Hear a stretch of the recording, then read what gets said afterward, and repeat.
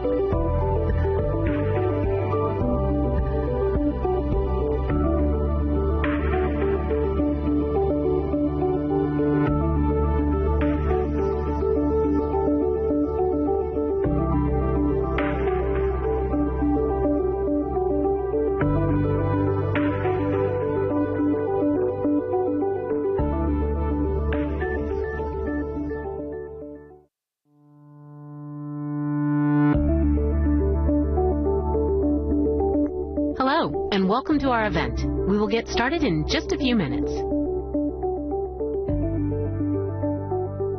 Audio for this event is being provided using your computer speakers. Telephone audio is not being provided for this event. Please ensure your speakers are not muted and you have adjusted your volume accordingly. Please use the Q&A pod or the chat pod to ask questions of the presenters. Type your questions at the bottom of the pod. Time permitting, your questions will be answered at the end of the session. If you would like to make the presentation slides full screen, click the outward 4-arrow button in the upper right corner of the pod containing the slides. To return to normal view, click the inward 4-arrow button in the upper right corner.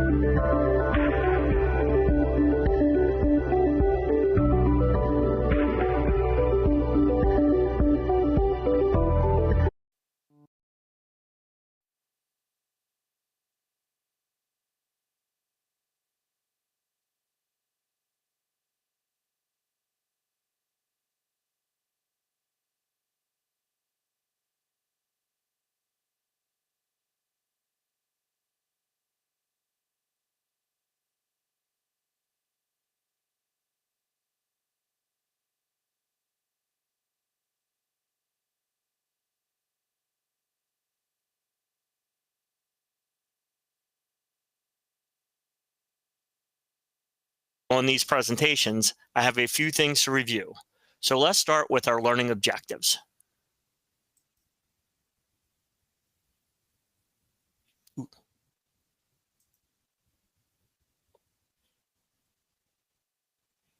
Learning objectives. Discuss housekeeping items, including how to earn CE credits. Identify and celebrate the REdI collaborators and contributors to the conference. Review the Part 2 device track agenda and meet today's speakers, and explain how to learn more about medical device regulations. And then last, identify your call to action. So our housekeeping items. Speaker and final evaluations continuing education, NCEs, and recordings. Please complete these important evaluations as they help us to learn more about your expectations and needs. We use and share this information to improve our presentations and program as a whole. We also use it to plan next year's program.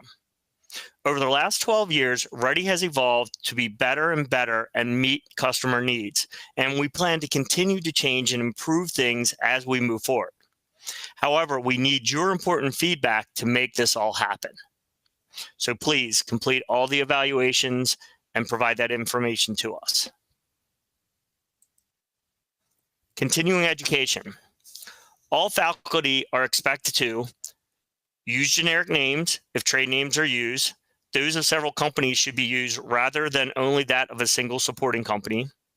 CE faculty speakers attest that the content they contribute is supported by the best available knowledge or evidence and are required to disclose to the attendees when products or procedures being discussed are off-label, unlabeled, i.e. not FDA approved, and any limitations on the information that is presented.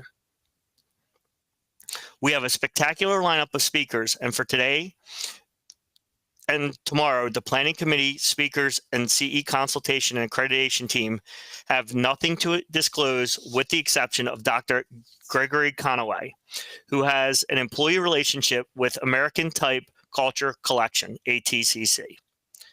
Participants must attest to their attendance and complete the final activity evaluation via the CE portal, ceportal.fda.gov.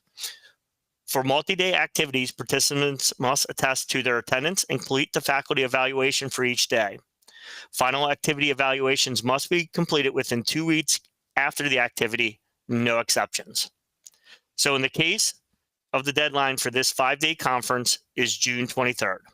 I apologize in advance, but we are unable to make exceptions to that deadline. Pharmacists and pharmacy tech should note that failure to provide your correct NABP and date of birth information in the required format may result in a loss of credit for this activity. Your NABP profile number should be the 6-7-digit profile number assigned by the CPE monitor, and your birth date should be in the month date format. For example, 0605. Do not provide your pharmacy license number. Please click the My Account tab and then navigate to the Edit Contact Information to verify that your information is correct. Physicians and nurses may then view print statements of credit. Pharmacists should log into the CPE monitor 8 weeks after the last session of the activity to obtain their CE credit.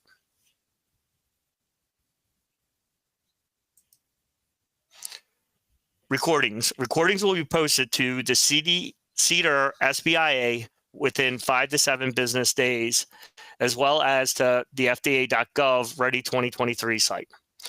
Please note, as I saw yesterday, that many of the recordings for day 1 and day 2 are already up on YouTube. So please share these recordings for all of your colleagues who are not able to attend this wonderful program. A very special thanks to the following. Every year, this program continues to amaze me by bringing together expertise from 3 centers to present on both basic and very complex regulatory topics and new technology. I know this would not go as smoothly or be as effective as it has been if it wasn't for Brenda from CDER, Elias from CDRH, and Larissa from CBER. And a special thanks to Jeff Kelly, who keeps things running for behind the scenes for all of us. Your hard work and creativity of this program shine through every year that has occurred over the last 12 years. And also, a thank you to this community of contributors. This list of folks do a lot of the hard work behind the scenes, everything from production to promotion, and the program would not be nearly as successful if it wasn't for their hard work. And then last, a thank you to you. Time is a precious resource, and we appreciate you spending this valuable time with us this week learning and engaging on these important topics. We in DICE believe knowledge fosters voluntary compliance, and compliance with the laws and regulations are the baseline. These are the ground floor to quality. And quality is what we really are looking for with regards to medical devices. Quality goes up from there. And we all share in the same mission to have high quality medical device readily available on the market to patients and consumers that work as intended and are safe and effective. So without you, there would not be a need for any of this. And without you, we would not have those high quality medical devices that everyone, including myself, our faculty, and yourselves use every day. Now let's get to our agenda. So we have a great agenda for this Thursday morning, and we're going to get into each one of these 4 topics that we will be covering with regards to medical devices. So first up,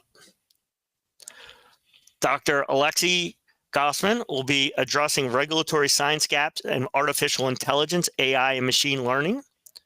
Very hot topic these days. So artificial intelligence, machine learning-based technologies have the potential to transform healthcare.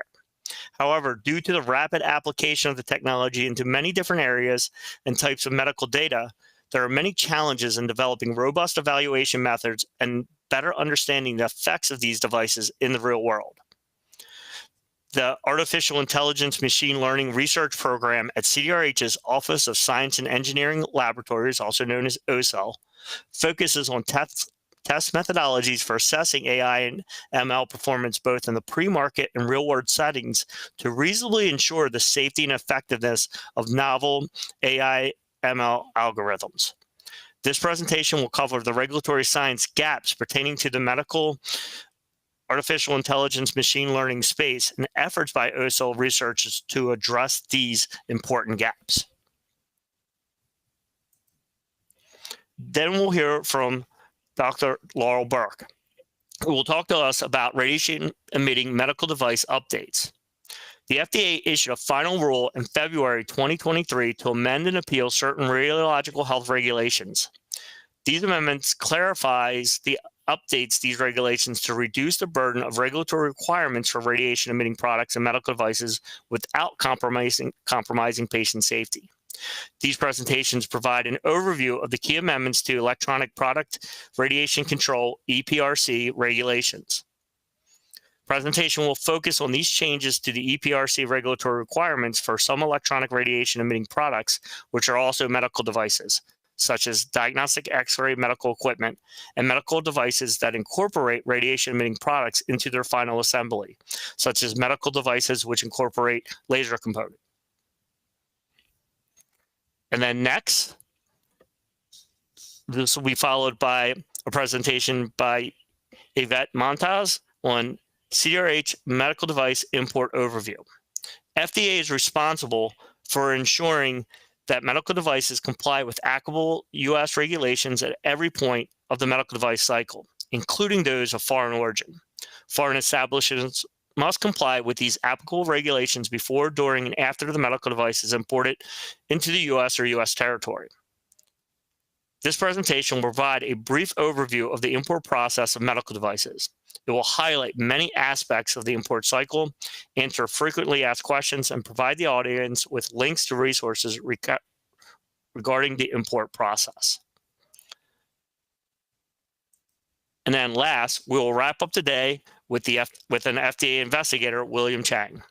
And he will talk all about the Form FDA 43 and the ORA electronic reading room. After an inspection, your firm might be issued a Form FDA 43. This presentation will provide an overview of what it means to get a 43 and your firm's responsibility, as well as how to respond to the FDA. This presentation will also include an overview of the ORA Freedom of Information Act FOIA Electronic Reading Room, which is a public site that displays copies of ORA's domestic inspections and related records. As you can tell, all 4 of these are very hot and valuable topics for us to review. And then our FDA faculty for this morning. Again, I will be your moderator, Joseph Tartal, and Tanya Wilbine will facilitate your live questions. Now you might be asking, where do I go after this conference? as I talked yesterday, please look at the educational resources that are provided online. These are CDRH Learn and Device Advice. Please use them. However, once you've gotten through CDRH Learn and Device Advice and you're wondering where else to go, then you can come to the Division of Industry and Consumer Education with your question. When you get a minute, please click on the www.fda.gov/DICE hyperlink on this slide, and there's a short 2.5-minute YouTube video explaining the work that the division does. So when you get a chance outside of the conference, please click on and watch that video. And again, if your question cannot be answered online, then contact us. We're here to help you. We can be reached by phone at these numbers Monday through Friday, 9 a.m. to 12:30 p.m. and 1 to 4:30 p.m. Eastern Time. Please note the 800 number is only available for U.S. domestic callers. However, instead of a phone call, if you prefer to email us, please email us at dice@fda.hhs.gov. We try to respond to your emails within 2 business days. Additionally, please understand that we only answer general regulatory questions. We cannot provide any information on specific pre-market reviews, in which case, please reach out to your reviewer, or inspection or enforcement actions. In these cases, please reach out to your investigator or the contact noted in the communications you're having with FDA on them. We are here to help you with any of your general regulatory questions. And understand that we are working hard to help you, and we thank you in advance for your patience and kindness as we engage with you. And last, your call to action. So please enjoy the program, interact and learn. Ask us your questions. This is your program, and we want to have that interaction and engagement and dialogue with you.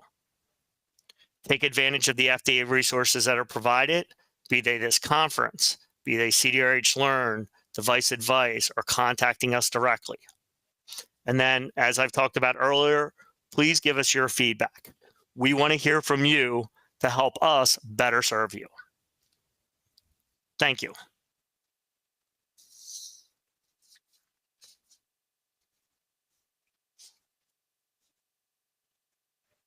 So our first speaker of the day, Alexej Gossman.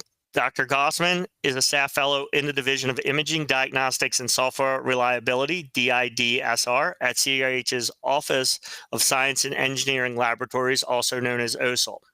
He splits his time evenly between regulatory science research and regulatory review of device submissions with artificial intelligence, AI, or machine learning, ML. Alexej received his PhD in 2018 from the Interdisciplinary Bioinnovation Program at Tulane University in New Orleans, Louisiana, with a prior background in mathematics and statistics. Please welcome Alexej.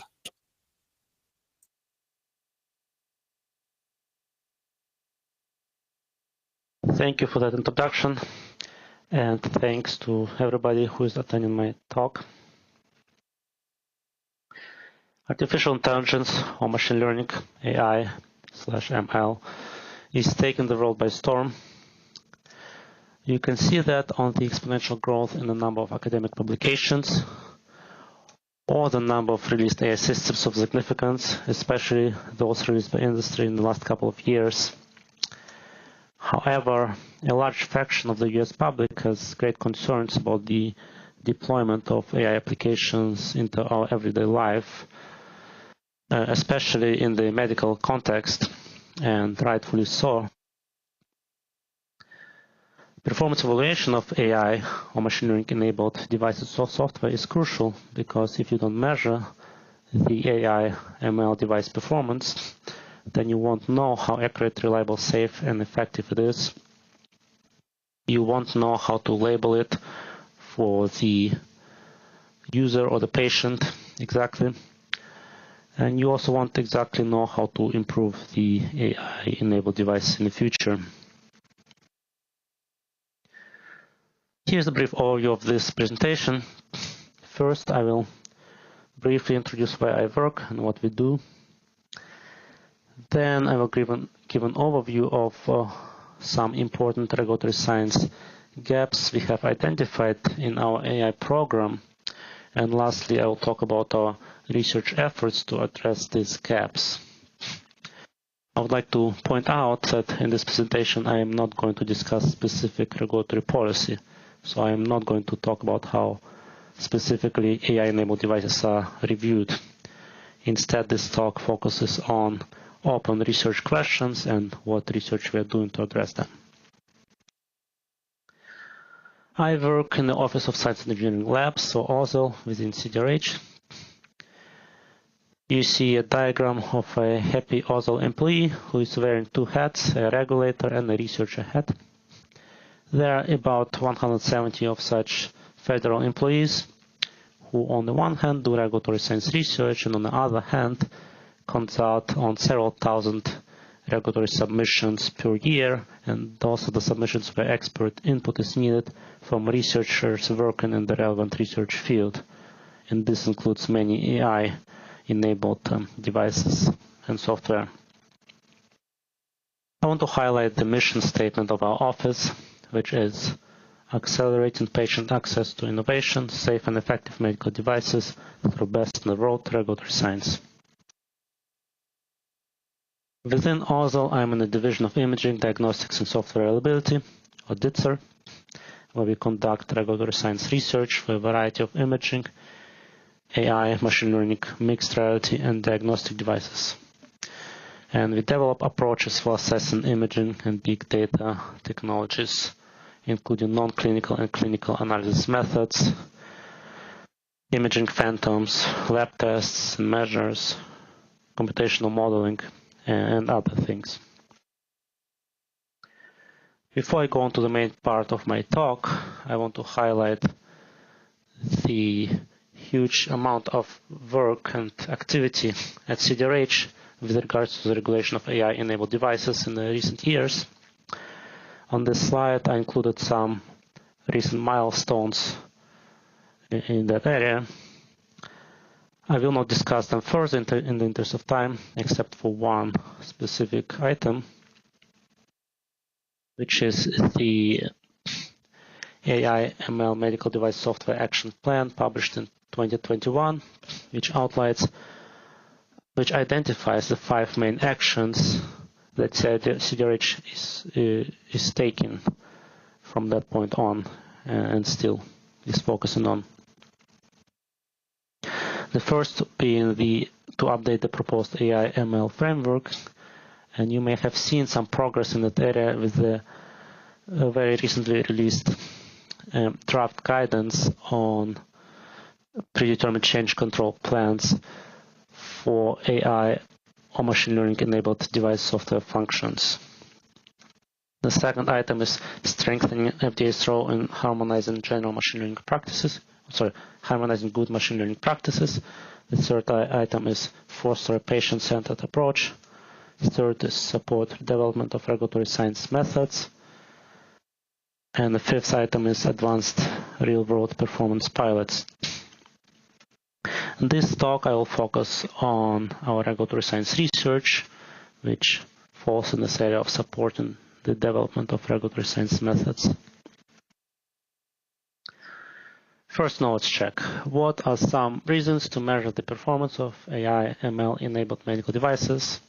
Is it 1, ensure that the systems are safe and effective? 2, characterize accuracy and precision across a diverse patient population? 3, help with device labeling? 4, understand how to improve the AI device? Or 5, all of the above? And of course, it's 5, all of the above. In OSL, we have an AI/machine learning program, of which I am one of the coordinators. Within our AI/ML program, we do regulatory science research, developing robust AI or machine learning test methods, and evaluating methodologies for assessing AI or machine learning enabled devices and software. Our AI team has identified a number of regulatory science gaps. Clearly, that are not all AI or machine learning knowledge gaps in existence, but these are the ones we find important to support FDA regulatory mission. So on the next slide, I'll give you an overview of the gaps we have identified.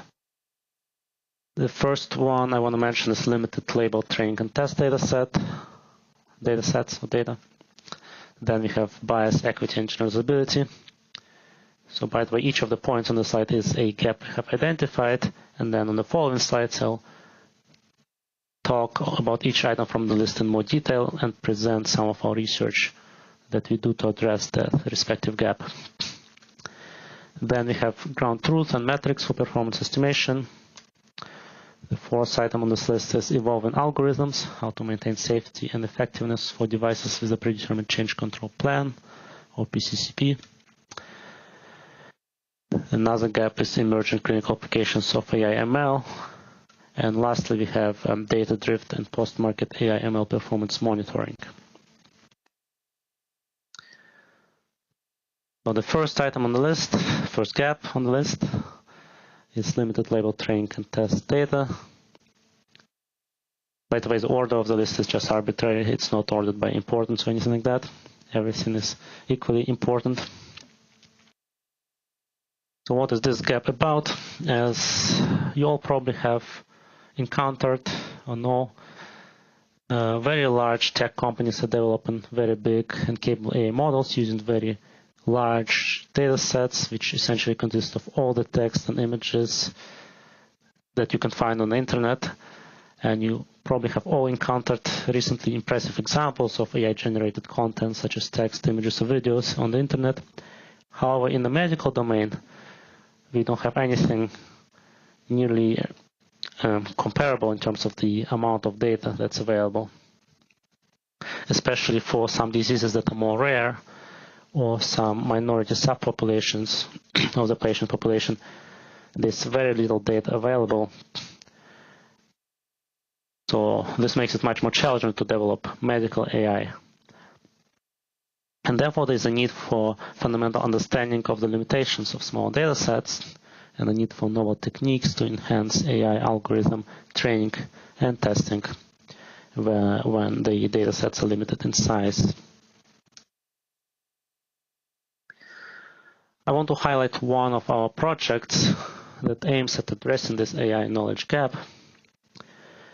My colleagues have developed methods and tools to generate synthetic or in silico medical images that can help with the AI algorithm training. Within a project or a series of projects called Victory, which stands for Virtual Imaging Clinical Trials for Regulatory Evaluation, we provide a knowledge-based or physics-based pipeline where in silico breast models are generated by the computer with or without cancer lesions, and then the corresponding mammography images are produced computationally based on the physics of X-ray imaging. In another part of this project, my colleagues have demonstrated how this synthetic data can be used to improve the training and performance of AI algorithms for cancer detection. In a more recent continuation of this project, my colleagues are also looking at using state-of-the-art generative AI algorithms in addition to the knowledge and physics-based methods. And the goal here is to be able to generate synthetic medical images, including for low prevalence patient subgroups, which could eventually be used during training or testing of AI systems. In the interest of time, I will not provide further details here, but I include references and a diagram here just for your reference. Another gap I want to mention is bias, equity, and generalizability. Clearly, there is a need for methods to understand, analyze, and minimize performance differences of AI-enabled devices among subgroups of patients. What we want is we want to be able to measure bias, measure algorithmic bias in the AI model outputs for defined subpopulations, but we also want to be able to identify subpopulations which may not have been known previously that are affected by the AI-enabled device algorithmic bias. And we want to investigate methods of how can we reduce such algorithmic bias and improve generalizability. I want to show you one example of a very recent project from my colleagues. Here we look at CT scans where potentially AI can help to make better medical images with a small radiation dose by using AI methods such as deep learning image reconstruction models. And we look here in this project at pediatric patients in particular, who are a diverse and underrepresented population for such use cases oftentimes. So one issue is that pediatric data may be too hard to get for AI developers, so they may develop the AI algorithms based on predominantly adult patient data, and therefore those systems may not be perfectly optimized for pediatric use.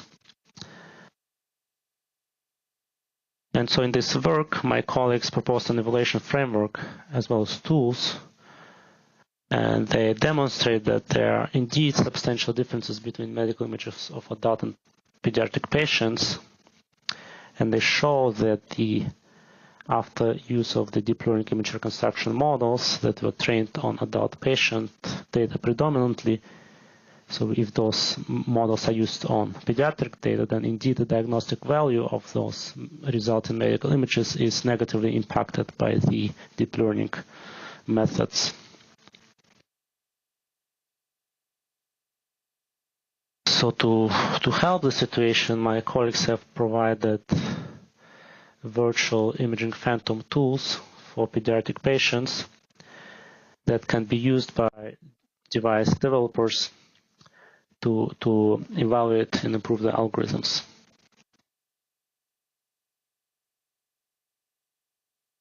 Next, I'll talk about the gap of ground truth and metrics for performance estimation. There's a need to understand how to determine the level of truth or reference standard needed to evaluate an AI-enabled device in a least burdensome fashion. Oftentimes in the medical domain, the issue is that it's very hard to acquire an accurate ground truth, say for a diagnosis or something like that. And so oftentimes there may be some systematic bias or variability in the ground truth or reference standard itself, and we need to understand how to determine the level of truth needed and how to account for the potential bias and variability. Moreover, in some areas, it is not clear what performance metrics should be used to determine the AI algorithm performance. And in some areas also, it's not clear how to determine acceptable performance criteria. So there are a lot of sub-gaps under this gap. One project from our AI program I want to highlight is this online tool where our regulatory scientists have developed in a collaboration with researchers from outside of FDA, a tool that can help AI device developers to select an appropriate performance metric for testing of the AI algorithm. So as you can see in this series of screenshots, the user would answer a number of questions first about the AI model and its use. And then the user would be presented with a selection of recommended performance metrics, as well as some educational content about these performance metrics and relevant reference in the scientific literature. Another gap I mentioned was that of evolving algorithms. As you can imagine, an AI system could potentially continue to learn from new patient data after its initial marketing authorization and after it's been deployed in the clinic.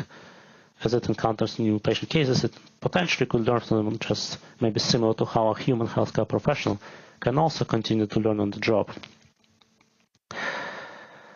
And that's a large area that has not been explored very much, and a step in that direction is, for example, the recently released draft guidance document on predetermined change control plans for artificial intelligence or machine learning-enabled device software functions. That's a regulatory framework that would allow to modify, update, or evolve an AI algorithm in certain ways without the need for a new regulatory submission after each algorithmic update. However, since this is such a new area, there are a lot of open questions that are still remaining related to how to maintain safety and effectiveness for devices that have such a predetermined change control plan. In the interest of time, I just want to focus on one issue in this context and some research we did to address that issue, and that is how can we use an existing test data set to evaluate many sequential algorithmic modifications of an AI device. So what's the problem here? The problem is that if you keep repeatedly using the same testing data set to evaluate different versions, different successive versions of the same AI algorithm, inadvertently some information about that specific data set may flow back to the AI algorithm or the developer of the algorithm, and inadvertently it may happen that the AI system will kind of start adapting to the specific test data set, the specific kind of noise characteristics even of this data set, rather than learning about the general population from which the data set was drawn. Maybe a metaphor for the situation would be if you have a student take and retake over and over exactly the same exam, exactly the same exam questions. Then you can imagine some of the students would, in the end, just memorize the question on that specific exam and would not even learn the underlying principles that are needed to answer those questions and would not be able to solve other exam questions from other exams. So we want to avoid that similar situation in the AI space where an algorithm may not be able to generalize to new data sets. So in the literature, there are generally two ways how people try to address that issue. How can we make it possible to reuse the same test data set many times without falling for the pitfall I just described? One approach is to use essential randomization. That's an area called differential privacy, where we would slightly randomize the output of each performance evaluation, which will make it difficult for an AI system to adapt to the specific data set. And we have a publication on a method that does something like this. And we show that the accuracy of the reported performance values indeed improves at the cost of slightly higher uncertainty. And then there's another approach to the problem that aims at restricting the amount of information that's returned each time the test data set is used. So, for example, instead of returning a continuous floating point number of accuracy or sensitivity, specificity, or whatever metric you have, so instead of that, how if you just return a yes or no answer, is this algorithm modification acceptable or not acceptable? And by returning just a yes or no answer, it makes it much more difficult for the AI system to adapt to that specific test data set.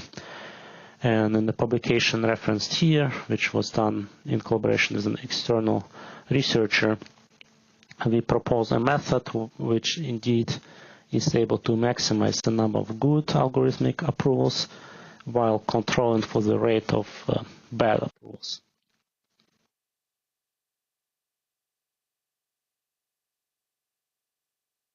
Another gap is that of emerging clinical applications of AI or machine learning. So this gap is quite broad. Essentially, what the issue here is that the device sponsors, of course, continue to think of new ways to utilize AI in medical practice, as this is a very fast-evolving field. Some recent examples include devices for automated patient referrals, AI system to triage patients, medical imaging analysis AI systems that are supposed to work entirely autonomously without a human in the loop, or maybe the use of large language models similar to ChatGPT that maybe you have seen when they apply to medical records and other applications. And so we need to have methods potentially entirely new methods for evaluating these new types of different uses of AI.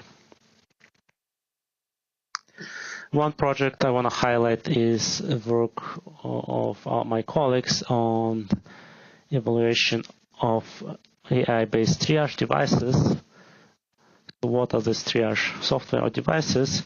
Essentially, these are AI systems that are supposed to reorder the patient queue, for example, in an ER context where patients who have a time-sensitive disease, such as, for example, stroke, they should be placed first in the queue automatically by the AI system so that they get their treatment and diagnosis faster, since their condition is time-sensitive. However, there was a lack of methods on how to assess the performance of such triage devices in terms of whether it really saves time. So my colleagues looked at queuing theory, mathematical queuing theory, to quantify the amount of time savings. And they were indeed able to show that AI-based triage devices can be very effective in busy, short-staffed clinic, and they also have analysis of their utility under different contexts, and as well as an evaluation framework that they have proposed in that publication. The last gap on my list is data-driven post-market AI performance monitoring. So clearly, data acquisition systems and protocols, as well as patient populations, are changing over time, and they also differ geographically by clinical site, for example. And so AI device users, as well as patients, really want to know that the AI products that they're using will be accurate and reliable, even as the clinical practice and patient populations change. Therefore, we need planned and standardized methods for detecting changes to the inputs of AI devices and monitoring the accuracy of their outputs and mitigating effects of those data drifts. One project that we have in this area is on online recalibration, where the idea is to use model updates that can protect against changes in the environment and can sort of continually learn from the accumulating data. However, as we've seen before, algorithmic modifications also carry the risk of deteriorating performance over time. So we designed a specific statistical online logistic recalibration and revision procedure that provides performance guarantees for such model revisions. Here's my second knowledge check. Which of the following can be considered an emerging application of AI or machine learning in medical imaging? 1. Computer-aided diagnosis or detection AI systems. 2. Autonomous AI systems for patient referral. 3. Systems for patient triage, rule in or rule out. And I want to mention here multiple answers can be true, so it can be that one answer is true, it can be that two answers are true, or maybe all three are true. So what do you think? Well, the right answer is 2 and 3, because computer-aided diagnosis and detection AI systems have already been approved for decades at this point. Yeah, finally, what I want to mention is that our regulatory scientists don't just want to write scientific publications, they actually want to put tools in the hand of stakeholders, including device developers and small companies.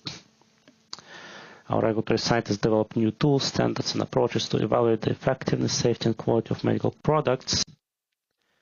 And there are sort of different stages on what that can look like. And why do we want to do this? I just want to really highlight that aspect is that many developers of AI software or devices, especially early innovators, they may want to focus their time on their specific product and maybe don't want to focus as much time on developing the testing methodology. And so we are trying to develop the testing methodology for them, and this can also bring more consistency in the pre-market review space. One important category of such tools is what we call regulatory science tools. This is science-based approaches to help assess new devices. And there is a regulatory science tool database or catalog on the FDA website. Here I provide screenshots of some AI relevant RSTs and there are many more in the pipeline right now.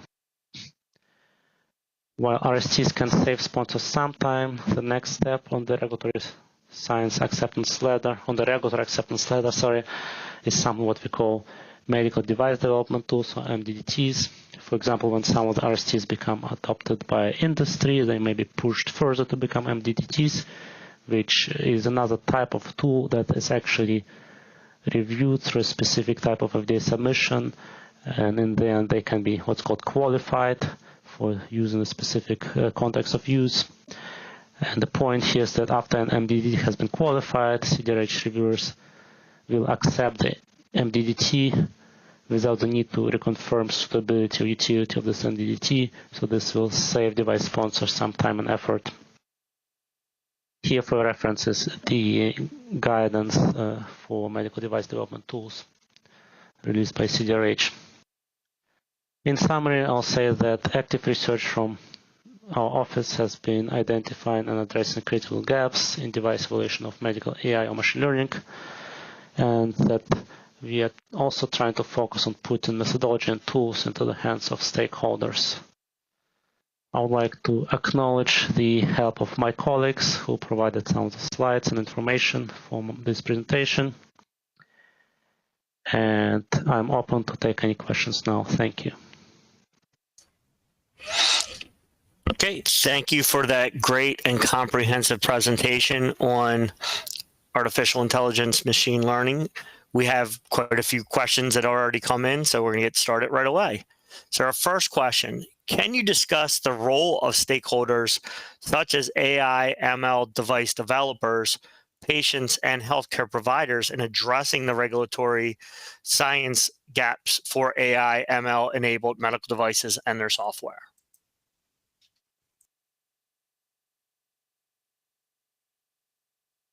Thank you, Joe. It's a great question. So regarding the stakeholders, such as the device developers, patients, as well as even other centers or offices in the FDA,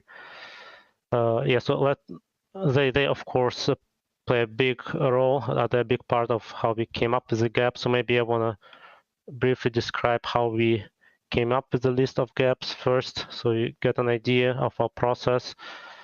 So we did look at all the stakeholder engagement that we were part of in the last couple of years. So this includes all the internal meetings and discussions with the regulatory offices. In particular, we work internally with all the OHTs, so Offices of Health Technologies, as well as the Digital Health Center of Excellence and others.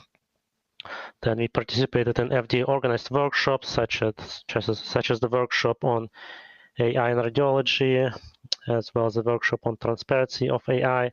And there we got a lot of feedback from the research community and device developers industry.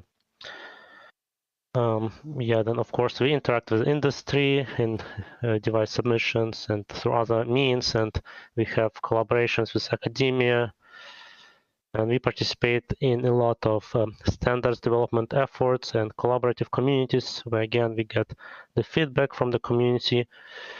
So from all of the stakeholder engagement and interactions, we found many topics of interest which we put together in a document essentially, and then we try to cluster them into what we called gaps in the end.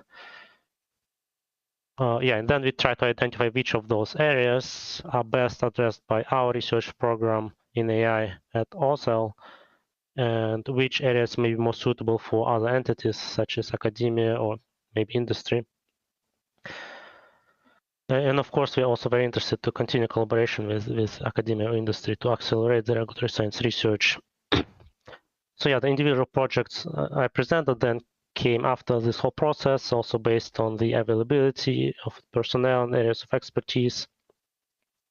And it's of course not everything that we are planning to do. There are many more projects currently in development and many regulatory science tools in development right now. I hope that answers the questions. Yep. No, I think that covers it quite well. So we're going to go to our next question. So we already have a cleared device to which we are planning to integrate AI and ML. How would you go about getting feedback to ensure our design is commensurate to the expectations of the agency?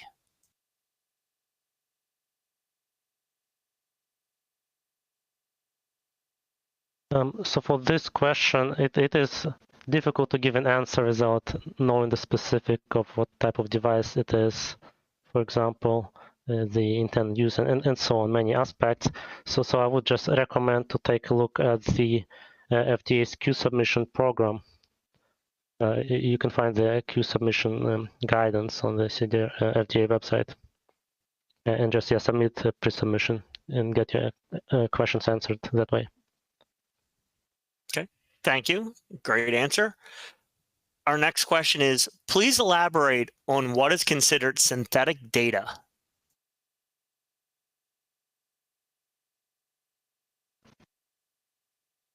Yeah, it's a very good question. What is actually considered synthetic data? I know I used the term a lot during the presentation. And yeah, I don't know if I can come up with like a concise definition off the top of my head right now. But let me just give you an answer in terms of like the way I see it is well, there are different areas. How it applies. For example, synthetic data, most commonly where we've seen it is in the augmentation of training data, for example, in computer vision or medical imaging, AI research. So you see a lot of research papers that explore that area. How can we use synthetic data in AI algorithm training to improve its accuracy or precision on the task?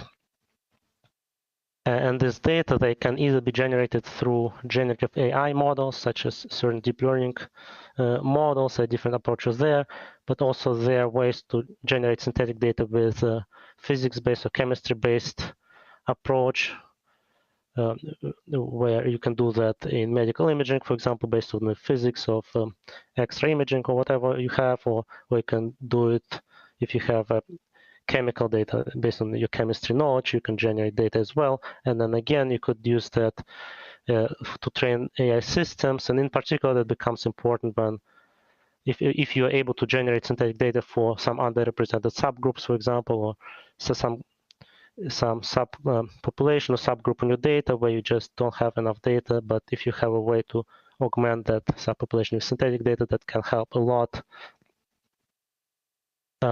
Then there are people who look into use synthetic data for testing as well, but that's of course then more challenging. We kind of need to really understand what is the gap between the synthetic data and the real data. How different are they? If we have certain performance measure to synthetic data, how does it transfer to the real data? But there are certain approaches and that can answer certain questions even in testing. Not all of them, but specific questions. So you can, for example, do a web search with respect to in silico clinical trials, and you'll find some research papers and approaches in that regard.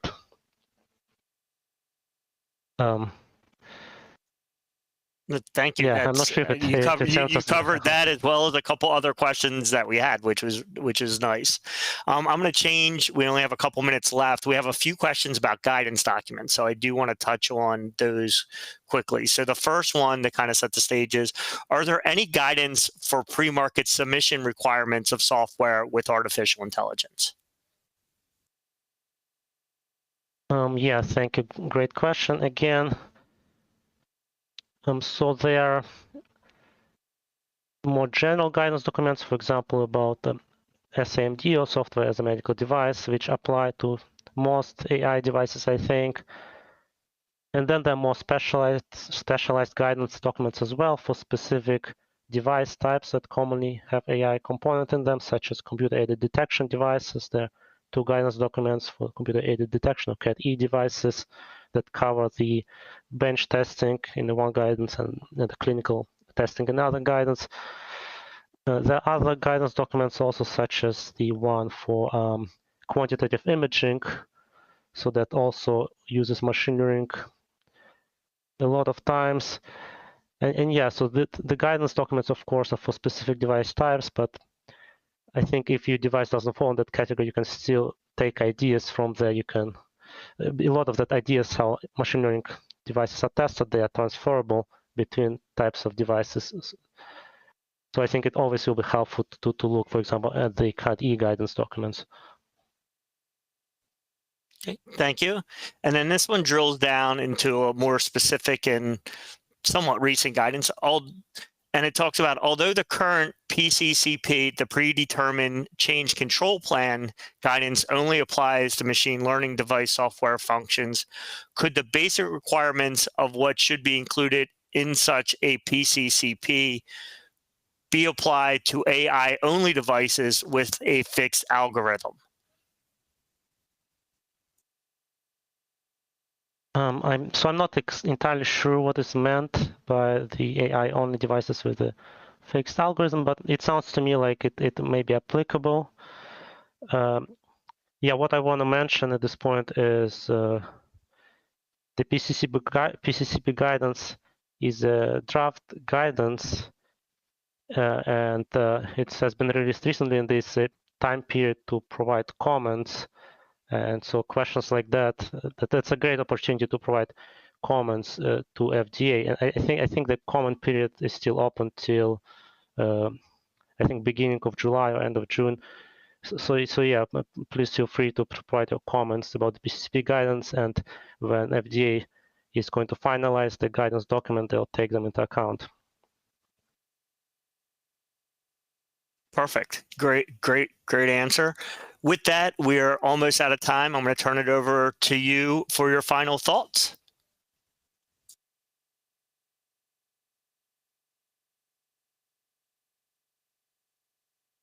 Oh yeah, sure. Yeah, I was asked to provide a call to action. So my final call to action is for you to check out the CDRH's regulatory science tool catalog, and also to just to keep an eye on it in the future.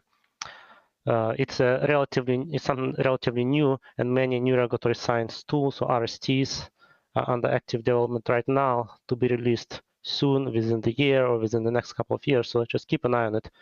And likewise, keep an eye on the growing list of qualified medical device development tools, or MDDTs. There's another page on the FDA website.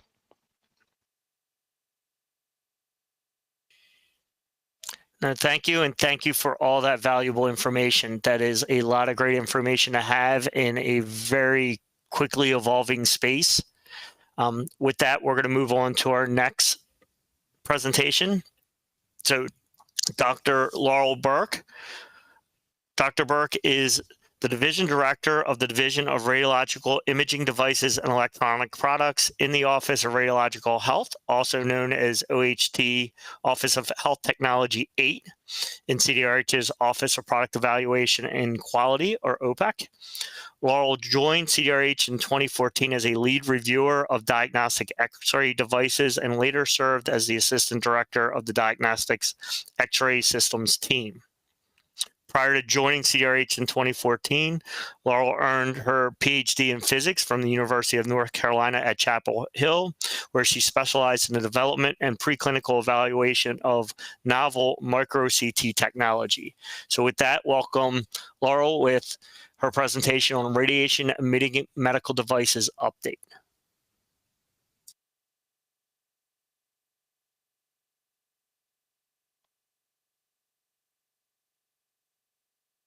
Thank you for that introduction. Today, I'm going to walk you through the intersection of two of FDA's regulatory authorities. Because you've chosen to participate in the device track of the REdI conference, I'm sure you're very familiar with the regulation of medical devices.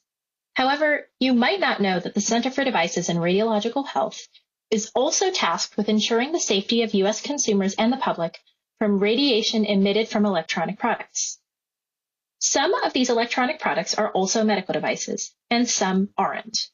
All are subject to FDA's regulatory authority under the Federal Food, Drug, and Cosmetic Act, or FD&C Act, in a section called the Electronic Product Radiation Control, or EPRC, provisions. I'll provide a brief introduction to these provisions today.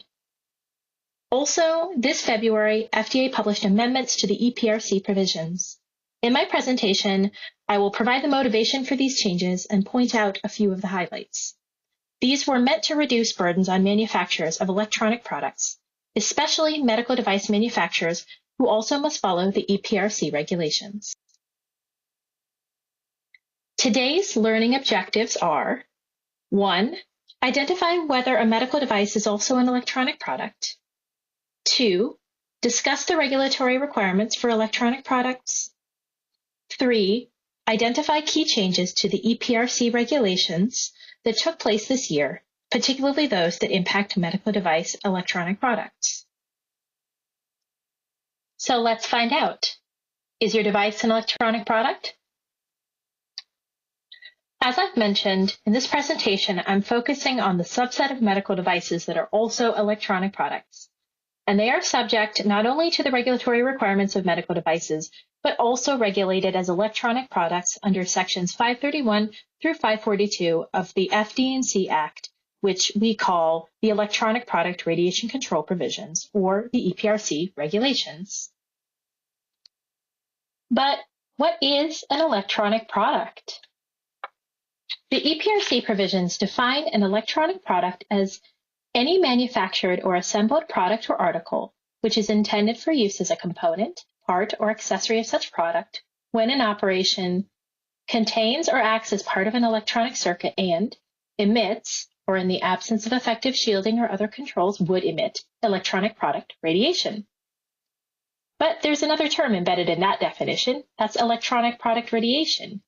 It, in turn, is defined as any ionizing or non-ionizing electromagnetic or particulate radiation, or any sonic, infrasonic, or ultrasonic wave which is emitted from an electronic product as the result of the operation of an electronic circuit in such product.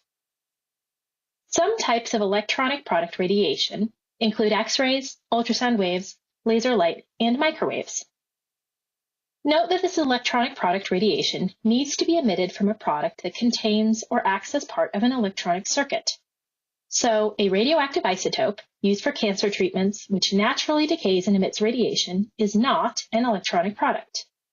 But a linear accelerator, which also gives off radiation for the purpose of treating cancer, is an electronic product.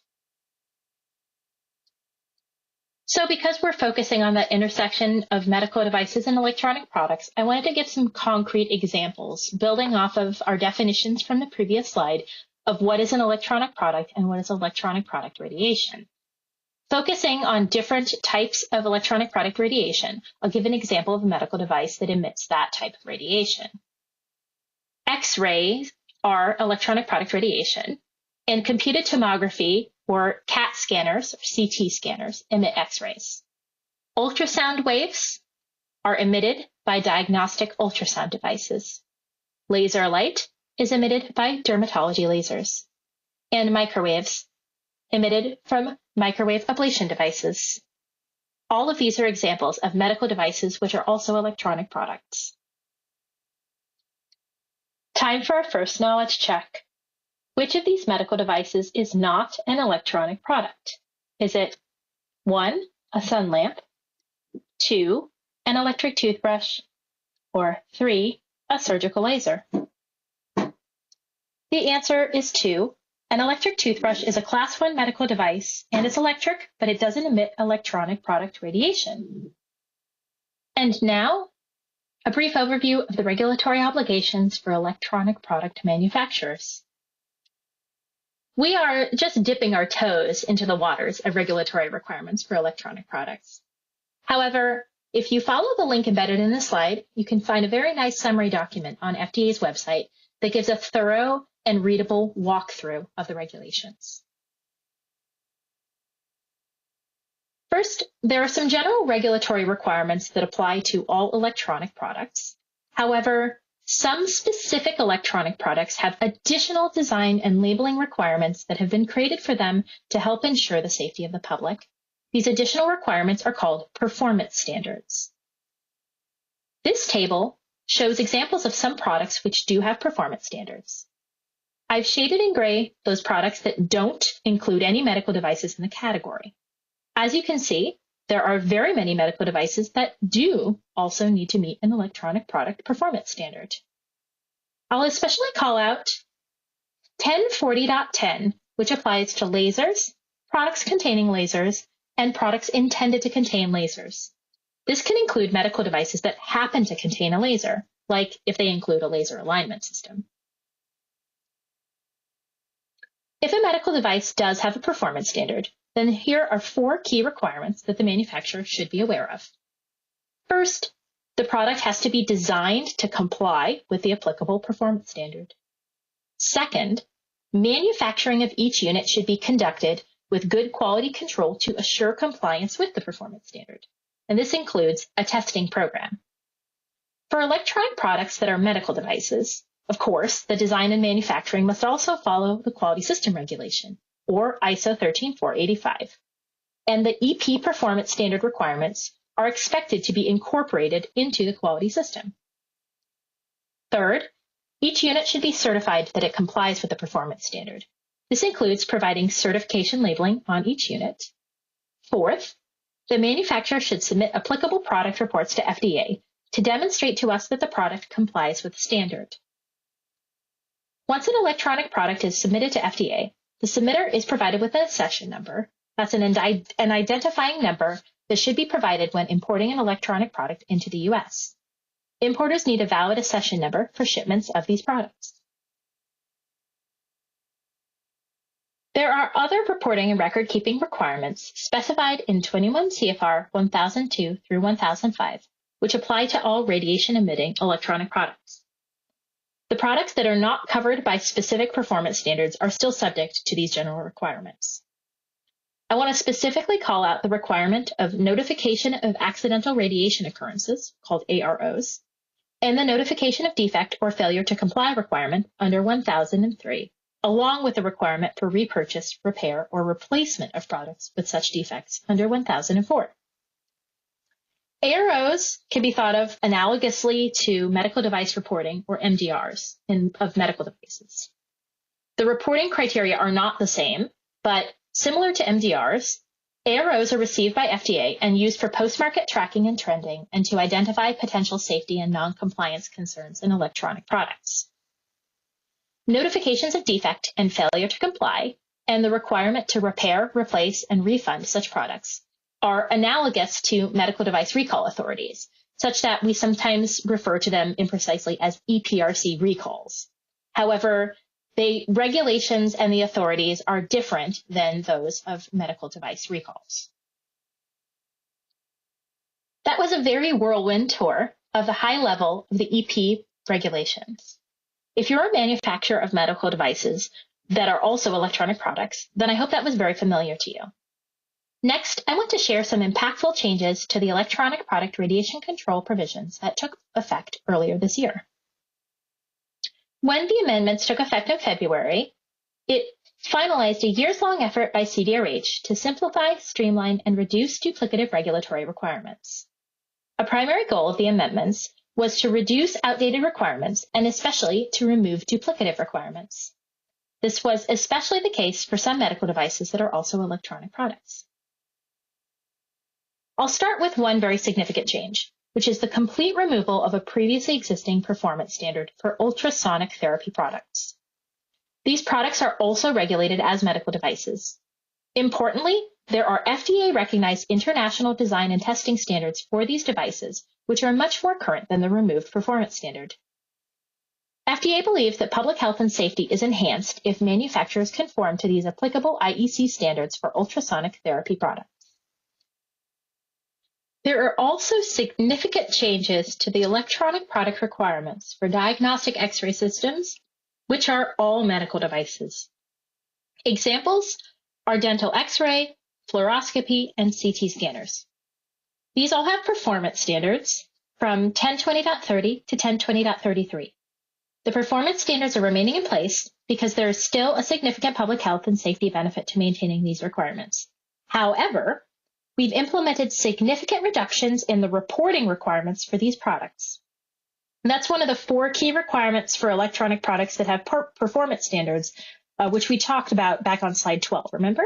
Design, test, certify, report. This addresses the reporting requirement piece. So here is a very full slide that shows a table directly from the CFR which visualizes which types of diagnostic X-ray products require which types of reports under the EPRC regulations. The yellow highlighted X's indicate where we've made significant changes in the reporting requirements for diagnostic X-ray systems and their components. The big takeaway is that none of these diagnostic X-ray devices and their components require product reports, supplemental reports, abbreviated reports, or annual reports to be submitted to FDA. Now the requirements are design, test, certify. Because these diagnostic X-ray products are regulated also as medical devices, we believe that removing these EPRC reporting requirements will remove an unnecessary burden on industry to complete these reports that are duplicative. The more complex and higher risk products listed here are regulated as Class 2 medical devices, and aspects of radiation safety are considered during the 510(k) review of these devices. Similar to the ultrasonic products discussed earlier, there are more modern and frequently updated IEC consensus standards for diagnostic X-ray devices. FDA encourages manufacturers of diagnostic X-ray devices to conform to these FDA-recognized consensus standards to promote patient safety and as part of a broader effort to harmonize international requirements. One long-standing requirement for diagnostic X-ray systems was the Diagnostic X-ray Report of Assembly, sometimes referred to by the form number 2579.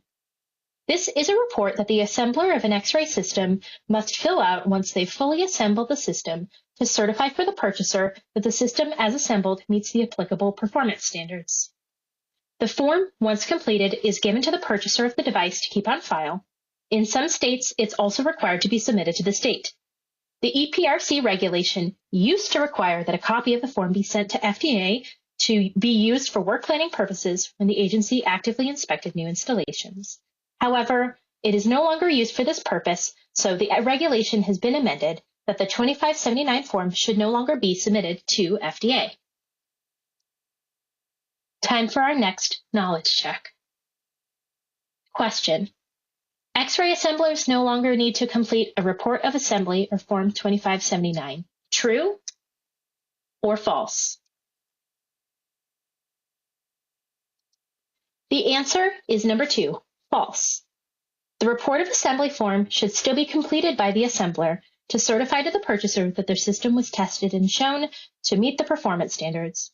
However, this form no longer needs to be sent to FDA. The next few slides are going to focus on laser products. There are many medical devices that are considered laser products, not just the obvious ones like lasers intended to treat or remove tissues, but also medical devices that happen to include a laser as a component, like a low-class laser used for patient alignment. Remember from a few slides back, laser products have performance standards in 21 CFR 1040.10 and 1040.11. So manufacturers do need to design, test, certify, and report in order to comply with requirements of the performance standards. With the recent EPRC regulation amendments, we've reduced the burden for manufacturers who are incorporating already certified laser products and for manufacturers of lower-risk laser products. The two major changes to the regulation for laser products are, first, a clarification that devices which incorporate already certified laser components are considered certified themselves, provided certain restrictions are met. This formalizes a prior FDA policy implemented through a guidance document called Laser Notice 42. The other change is a reduction in reporting requirements for some laser products. Here's the specific language that was added as 1010.2e that codifies Laser Notice 42. There's a lot of text here, so I'm going to orient you. The addition to the regulation on certification requirements specifically calls out the scenario where a manufacturer is incorporating an already certified laser system into their product. It states that they will not need to go through the process of recertifying the complete laser product, provided some requirements are met. That the new combined product isn't subject to additional reporting requirements. That the incorporated laser system hasn't been modified since it was certified, and all available performance features of the certified laser system are still available. That the labeling of the incorporated certified laser system is visible on the outside of the larger product, except for Class 1 lasers, and still visible when the product is being serviced, and that the laser system is installed according to manufacturer instructions, and the end user is provided with required information on the incorporated laser system. If these situations are met, then FDA finds the overall certification requirements of the larger product incorporating the laser are met. And this removes an otherwise significant burden of the manufacturer to recertify the laser that they have purchased as a component of their product or device. This table is again from 21 CFR 1002.1, showing reporting requirements for different products. This time, I'm showing the part of the table that covers laser products, so you can see how reporting requirements for laser products are modified in the amendments. This included added footnotes specifying cases where reports are not needed. Footnote 9 is relevant for medical devices that incorporate certified laser systems. In order to reduce reporting burdens, manufacturers who incorporate a certified laser system, Class 3A and below, into a product and device are considered only to be a distributor of the laser product, and thus only required to follow the record-keeping requirements for distributors of the certified product. They would not need to submit product reports for the larger laser product. Also, changes have been made to the reporting requirements for accidental radiation occurrences, or AROs. Remember that ARO reporting requirements apply to all electronic products. Now, AROs can be reported as quarterly summaries if they're not associated with a death or a serious injury. Some manufacturers were already participating in a pilot program with FDA to submit quarterly ARO reports.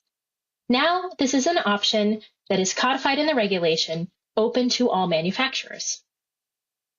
Next, the formal definition of an ARO has been updated to clarify that only accidental radiation exposures due to product malfunction are considered a reportable ARO. For example, if an X-ray device's detector fails to capture an image from an X-ray exposure, and the operator then needs to re-expose a patient to radiation to get the necessary diagnostic image, that scenario is not considered an ARO. And for the last bullet point, not an update, but just a clarification, there is no set threshold of radiation that makes an accidental radiation occurrence a reportable ARO. FDA subscribes to the linear no threshold model of radiation exposure, which means we understand there may be theoretical harm even for very small amounts of unintended radiation exposure. Any accidental occurrence of radiation, no matter how small, can be considered an ARO. One final knowledge check, content from a few slides back. Diagnostic X-ray manufacturers no longer need to certify their products. Is this 1, true, or 2, false? The answer is false. Diagnostic X-ray devices are subject to EPRC performance standards, 21 CFR 1020.30 through 1020.33, depending on the type of diagnostic X-ray. These products must be designed to meet the performance standards and to be certified. However, manufacturers no longer need to submit initial, abbreviated, or annual product reports to FDA containing the specific details of how the product meets those performance standards. Phew, we have covered a lot of ground in this presentation, and I want to thank you for your time and your attention. To summarize the key points covered earlier in this talk, first, you now understand that some medical devices are also regulated as electronic products, and such are subject to the radiation control provisions of the FD&C Act. Some examples of such devices include diagnostic and therapeutic ultrasound, tanning beds, and dermatological lasers. Importantly, key changes were made to the EPRC regulations in February. Some examples of changes that impact medical device electronic products include that diagnostic X-ray devices no longer require the submission of product reports. Devices that incorporate already certified laser components are also considered to have been certified in their entirety, provided certain key limitations are met. And accidental radiation occurrence reports can now be submitted together as quarterly summaries instead of individually when there is no associated death or serious injury. This slide compiles the URL links to many resources that were referenced in earlier slides. I invite you to take some time and click on these links to learn more. Thank you for joining me in this presentation. Now, let's take some of your questions.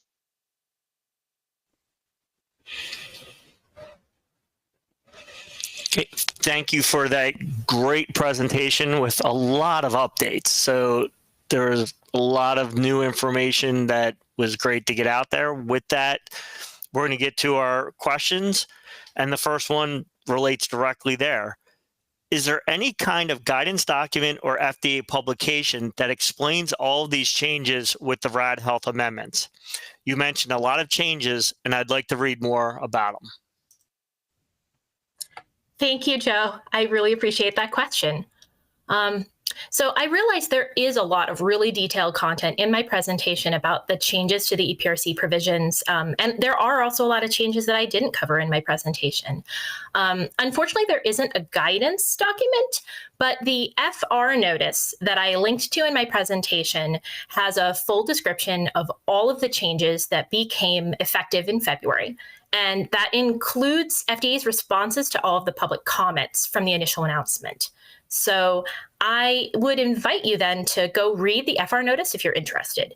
It contains a lot of really great information, including a discussion of EPRC provision amendments that don't impact medical devices, and that for this reason I didn't include in my presentation today. Okay, that is great advice. And interesting enough, that pulls into our next question with regards to different type of device types.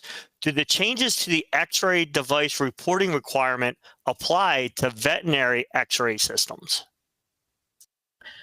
Ooh, that is a very good question.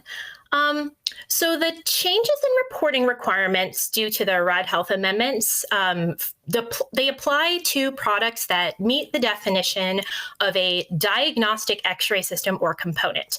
That's the definition that's stated in 21 CFR 1020.30. Those are products and components that need to meet those performance standards in 1020.30 through 1020.33.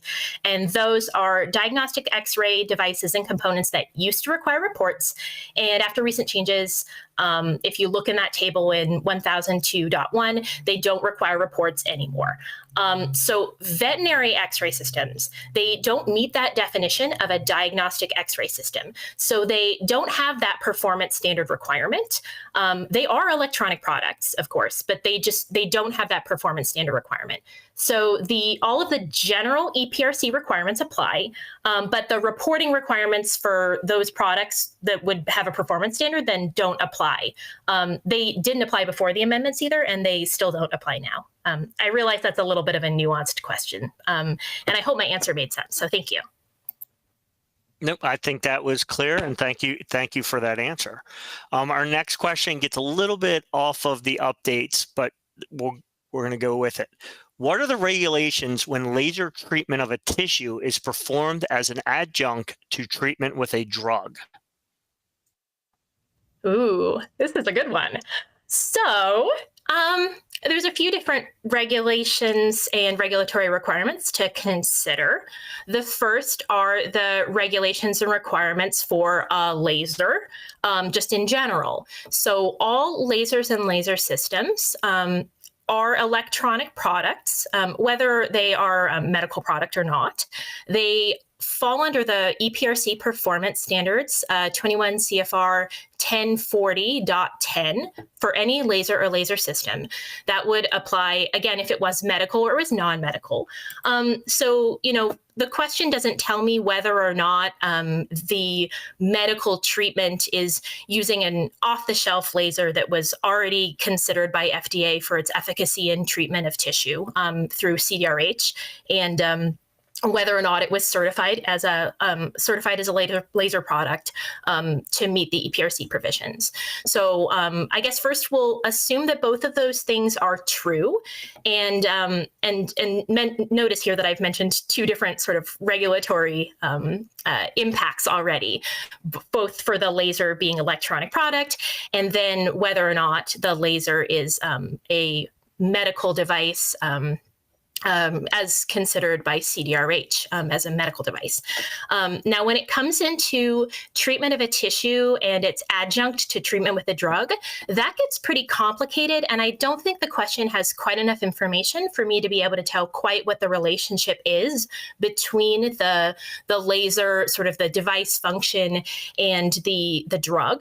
So there I would encourage the person who has submitted this question to follow up maybe directly with the Office of Combination Products, and they can help direct the question, either decide is this a combination product, or they can help advise or guide which specific center the specific questions about the product and the medical treatment would fall under the regulatory authority. Again, that was a really great question. Thank you. Nope, great answer. And primary mode becomes very important. So absolutely, a lot of information there and a lot of information not there. And there's always, can start with that Office of Combination Products. So our next question, we have a product that is already cleared and intended on upgrading using a 510K.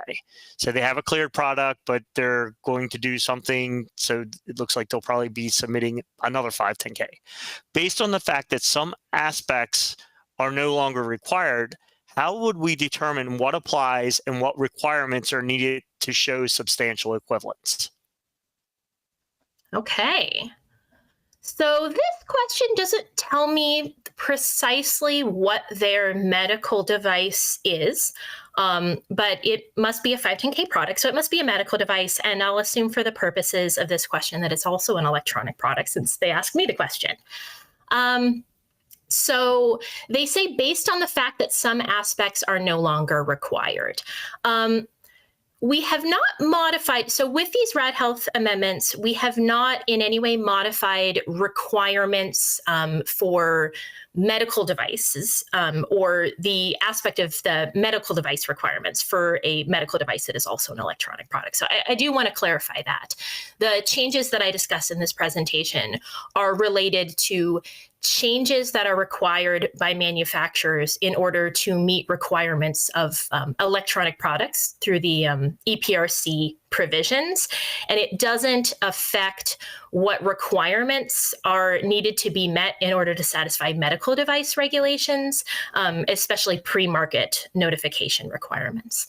So what I would say is if you are not sure how the changes to the EPRC provisions might impact expectations for demonstrating safety and effectiveness in your 510K, I would encourage you to reach out through a Q-sub. I think that's probably the best way to go about this, because I don't believe that there are any changes to the provisions that are likely to impact the requirements to show substantial equivalence. But again, depending on exactly what the person asking the question has in mind, we can flesh that out through the Q-sub process. Okay, thank you. Our next question is actually from a distributor who does imports. I'm a distributor who imports diagnostic X-ray devices into the US. In the past, I used to complete an imports form that asked for the accession number of the X-ray products. If X-ray devices don't have accession numbers anymore, how do I handle this? Ooh, great. A tricky question about imports. And we get a lot of these through the Rad Health inbox. So I think I know the answer to this one. I think you're referring to the process of importing electronic products that are subject to the radiation control standards. And that would require completion of an FDA form. The form number is 2877. That's a form that needs to be completed prior to importing a product that is subject to one of the EPRC performance standards. So they're talking about importing diagnostic X-ray devices. And the diagnostic X-ray devices are still subject to a performance standard. Those could be 1020.30 through 1020.33, depending on what exactly the X-ray is. If you're importing, then you still need to complete the form, but there is a question on the form about what your accession number is. And as I mentioned in my talk, if you aren't submitting a product report, then you won't automatically get an accession number. Well, never to fear. The correct box to check on this form is option B. The products comply with the performance standard, and if you don't have a valid accession number, which you probably won't unless you want to use an old accession number, then you can check box B2 on that form that says unknown report number in the open field, where you're asked to state the reason. You can say something like, product reports aren't required for diagnostic x-ray. There's no accession number, something like that. And I realize these are one of those like tricky little questions, the surprise things that come up that we have to work around the existing forms while we work to update and make our forms more current to match our current regulations and processes. Again, sorry for the, sort of technical answer using form numbers and check-in boxes, but I understand this is really important for importers. So I'm really glad the question was asked. No, thank you. And I think getting it out into that detail helps them with being able to get that product into imports and through. So our next question, we have class 1 lasers, collimator, and class 2 lasers, digitizers in our X-ray systems. Based on the changes to the regulation, will we no longer need to submit annual laser light show reports? Correct. So I'm reading this question exactly as is. So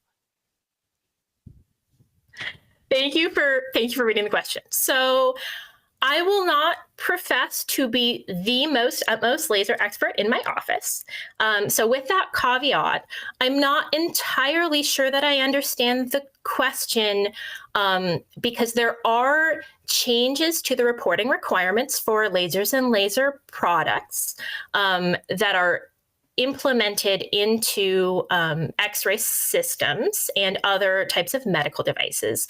And in the presentation, I spoke about the situation where the lasers have already been certified by the original laser manufacturer and are incorporated into another final finished device and specifies which reports are no longer required. I would encourage the person asking the question to go look at that table in 21 CFR 1002.1 and see exactly, where their particular product lies as it relates to the class of laser and if they've modified the laser in any way before incorporating it.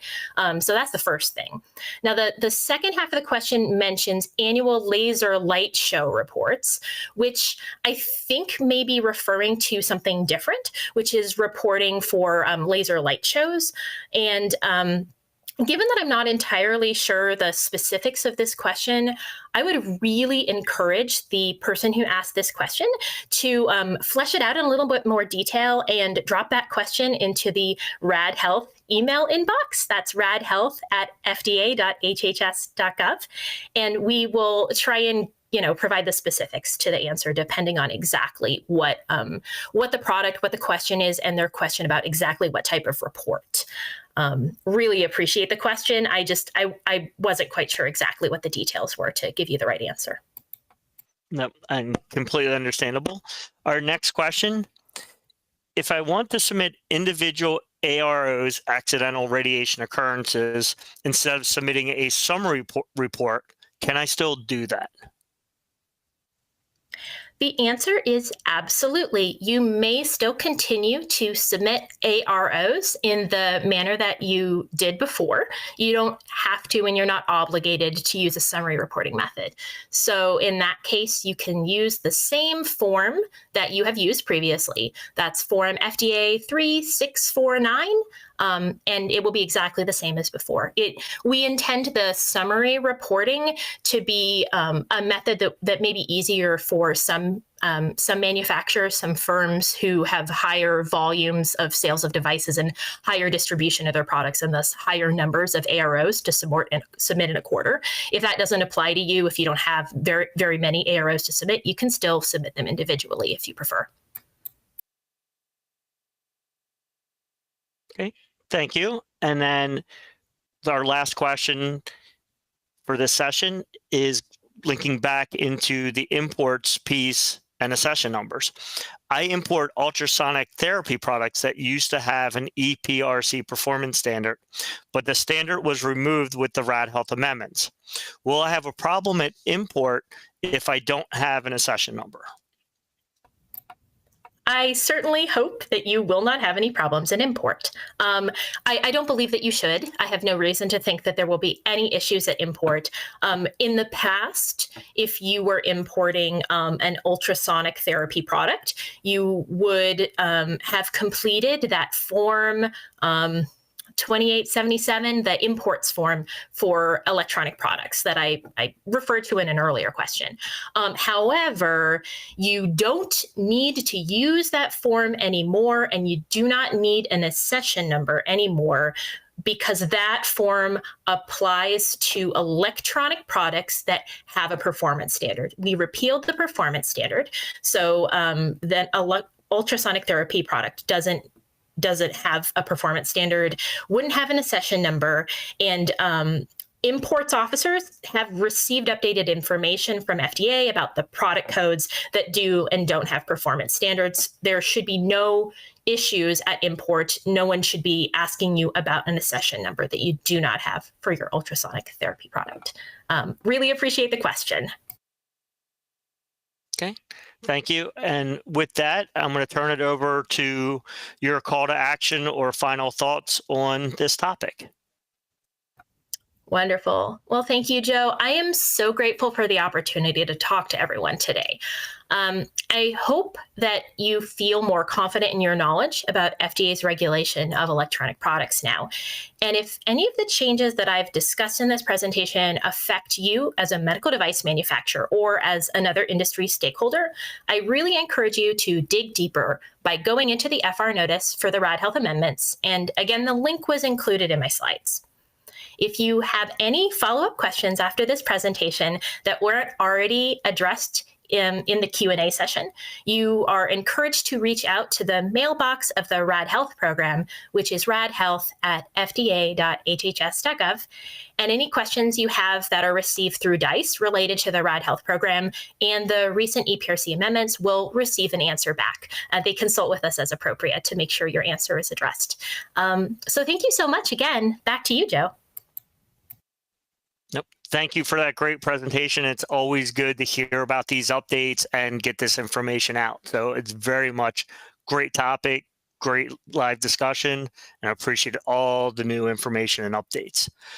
With that, we are going to take about a 20-minute break. So let's break for the morning, and I will see everyone back here at 10:25. Thank you.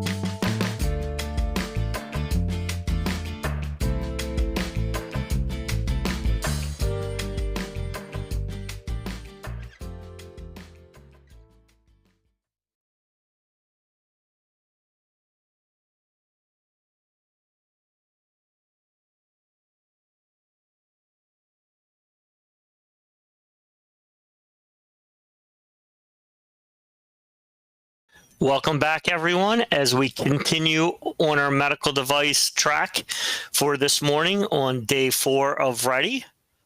Next up, we're going to talk about CDRH medical device imports, and that is going to be presented by Yvette Montes.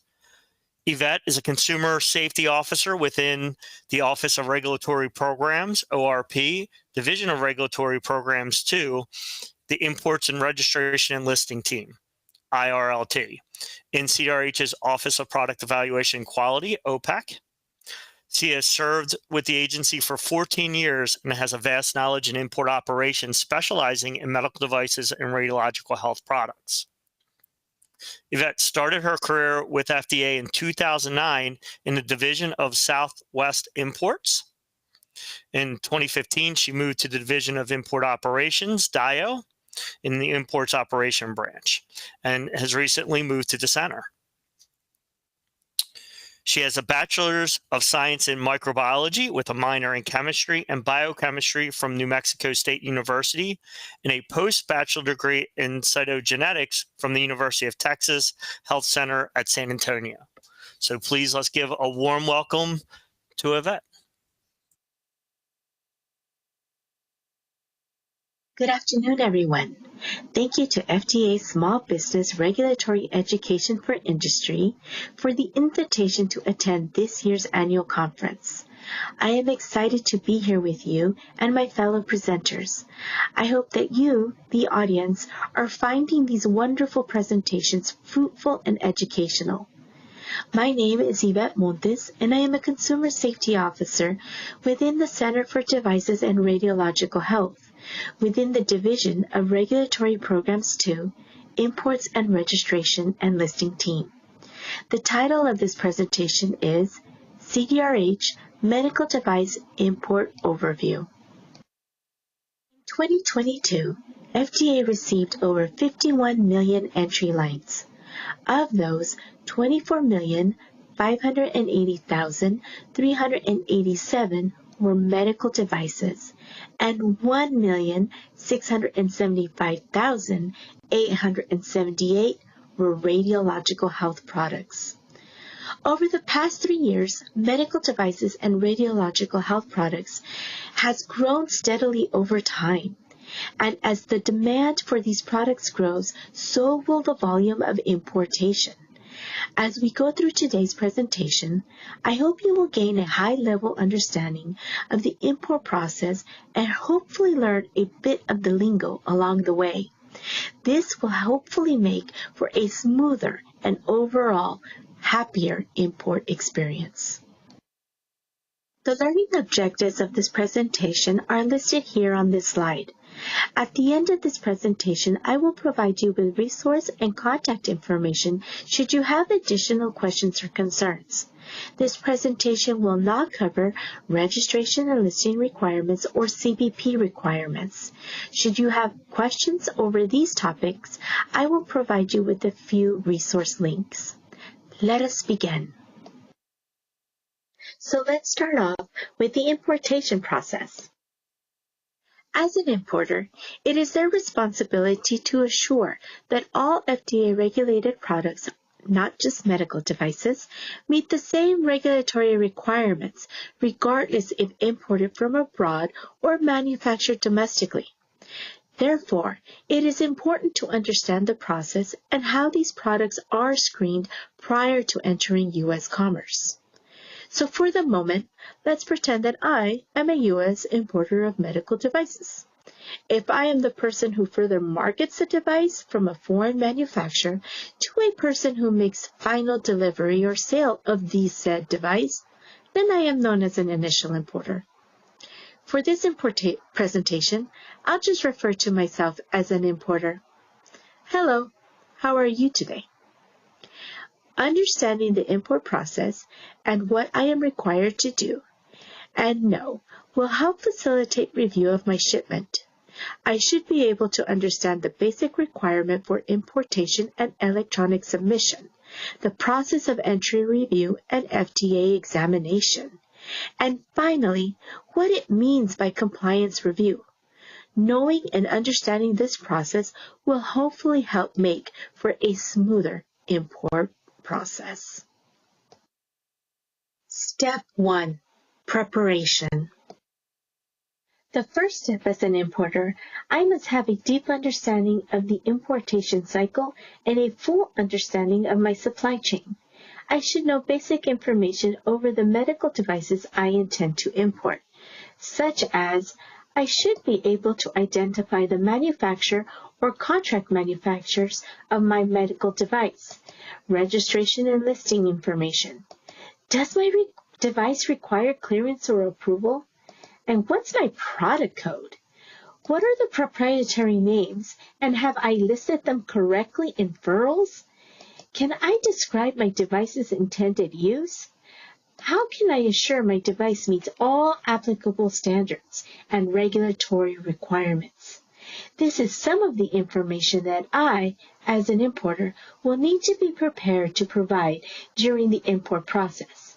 Knowing this information up front will help expedite the entire process. Electronic transmission.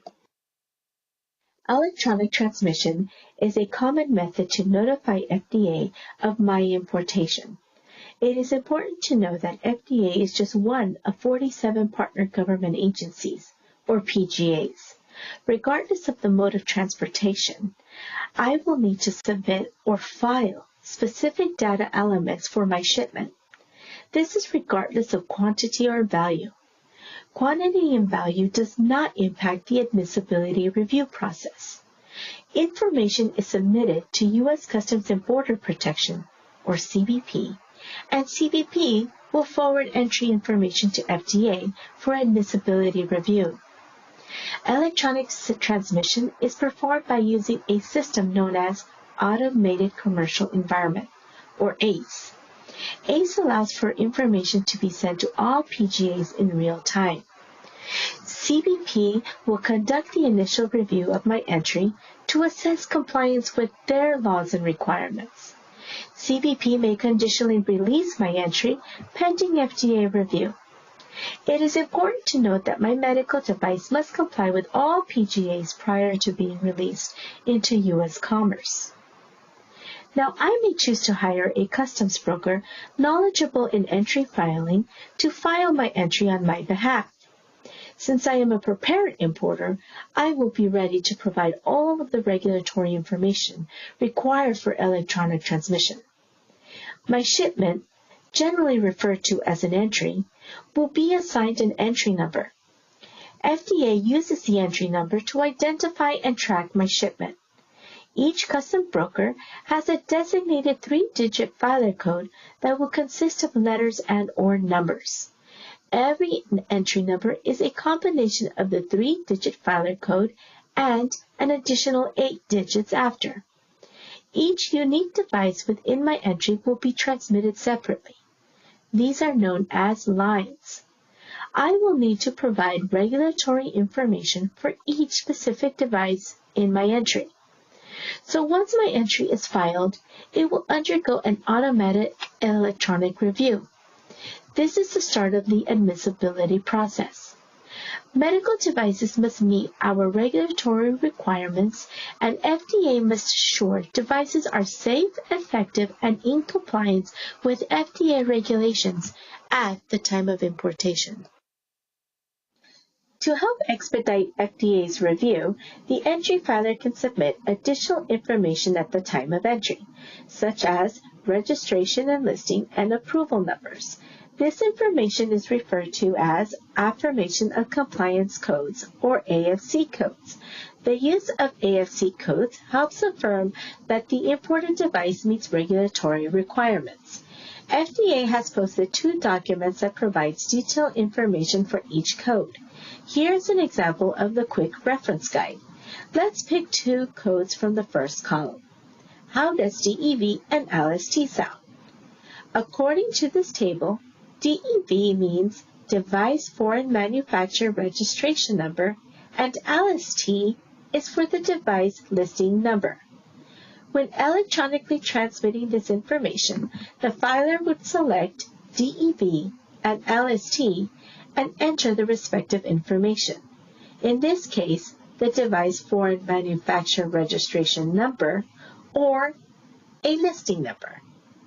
The number is referred to as a qualifier. Qualifiers provide product and manufacturer specific information.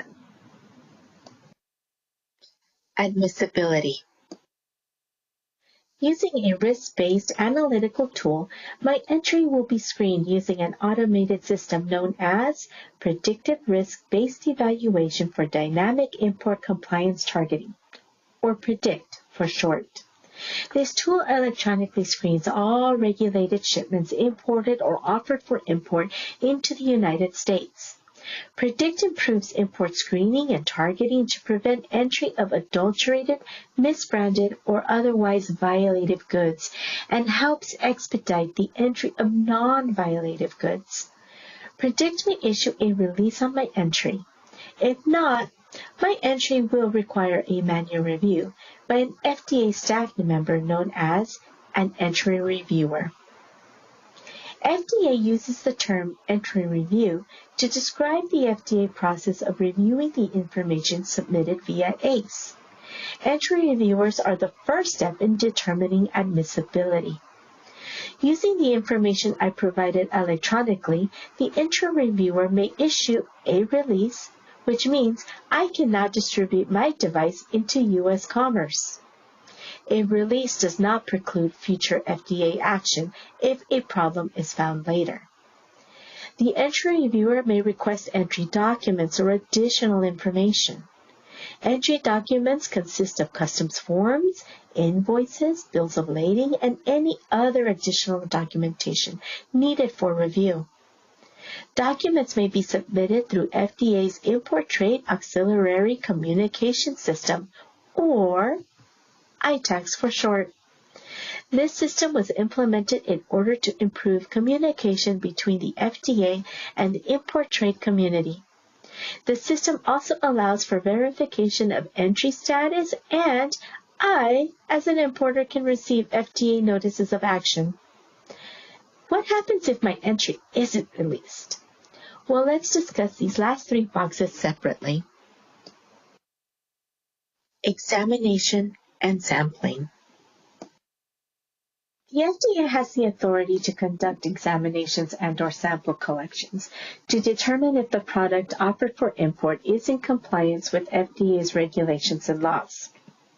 As part of the entry review process, entry reviewers may designate entries for further examination. Examination is performed by an import field officer known as a consumer safety officer, or CSO. This process may consist of a label and field exam and/or a sample collection, or combination of the three. A label examination is a review of the device label or any labeling accompanying to the device. A label exam will review general labeling requirements for medical devices as described in 21 CFR Part 801. These regulations specify the minimum requirements for all devices. A field examination is a physical inspection performed on the device. Based on a field examination, the CSO may decide to take a sample of the device and send it for analysis to an FDA laboratory. Field examination may be conducted at various locations such as international mail facilities, warehouses, border entry points, trucks, trains, and shipping containers. A field examination may include, but not limited to, quantity confirmation, in-transit or storage damage, storage temperature conditions, and assuring that the product's integrity are kept, and there are no visible water damage. I do want to highlight something specific to finished devices. Finished devices that are terminally sterilized by a firm other than the manufacturer pose a unique labeling problem. A common industry practice is to send the finished device in its finished final packaging to a contractor for sterilization. The final packaging is labeled as sterile, even though the goods are unsterile during shipment from manufacturer to the contractor. Specific restrictions apply in this instance. and a written agreement between the parties must be in effect. Each pallet, carton, or other designated unit should be conspicuously marked to indicate its non-sterile nature. The requirement for the labeling of in-process sterile goods in transit to the contractor are addressed in detail by 21 CFR 801-150 and covered under the guidance document of other labeling exemptions. Compliance review. So after the CSO conducts their field exams, collects samples for FDA analysis, and all analyses are complete, the entry packet is forwarded to a compliance officer for review. Yvette, this is not the time to panic. This is part of the normal importation cycle. A compliance officer will review and evaluate the evidence submitted by the CSO and then make an admissibility decision. Examples of evidence include product labeling, physical evidence, FDA sample analysis, private lab analysis, photos, affidavits, memos of the investigation, etc. Admissibility is determined on the collective review of all evidence submitted, and an appropriate notice of action, or an NOA, will be issued by the compliance officer. The compliance officer has the authority to cite specific charges, and the compliance officer will be the one to review the evidence submitted and then determine if it supports release or detention. If the importer has requested permission to recondition the detained device, the compliance officer will also review this request. It is important to keep an open communication with the assigned compliance officer and respond in a timely manner during the detention and hearing period. An FDA compliance officer is here to review and evaluate the evidence and findings by the FDA, and then determine the most suitable course of action given the evidence they have. So if you have a live entry, I encourage you to work with the compliance officer before approaching other offices within the FDA. For products with no violation, a release notice is issued by the compliance officer. If the FDA exam or analytical results indicate that the product appears to be in violation, a notice of FDA action for detention will be issued by the compliance officer. This is the time period that an importer is given an opportunity for the introduction of evidence, also known as testimony. The notice will specify the nature of the violation so that I am aware of the issues that gave rise to the detention. As I mentioned before, this period is known as the detention and hearing period. But is there anything I can do? I, as the importer, have the right to submit evidence to overcome the appearance of a violation and to give FDA confidence that my device is in compliance. And pay attention here, Yvette. This would be the perfect time to submit that reconditioning request. I must be quick, though. This time period is for 10 days only. But what happens if I need more time than the 10 days? I can request an extension if additional time is needed. It is preferable that extension requests may be made in writing, but this is not mandatory. If the request is granted, the new time frame should be clearly stated in the response letter. After review of the evidence or reconditioning request, the detention will either stand, meaning refused, or it could be overturned, and my entry may be released. A few quick points on reconditioning. The importer should fill out and submit the form FDA 766 to the compliance officer listed on the notice of action. You should include an estimated time frame for which the reconditioning will be completed, as well as a detailed summary of how the product will be brought into compliance. If your reconditioning proposal includes new labeling, please include a copy of this label with your proposal. The compliance officer will review the adequacy of the proposed reconditioning plan, and generally, they will send the application over to CDRH for review. A decision will be made to grant or deny the proposal. If FDA approves my reconditioning plan, the reconditioning must be completed within the specified timeframe. Once completed, I must notify FDA that the products are available for verification. The reconditioning verification is conducted by FDA at the expense of the importer, me. If the reconditioning plan is not successful, one may request refusal. The importer has the option to export or destroy the product. If the appearance of a violation cannot be overcome, the entry will be refused. A refusal is FDA's final decision that a detained shipment is in violation of FDA's laws and regulations. A refused shipment must either be destroyed or exported under the supervision of CBP and FDA within 90 days of the last notice of FDA action, the refusal notice. If FDA is going to witness the exportation or destruction, you should contact the FDA officer and coordinate a date and time. When FDA issues a refusal, CBP is notified and will request that you redeliver the product to a CBP-approved location at a port of entry. If you fail to do so, CBP may assess liquidated damages against the bond. FDA has no authority to grant such extensions on this process. If an extension is needed, you must contact the local CBP office for questions related to extending the 90-day period. We've come to our very last topic, import alerts. Import alerts inform the FDA's field staff and the public that the agency has enough evidence to allow for detention without physical examination, often referred to as DWPE, of products that appear to be in violation of FDA's laws and regulations. Here's a quick 401 on import alerts. First and foremost, all import alerts are public information and can be found on our website. Import alerts prevent potential violated products from being distributed in the United States.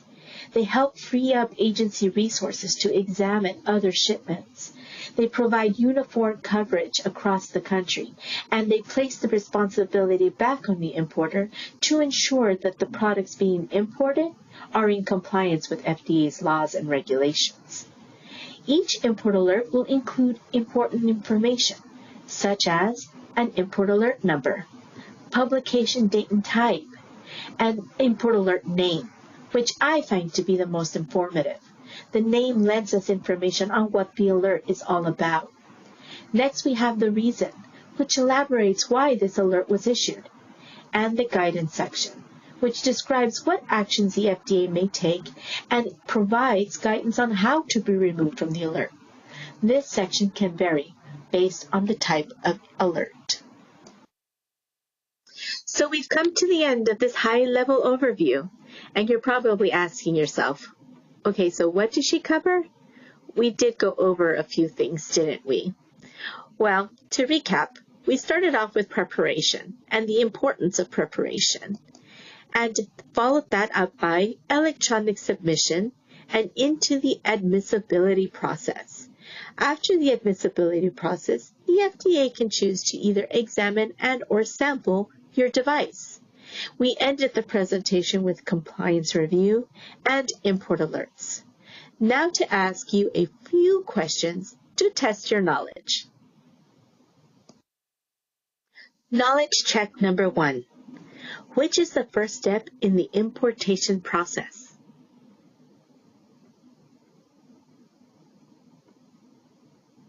Preparation. This is key as an importer or an initial importer. You should have a deep understanding of the importation cycle and a full understanding of your own supply chain, so that when you are ready to import, you will have all the answers to the questions asked. Question number 2. How can I submit entry documents to the FDA?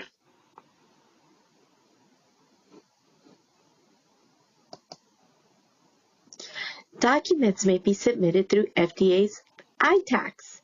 This system was implemented in order to improve communication between the FDA and the import trade community. And don't forget Not only will you be able to submit documents, but you can also verify your entry status and receive FDA notices of action. And now our last question. I export low quantity and value medical device shipments. I don't need to transmit to FDA, right?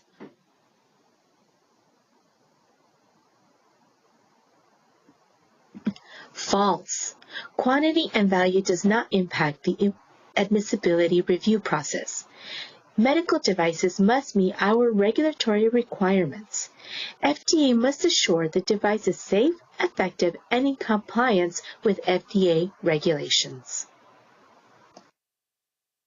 So in summary, remember the 5 actions described in this presentation today.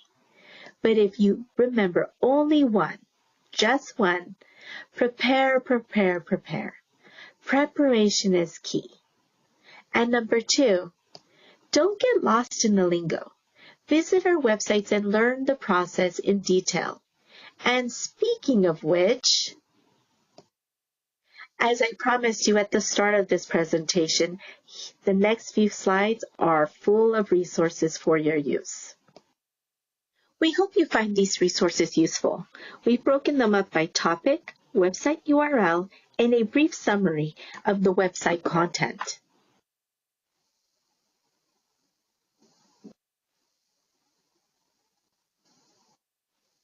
And lastly, we've included some contacts here for you.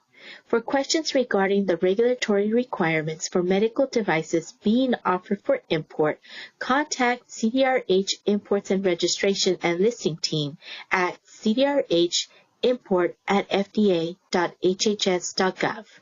Questions regarding COVID-19, please contact COVID-19 FDA Import Inquiries at fda.hhs.gov. For general import questions, please contact FDA Import Inquiries at fda.hhs.gov. And lastly, if you have an entry currently on hold and your questions are related to a specific import entry, or you're providing testimony and evidence for a specific entry, please contact the division that is currently reviewing your entry.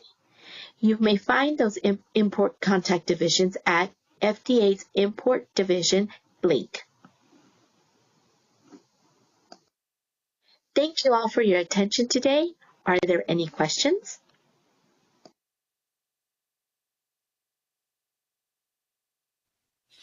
Thank you for that great walkthrough and great advice and resources to follow up with. So I very much enjoyed listening and watching that walkthrough. Now let's get to some of the questions that have come in. Does FDA review device labeling for things like unique device identifier, UDI, investigational device exemptions, or claims made on the labels during import? Hi, Joseph. Thank you so much. Yes, FDA does review labeling requirements, all labeling requirements required for medical devices when they get imported. So thanks for that question. I appreciate it. Yep. So hope that helps that person out that, yep, your labeling is important and will be looked at. Our next question, if FDA releases my entry, does that mean that the agency didn't find any issues? Ooh, that's a good one. Something we receive. Yeah, no. A release does not preclude future FDA action if a problem is found later. So each entry stands on itself and must be in compliance. Okay, perfect. It just means that it was released.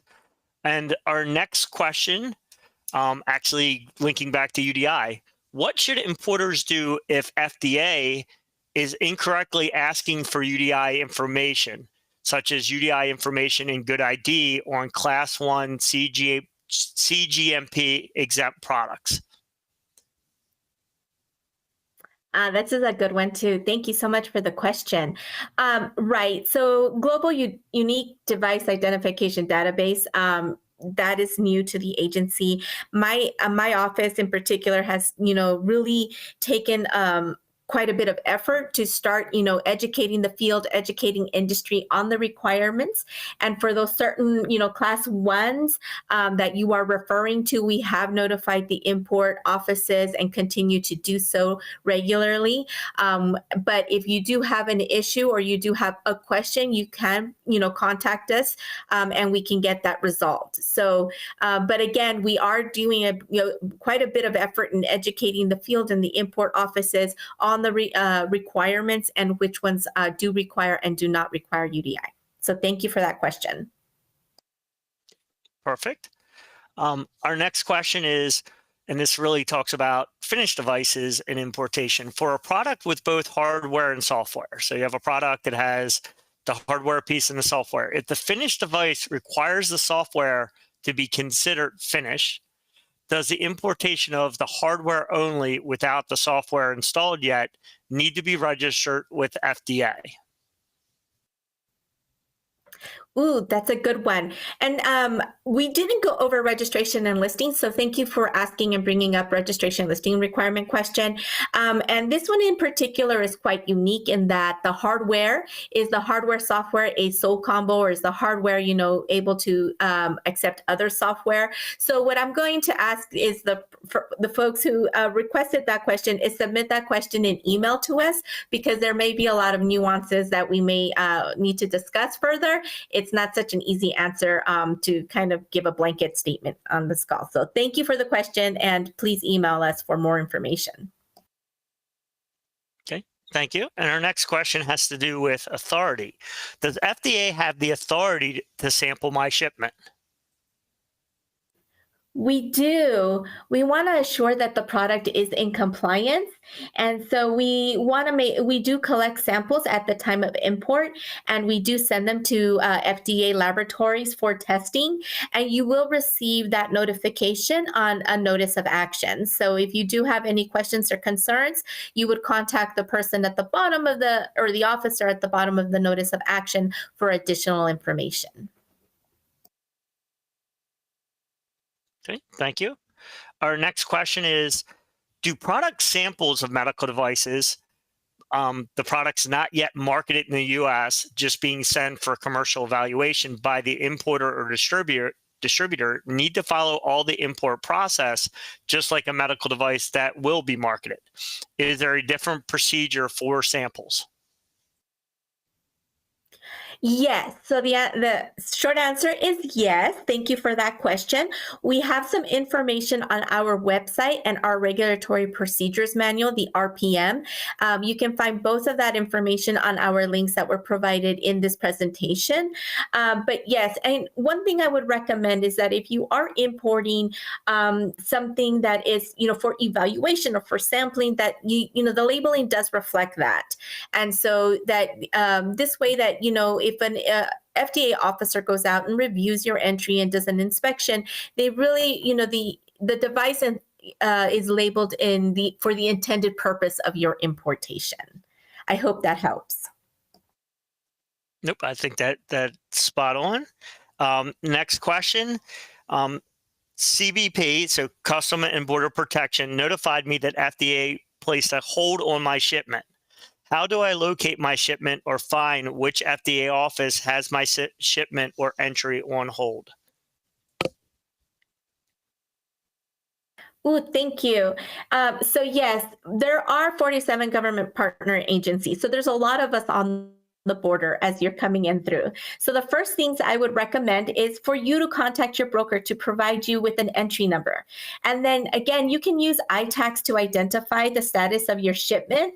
So if you have your entry number, you can query that into ITACs, and that can pull up, a lot of wonderful information as to, which office is on hold, and if there are documents that are being required. You can also upload documents into ITACs.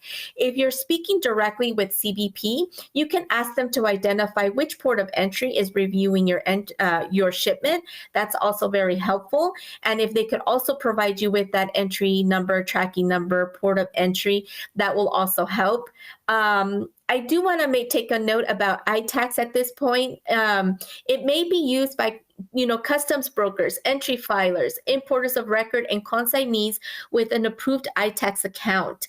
So an ITAX account is not required to import FDA-regulated goods, but it can be extremely useful in the importation process.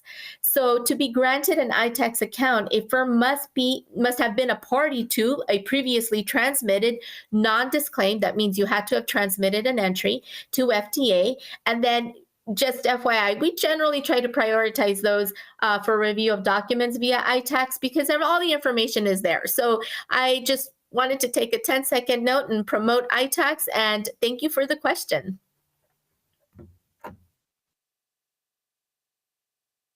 Nope, I'm sure they appreciate that answer. That helps clarify things. The next question has to do with import alert. So if my product gets subject to detention without physical examination, it's put on import alert, how can I get my product or firm removed from that alert, from the list? Ooh, thank you so much for that question. I appreciate it. So the FDA must have evidence that the conditions that gave rise to the apparent violation have been resolved and that the FDA now has confidence that future entries will be in compliance with FDA laws and regulations.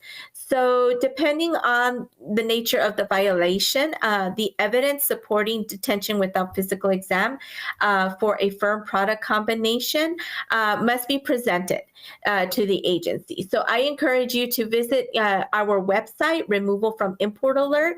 I also encourage you to visit the actual import alert guidance section to understand what the import alert, the meaning behind the import alert. And if you have additional questions in submitting that petition after you read both of those sections on our website, I would then encourage you to contact Import Alerts 2 at fda.hhs.gov. Okay, thank you. And we have time for one last question.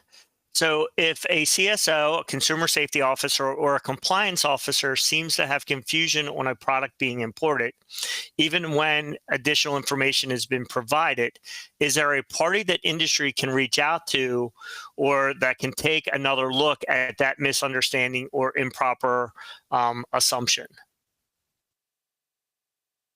Ooh, thank you very much for that question. Yes. So we do have a process, again, on our website that just kind of speaks to the detention and hearing process. I know that, the question alludes to that testimony has been provided during that detention and hearing process. You can then contact the supervisor at that time or the director of compliance.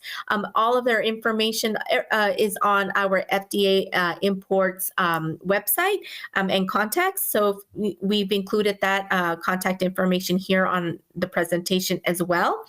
And if you do, obviously that you can you speak to them, really allude to, providing the information up front and working with the compliance officer. You can also request a center review. If it is a medical device, a lot of these decisions have already been submitted to the center for review. So please, do know that the center does play a huge role in that import process and reviewing those entries that do get detained. But if you have additional questions and concerns, you can always feel free to contact us here at the center as well. Okay, great. Thank you for that answer. With this, we have a couple minutes left. I'm going to turn it back over to you for your call to action and final thoughts. Oh, thank you so very much. And I want to just, thank everybody here who attended today. My call to action is know before you go. Understanding the import cycle will really benefit you as an importer or exporter in the overall process. We do have multiple resources online. And like many of my colleagues today, we've kind of guided you back to those resources at fda.gov. But if those resources, you don't find the answer there, I do encourage you to email email us and, really, take advantage of those email contacts to help support you. Lastly, FDA is not the only partner government agency that may review your article. So again, know before you go and who will be reviewing your article. So I encourage you to read our FDA.gov, and happy importing. And thank you all for your attendance today and your attention. Stay well, everyone. Thank you all. Thank you, Yvette. It was a great presentation and a great Q&A session. We'll now move on to our last medical device session of the program, and that is from Lieutenant Commander William Chang. Will is a medical device specialist in the FDA Office of Medical Devices and Radiological Health Operations in the Office of Regulatory Affairs, an ORA, and has been an officer in the U.S. Public Health Service Commission Corps for the past 5 years. Lieutenant Commander Chang performs inspections and investigations in the fields out of New Jersey District. He previously worked in industry as an engineer in research and development and manufacturing and has 2 U.S. patents. He obtained his master's in business administration and a bachelor's of science in biomedical engineering from Rutgers University. And he's a licensed professional engineer in the state of Maryland. So with that, I'll turn it over to Will for his presentation about the FDA Form 483 and ORA electronic reading room.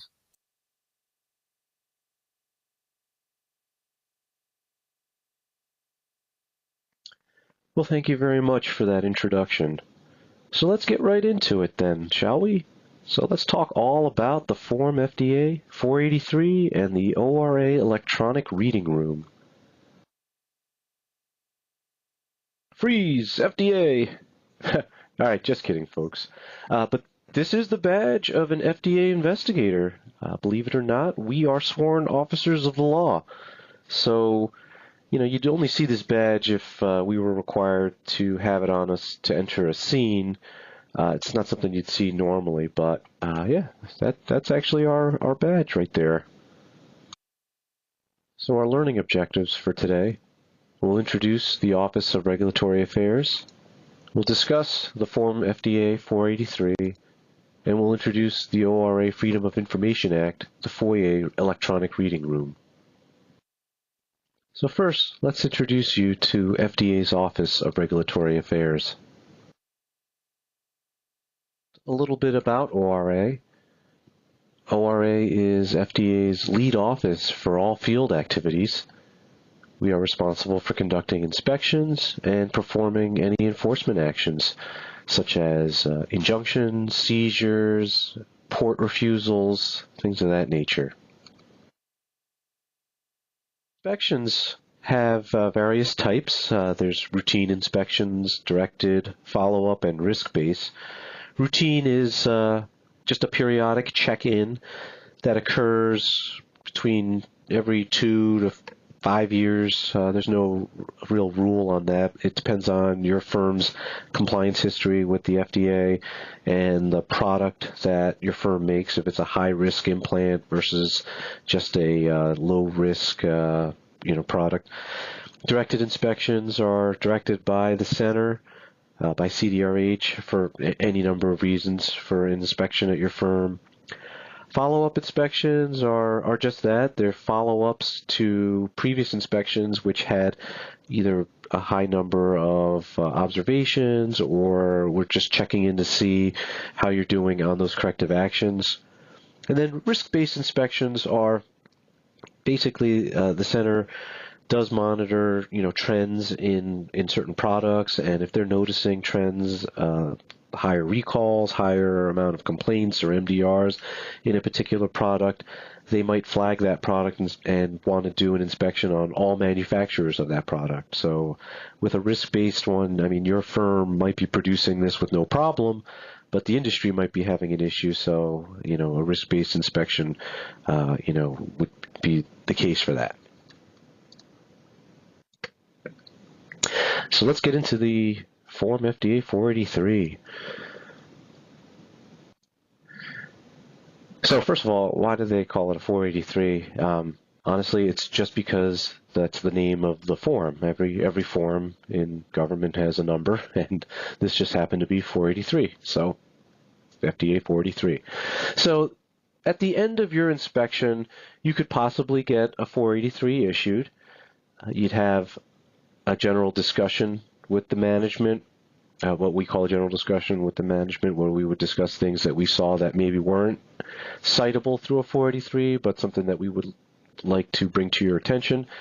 And then we finalize and summarize everything in a establishment inspection report, an EIR. So those are the things that you would get at the end of your inspection. The 483 is the official notification to your company's management of objectionable conditions, and it's presented and discussed with the company's senior management.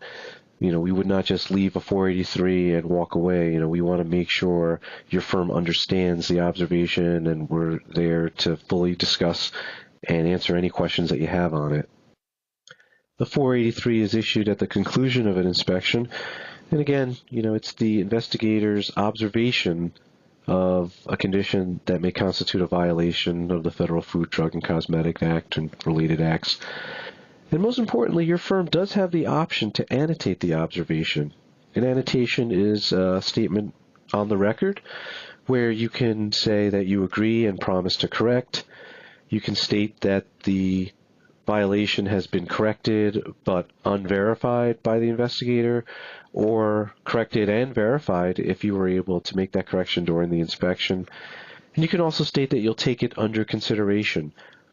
If you actually disagree with the 483 and object to it, there's not something that we annotate, but it will be recorded in the EIR. So you got a 483. What does that mean? So first and foremost, this is not the final agency determination. This is an observation. So this print right here that I have in front of me is actually taken from the form. And this verbiage says that, this is just one of the things that the investigator had observed, but it's not a final determination. It's not also an exhaustive list either, meaning, if it's always the firm's responsibility to be conducting internal self-audits to identify and correct any other violations that may have with the quality system regulation. And remember, the 483 is only part of the package, along with the establishment inspection report, all the evidence and documentation collected, and your firm's response altogether are presented to the compliance branch. And all that information is what is considered to determine any further enforcement action, if any, is appropriate.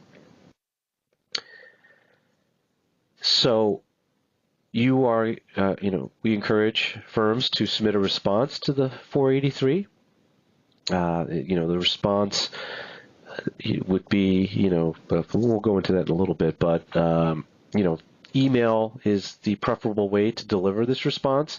Your investigator will provide you with information on the email address and contact numbers for folks in your specific district. And make sure you include your company's FEI number in the email. Cover letters, any documentation, make sure it has your FEI number. The preferred method is one large PDF with, you could segment in chapters, but we'd like to see one PDF file overall.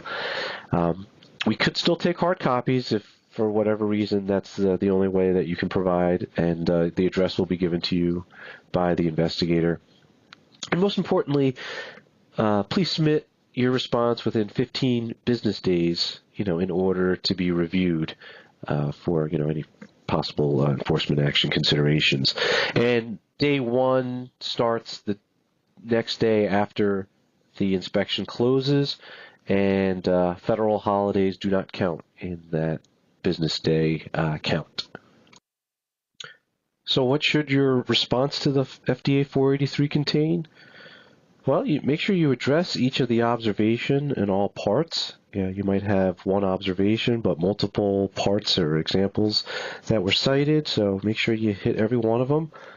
Include all the corrections that you've completed with objective evidence or any documentation that show it was completed. Include plans for future corrective actions. So if you were not able to complete corrective actions, but you have plans in place because it's a long, big project or something of that nature that takes a lot more time, include timelines and plans for the completion of that. And don't forget to include plans for consideration for preventative action measures, measures that you can do to prevent, the same or similar events from occurring in the future. So if you're curious, out of a number of 483s that FDA issued in fiscal year 2022, this is taken from our FDA website.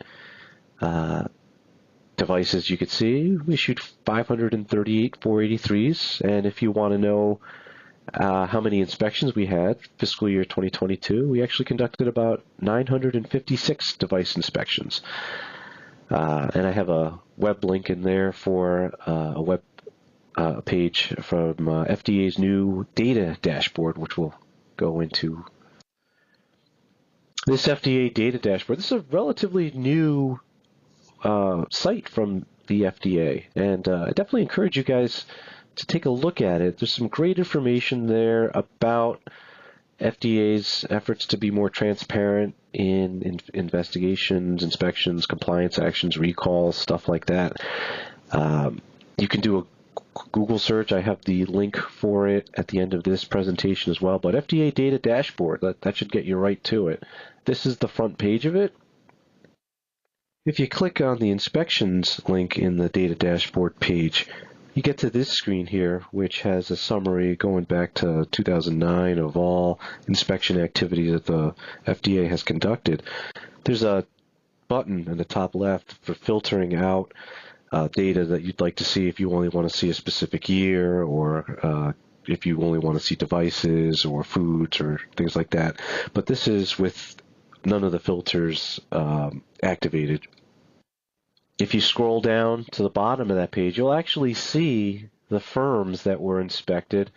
You'll see, the actions that were taken, if it was no action indicated, voluntary actions indicated, or official actions indicated. And you can actually see some of the sites that went for that inspection. It won't get into any detail beyond, just the generic top-level site of, failure to have, CAPA, a failure to establish a complaint system, something like that. It won't say anything more specific than that, but you can filter this down to the year, the name of the firm. So if you're curious, you can look up your own firm or your competitor. But yeah, this is all available. So really neat stuff that the agency's been putting out there for an effort to become more transparent. So, top 5 observations for medical devices in 2022. No surprise, actually. It was procedures for corrective and preventive action inadequately established. So CAPA, that accounts for 193 of those 538. So almost half of those 483s involved CAPA. And, not too far behind, we have lack or inadequate complaint procedures. So I know you guys heard about complaints already in an earlier talk. But yeah, there's a reason why we talk about these things, because they are the number 1 and number 2. I could go into a whole separate talk on just corrective and preventive action, but just some high-level requirements that we look for when we do our inspections. We want to make sure your firm has a CAPA procedure established and that it's followed. We look to make sure that your firm is looking at appropriate sources of quality issues, so your complaints, your non-conforming products, are they monitored and trended? Are the monitoring and trending, using appropriate statistical tools. Are there alert levels and action levels set, and is it appropriate with the limits that you have? And importantly, are your CAPAs being investigated? Are you opening them and actually looking into what's causing these problems and documenting all that? And then we also look to determine if corrective actions are appropriate. Retraining might not be enough. If we see, for example, you have a piece of high-speed automation equipment that's producing product, and you have one operator who has to visually inspect 100 parts a minute to look for nonconformance, and this operator misses it, consistently, and the only thing that we're seeing is a retraining on the operator, you might have to rethink the corrective action that if that was appropriate. And I'll use that example again. Maybe the firm wouldn't be able to put in a high-speed video system to look at the product, but maybe hire more operators to look, or slow the machine down. Maybe those are more appropriate than just retraining. So, this is something that we'd like to see about the corrective actions being appropriate. Are they corrective actions verified to be effective? So is there a look back to see if it solved the problem and if the problem is reappearing? So sometimes that takes a period of time to look at for either future complaints, future nonconformance. So that part sometimes gets missed a lot because you close a corrective action, you close a CAPA, but then you don't monitor to see if it's been effective. And then, of course, lastly, making sure that everything has been documented, and disseminated properly, to all the folks on the team that is appropriate for. Complaint handling. So, like I said, we talked about this in earlier discussions, but just to quickly remind you about what we want to see in complaints. A procedure established, uniform and timely processing of your complaints. So complaints are being received and investigated in a timely manner. They're not on someone's desk for a week and then looked into. Are they evaluated for any MDR reportability, the medical device reporting requirements, if somebody were to be seriously injured or even a death? Are they being evaluated for any investigation and any rationale for no investigation? So even if your complaint did not require an investigation, you should at least have a documented reason of why it was not investigated. So let's move on to talk about the ORA FOIA electronic reading room. So you got a 483, there's a EIR for your inspection.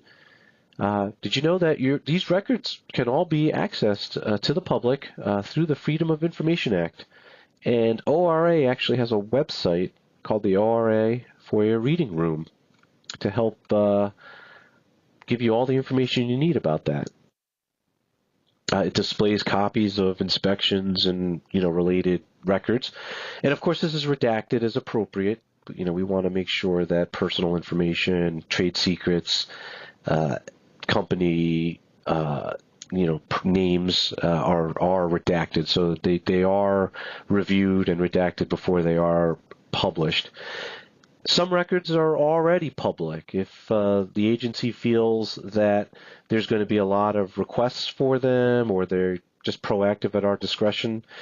If you all remember last summer with the baby infant formula, there was an FDA inspection that led to reports about bacteria contamination. Well, that 483 was proactively released and available for media and the public. So, they would do that. So there's a link here that we'll put in the reference for the ORA electronic reading room. You could Google that too. It'll bring you directly. If you, go to the FDA website, you can actually navigate your way over there. At the bottom, there's an About FDA section, bring you to another page, and from there, you can go into the FDA organization, and then from that site, click on FDA organization, and you'll find the Office of Regulatory Affairs. And once you select that, you should be able to find a link to the FOIA reading room. And this is the first page of the ORA FOIA electronic reading room. You can go through all that, but Google search, or like I said, we have the link available at the end of this slide as well. So, good little introduction here. It also has some other links that are pretty useful.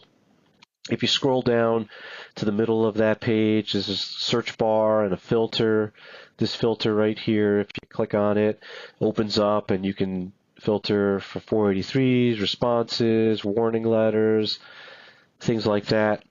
So if I clicked on 483, you can kind of see these are some of the proactively published 483s that the agency has published.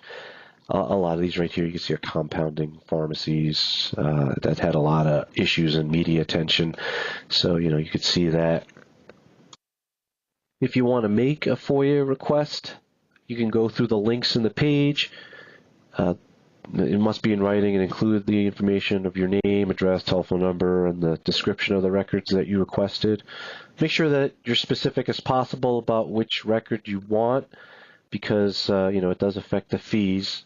And then there's some generic statement that you be willing to pay these fees. And that's about it. In summary, we talked about how the Office of Regulatory Affairs is responsible for conducting the routine, directed, risk-based, or follow-up inspections. We talked about the 483 being a summary of the investigator's observations, how your firm should respond to the 483, and what it should include in that response. And then we kind of gave an overview of the 483s and inspections in the industry, showing you some of the new tools that FDA has with the data dashboard. And we talked about the FOIA reading room and how these documents can be found and requested through the FOIA reading room. Here's a number of references that I spoke about before: the data dashboard, the FOIA reading room, and the requests for FOIA, the link for the requesting. So, at this time, I will be open to take any questions that you may have.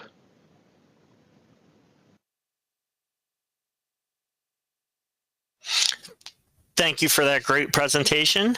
With that, we'll get started with some of the questions that have come in. So the first question up, and I think this was touched a little bit during the presentation, but please clarify more. Can I fix a problem before the inspection ends and avoid a 483? That's a great question.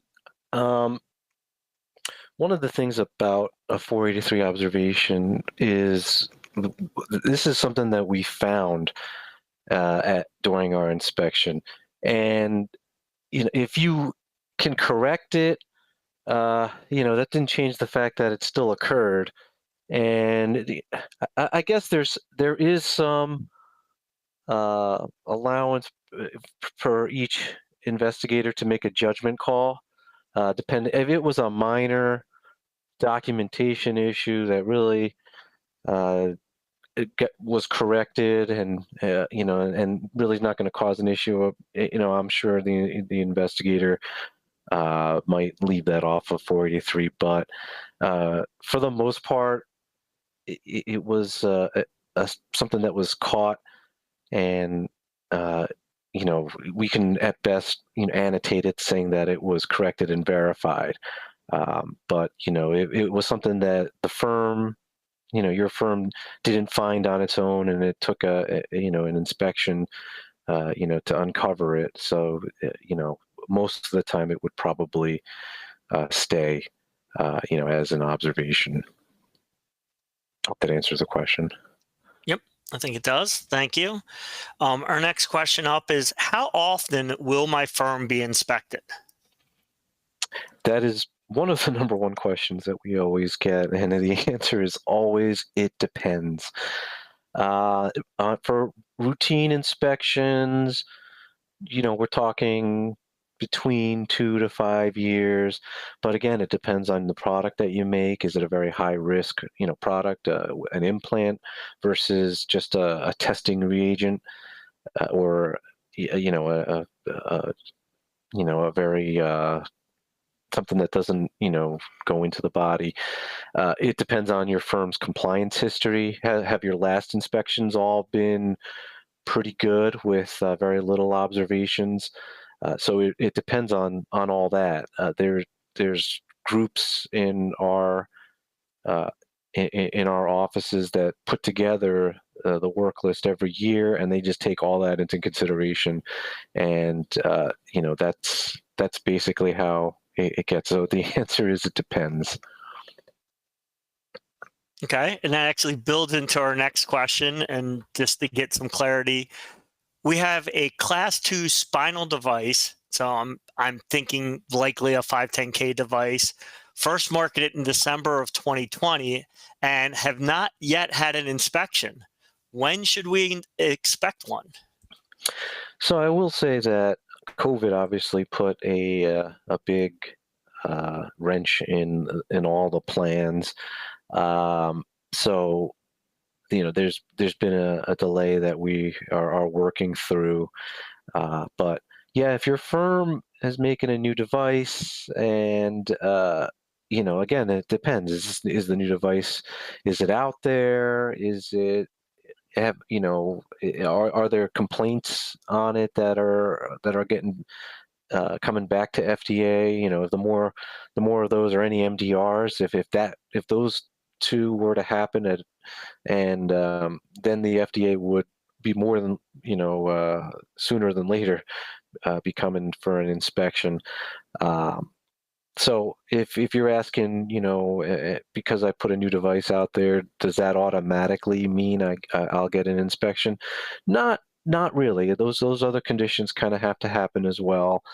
But in terms of just routine inspection, I would say you probably could expect one in the next year or two. Okay, thank you for that answer. Our next question deals with foreign. So for foreign inspections, are EIRs, establishment and inspection reports, also expected to be provided? Yes, you should be getting a copy of your EIR from your inspection, whether it's foreign or domestic. If you hadn't received it, I would say within, about 6 months.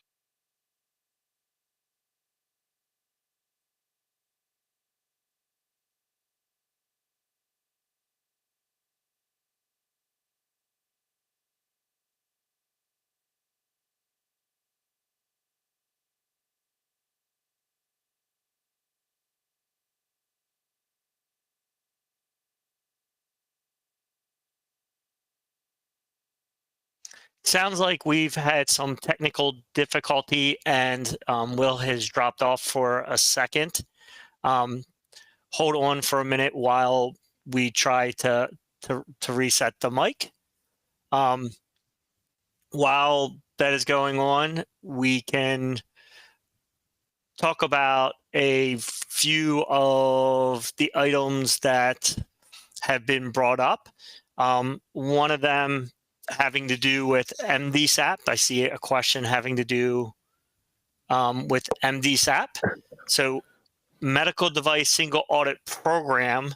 The question is, will FDA inspect my firm if I've gone through the MDSAP program?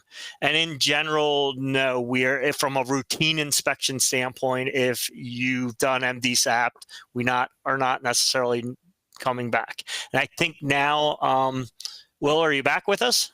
Yes, don't know Okay, what happened perfect. there. Okay, no problem. Let's just keep on moving. So finish up your answer on the EIRs being expected for foreign inspections. Yes, so the answer to that is you should be getting an EIR from your foreign inspection, and if you hadn't received it within about 6 months, I would definitely reach back out to your inspector. You should have your inspector's contact information and just ask if, for the status.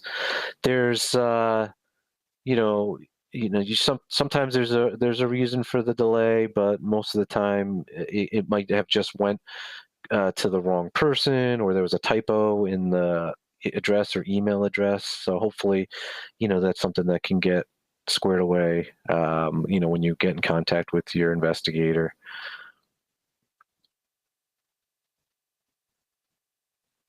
Okay, great answer. We'll move on to our next question. So you've mentioned, FDA Form 483. This question's about FDA Form 482. So 482 is Notice of Inspection. So they're asking on the 482 Notice of Inspection, is there anything that identifies if that inspection is routine, directed, a follow-up, or risk-based? And if not, anything is not noted on the 482, how do we know what type of inspection we're under? So no, the 482 will not tell you that. For medical devices, for anything that is routine inspection, we are required to, by the regulations, to pre-announce. So we have to give you advance warning of at least 5 calendar days, and you should be told what that, if it's a routine. Some of the other inspections, especially follow-up inspections, they may not, follow-up inspections will usually be kind of told, announced that it's a follow-up, and it's going to be kind of obvious because they'd be following up on a lot of the previous 483s. And risk-based ones, you might not get too much. You might not get that one explicitly said that it's a risk-based one on the product, but most, for the most part, we want to make sure that that the manufacturers are aware of kind of what's going on there. We don't like to, we don't want to talk about other manufacturers, for example, if there's issues that they're having, so we can keep privacy there. But directed inspections are actually one that you might not hear anything from, because there's could be numerous reasons why the center is directing us, and some of those could be whistleblower complaints, and we obviously want to keep the person anonymous there. It could be complaints that the agency has received that, it could be just reasons, again, for keeping folks anonymous. So I would say that the center-directed ones, at best you might hear that it's a directed inspection, but without any other information on why. Okay, nope, that's great to know. And yep, I can remember the days prior to, the late 90s when you had routines were not pre-announced. So it sounds like if it's pre-announced, you probably know you're dealing with a routine or possibly a follow-up. And if it's not pre-announced, it could be a 4 calls or directed. So perfect summary there. Yeah. Yep. Great answer. So our next question is, if after an inspection, a 43 is not issued, so I guess there's no observational findings, is an EIR, Establishment Inspection Report, still generated? Yes. All inspections will get an EIR. The detail level of the EIR, depends on the type of inspection. Again, if you are an initial inspection, this is the first time FDA has gotten there, so then that we would do, it would be a much longer EIR that would cover all the subsystems of your firm, from design control, your CAPA, your production and process controls, and your management reviews. So yes, any inspection will basically get an EIR, even if there are no observations. Yep. And congratulations to you if you got, a 40, you didn't get a 43 because you had no observations. But remember, an inspection is just that snap, just like an internal audit. It's just that snap of looking at their system. That doesn't mean that there's nothing there. It just means that nothing was found. So, but still, a good question. And thank you for that response, Will. Our next question is, I've heard some FDA field officers asking companies to sign the 483 agreeing to the findings. Is this practice really happening? Oh, that's an interesting question. I have not heard of this. 483s are presented, and again, you're given the opportunity to officially annotate it with comments like promise to correct, taking into consideration, corrected unverified, and corrected and verified. So there's nothing in our regulations or our procedurals that would ask anybody to sign a 483. There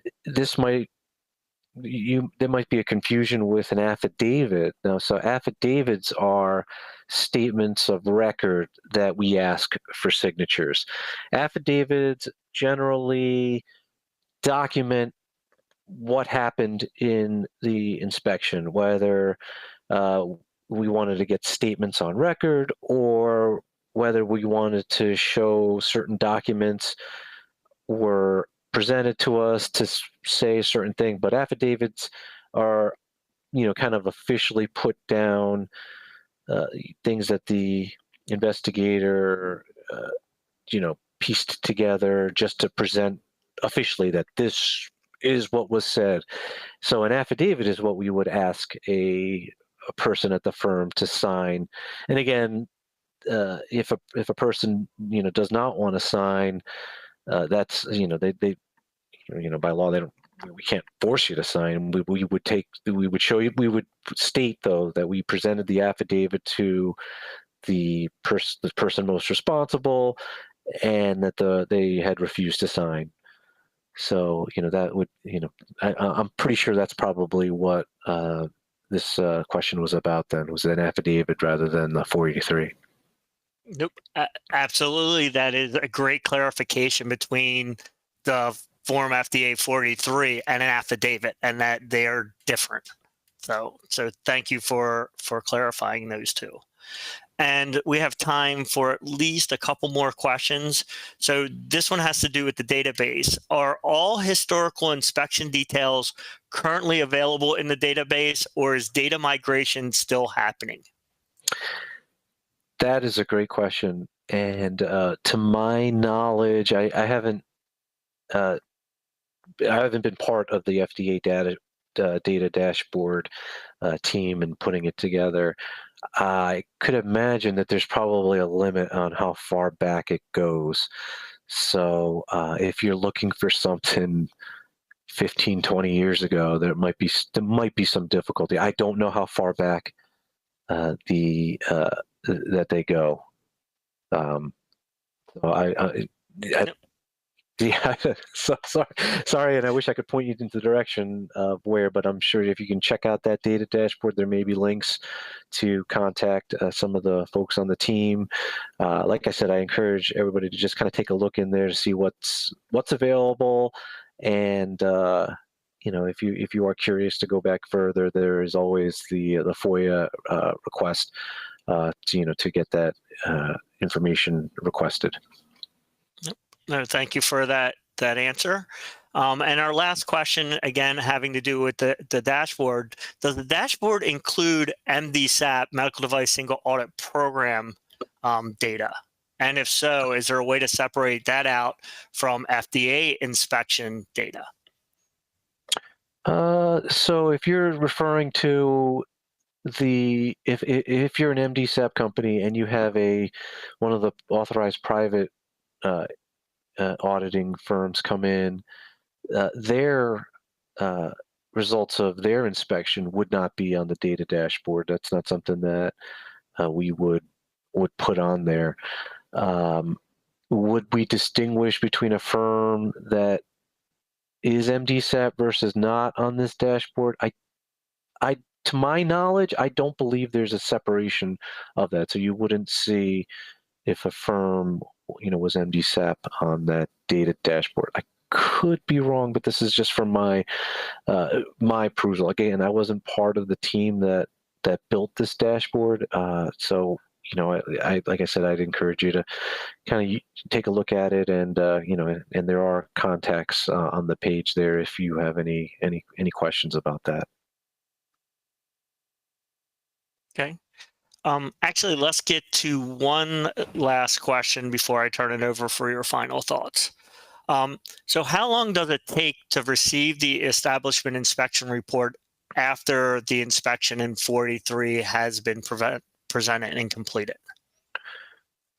Similar to the question about the foreign inspections, that you should definitely get a copy within, the typical time should be about 3 months. But it could be a little longer.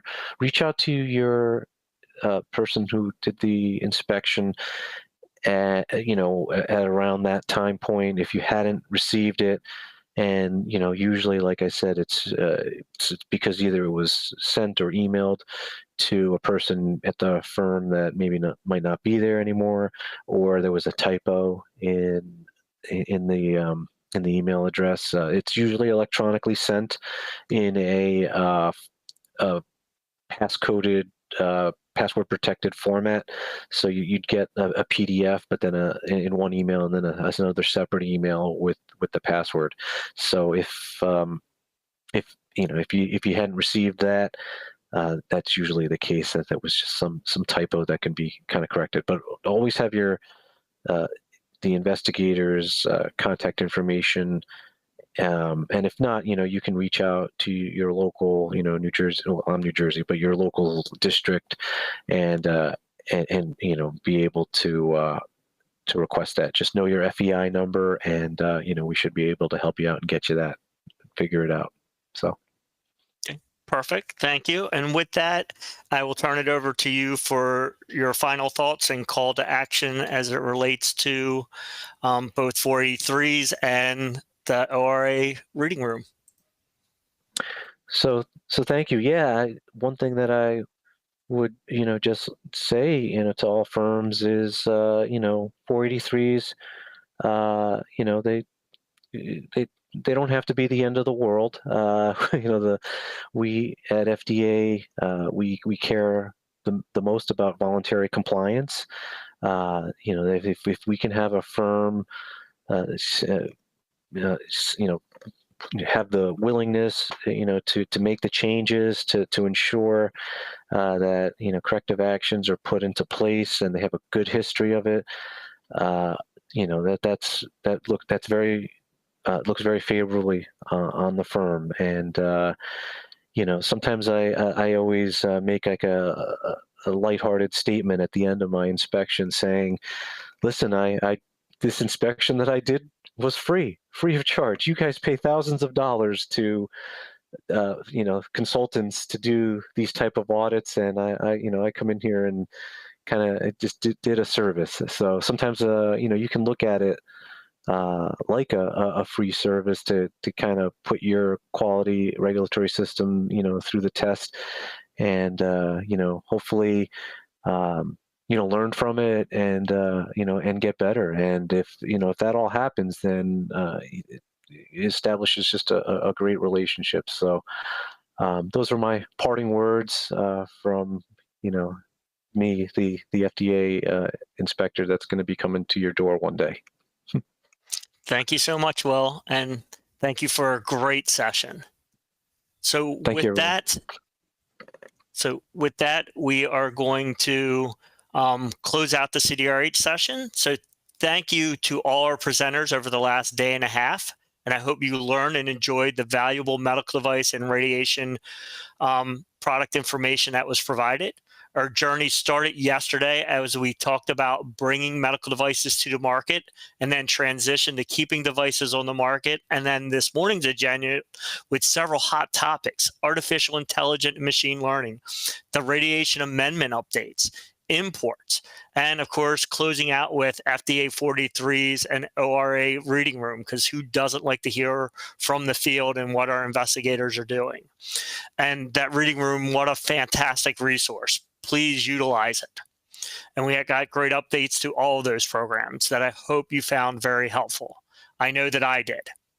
Feel free to share this information and to mention both REdI and the REdI recordings to your colleagues. If you had colleagues who couldn't attend or have people back in the office that just couldn't break away, they can always view these recordings later and learn this information. The recording links will be up on YouTube, as well as on the CDR SBI events page and the www.fda.gov/REdI 2023 page in a few weeks. Additionally, learning never stops. So please use or continue to use all the educational materials that are available to you. These free resources such as Device Advice, which is text-based, and CDRH Learn, multimedia-based, are there for you 24/7. And if you have questions that you can't find an answer to, please also feel free to reach out to us in DICE by phone or email. We are here always to help you. So we appreciate all the work that you guys have been doing. Again, as a reminder, please complete all the evaluations, including the final evaluation. These are important as they help us to learn more about your experience from this year and your expectations and needs. This information and data is reviewed by us afterwards, and we provide and share information to our presenters to help them become better presenters. We use this data to help us trend out the program over these last 12 years, make improvements, tweak things to make things better. Because as you may know, we are here to serve you, and we use this data to better serve you and do this important educational work. And of course, again, thank you guys for attending and participating. I saw a lot of great questions throughout these day and a half and was able to learn information myself of things I didn't even think of because of the questions that got brought up and brought out. So this ends the devices track as a whole. And after lunch, we will be moving on to biologics. So however, while this is the end of the devices track, it isn't the end of REdI. So please stay tuned for the biologics track after lunch as CBER wraps up the 2023 REdI conference this afternoon and tomorrow. Larissa, Lapteva, and the CBER team have a great program planned for you all to take you all to the end of this. And we appreciate, their involvement in this program, just as we do with CDERs and the opening plenary sessions. So while there's going to be a break for lunch, please join us later this afternoon as we can carry on. So thank you all, and please take care.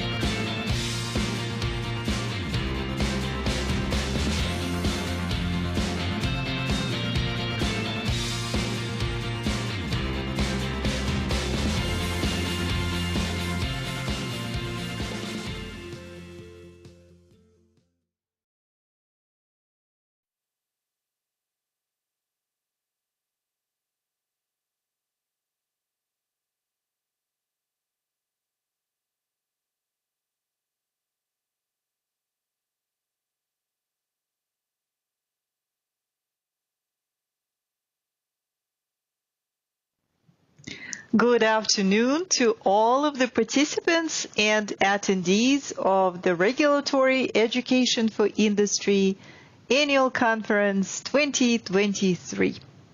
It's a great pleasure to welcome you all to CBER track, the final track of the conference in which speakers from the Center for Biologics Evaluation and Research will be making presentations on a variety of topics.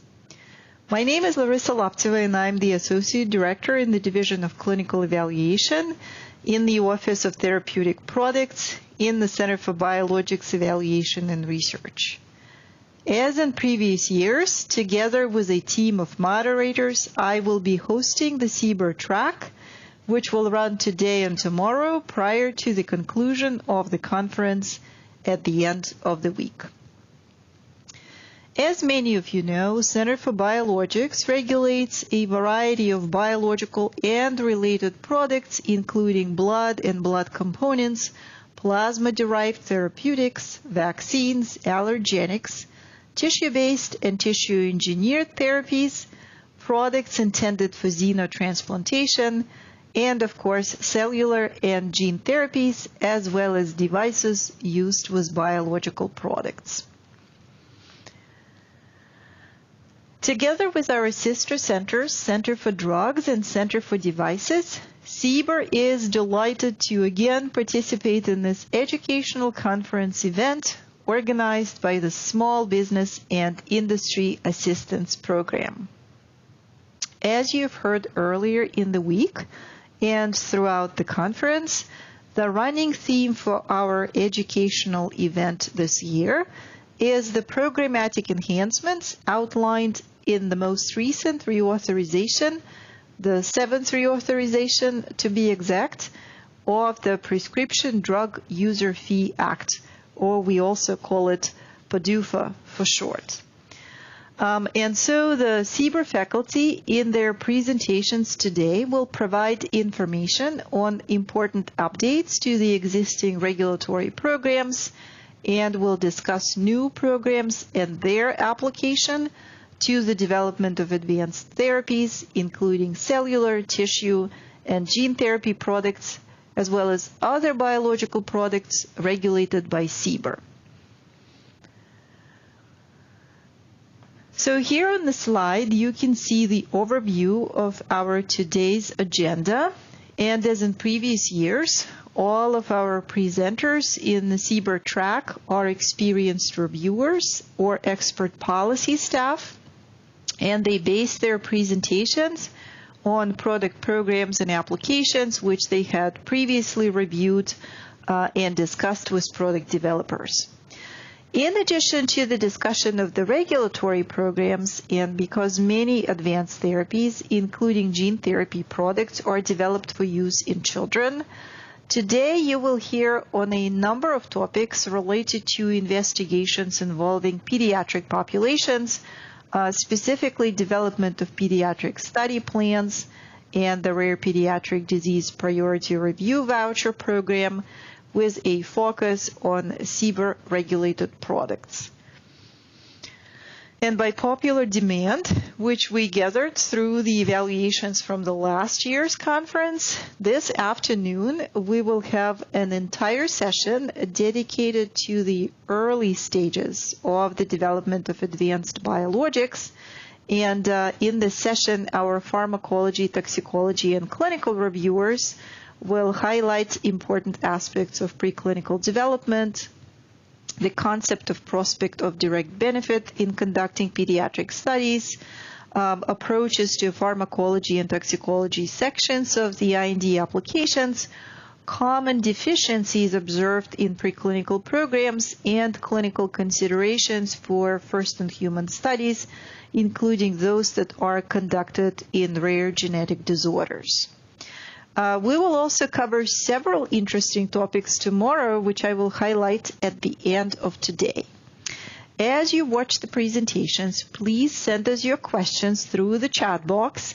As with the two previous tracks, we will have Q&A time at the end of each session.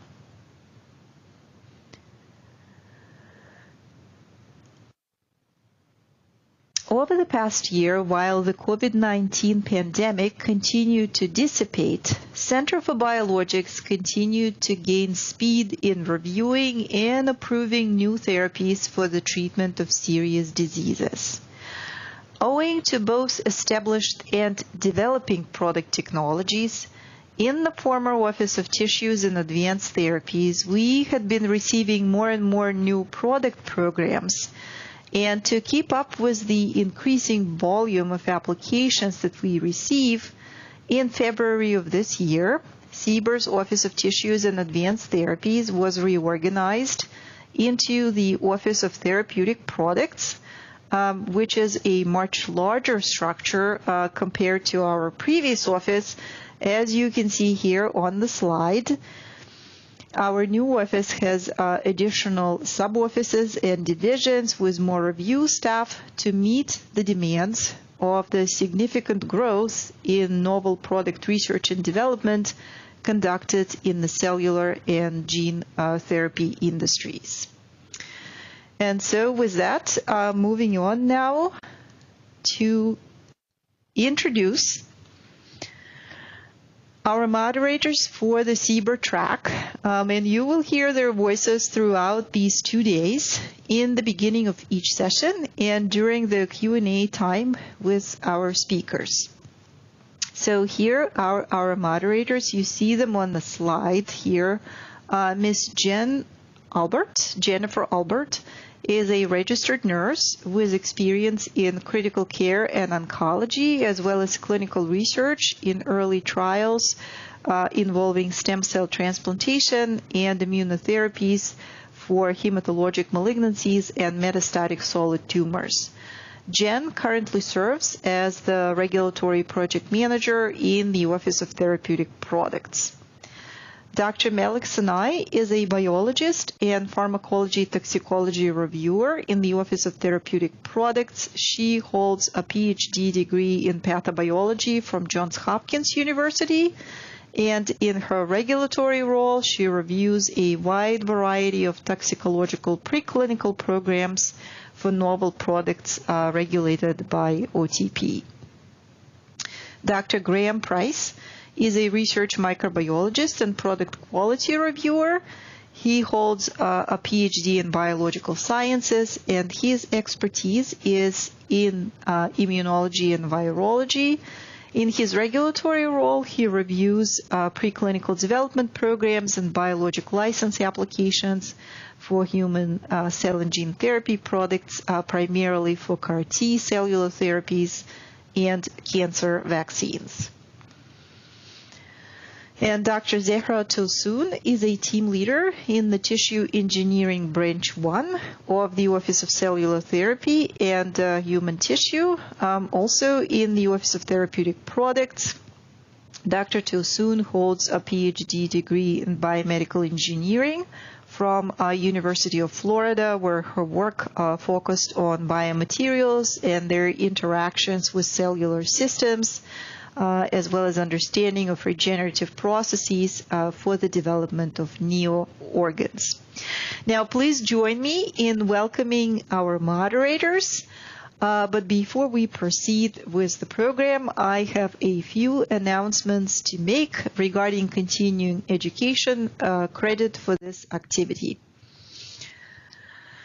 So in addition to the Certificate of Attendance, which supports continuing education credits for REPS, SOCRA, SQA, and ACRP, this conference offers a total of 32.25 of continuing education hours to physicians, pharmacists, and nurses. And those in the audience who would like to receive continuing education credit, you must attest to your attendance and complete the final activity evaluation through the CE portal. And you can see address here on the slide, ceportal.fda.gov. For multi-day activities, participants must attest to their attendance and complete the session evaluation each day. Final activity evaluations must be completed within 2 weeks of the activity, and for this event, this has to happen no later than June 23rd. Now to the faculty disclosures. All speakers are expected to use generic names. If trade names are used, those of several companies should be used rather than only that of a single company. Speakers have attested that the content they contribute is supported by the best available knowledge or evidence. All speakers are also reminded to disclose when products or procedures being discussed are off-label, meaning they're not FDA approved, and any limitations on the information that's being presented. CBER speakers who are presenting today have nothing to disclose except Dr. Conway, who discloses his prior employment with American Type Culture Collection. However, all of the relevant financial relationships have been mitigated. Each track in this conference, and CBER track is no exception, has its own survey and evaluation link.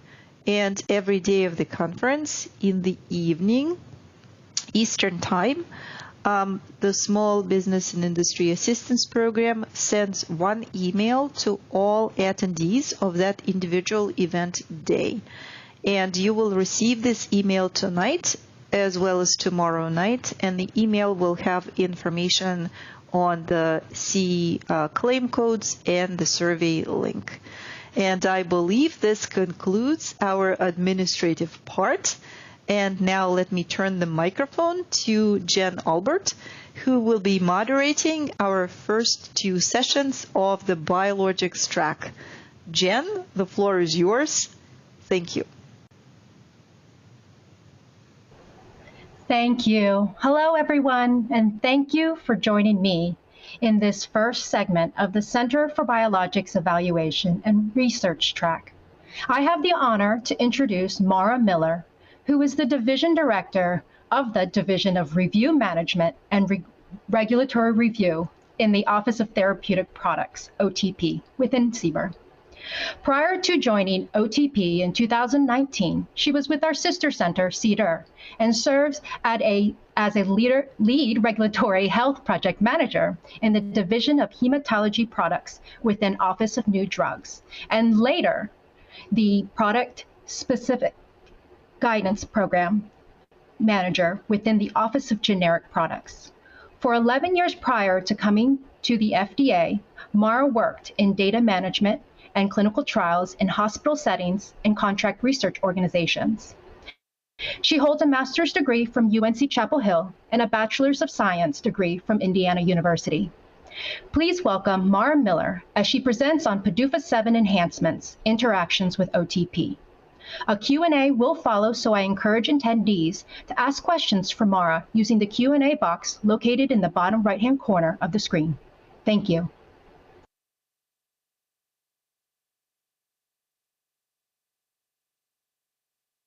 Thanks for that introduction, and thanks to all of you for joining today. My name is Mara Miller, and I'm one of the division directors in our newly formed Office of Review Management and Regulatory Review within the Office of Therapeutic Products, or OTP, in CBER. Today, I'm going to review 3 enhanced opportunities for interactions with OTP as part of PDUFA 7. Now, as I go through this presentation, keep in mind that the 3 interaction types I will be describing today exist in both CBER and CDER, but I'll be speaking from the perspective of the Office of Therapeutic Products within CBER and our approach to those interactions. At the end of today's presentation, you should be able to describe the 3 new PDUFA 7 opportunities for interactions with OTP, define interact and Type D meeting requests and requests for clarification, and describe the procedures for these interactions and the timelines associated with these meetings and requests. Before we begin discussing the PDUFA 7 enhancements, I just want to provide you with a brief overview of the Office of Therapeutic Products. This is a snapshot of the many complex and diverse products that OTP regulates. This includes gene therapies, stem cells and stem cell-derived products, products for xenotransplantation, functionally mature and differentiated cells, therapeutic vaccines, blood and plasma-derived products, combination products, devices, and tissue-based products. And you can see the examples of the different types of products here on this slide. Now, let's move on to discussing the PDUFA 7 enhancements and those opportunities for interaction with OTP. These interactions include the establishment of Interact meetings as formal PDUFA meetings, a new Type D formal PDUFA meeting, and a formalized process for requests for clarification. Now, as I discuss the meeting types, I will be mentioning the different formats available for each meeting, so I do want to take a moment to clarify face-to-face meetings. So as described in the link at the bottom of this slide, the PDUFA 7 commitment letter provided an update to the definition of face-to-face formal meetings. And it clarified that a face-to-face meeting includes both in-person meetings and virtual meetings on IT platforms that would allow for both an audio and a visual communication. So this would mean that a face-to-face meeting can either be in-person or virtual with cameras on, and can be the hybrid of both. So please just remember that OTP will determine the appropriate format for each meeting granted based on the request we received.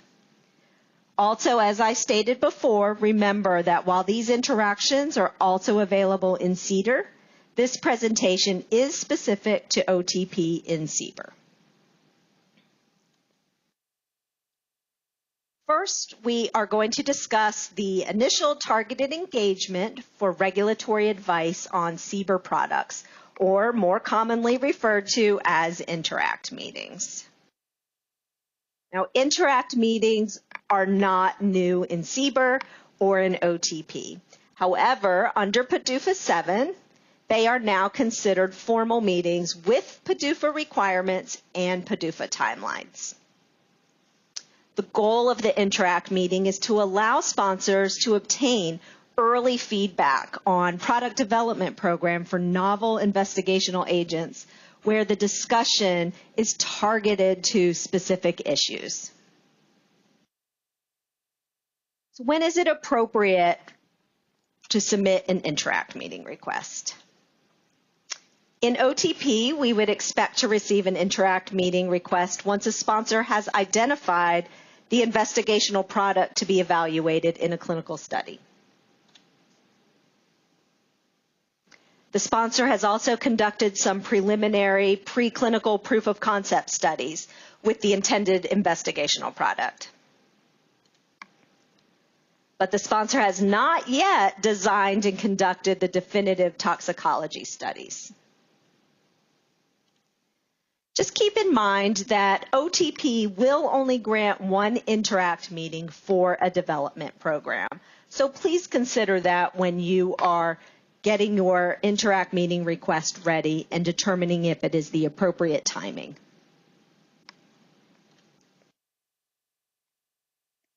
So as mentioned, the purpose of these interactions is to provide initial targeted discussions of specific issues, and this is for CMC, Pharm Tox, and clinical. So the CMC discussion will be focused on issues and testing strategies aimed at demonstrating product safety that is adequate to support your first-in-human clinical trials. The overall Pharm Tox advice provided is related to the design of proof of concept or other pilot studies necessary to support the administration of an investigational product in a first-in-human clinical trial. And the clinical discussion will focus on general recommendations regarding first-in-human clinical trials in a target clinical population, as well as providing advice on natural history studies based on our scientific knowledge about the disease and any existing regulatory experience that we have. So now that Interact meetings are formal PDUFA meetings, the meeting request must now be officially submitted to CBER through the Document Control Center, or DCC, and you can send that using the email address on this slide or electronically.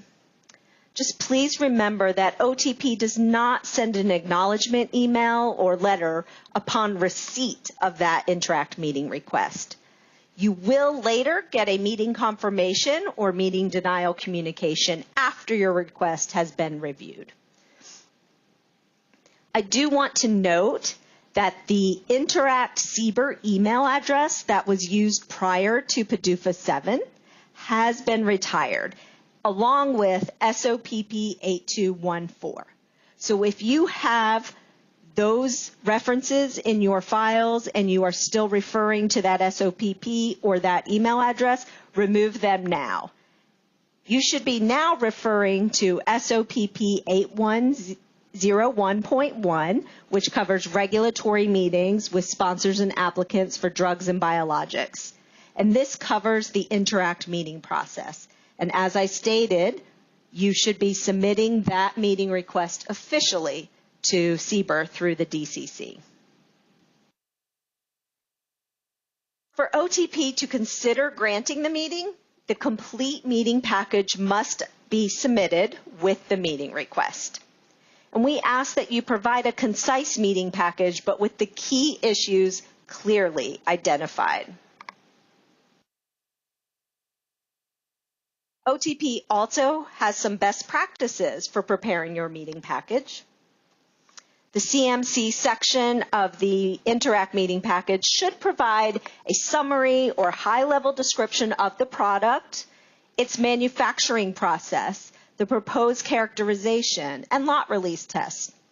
You should always provide your position and justification for all the questions that you pose, and include references to published information related to the product, along with copies of those publications.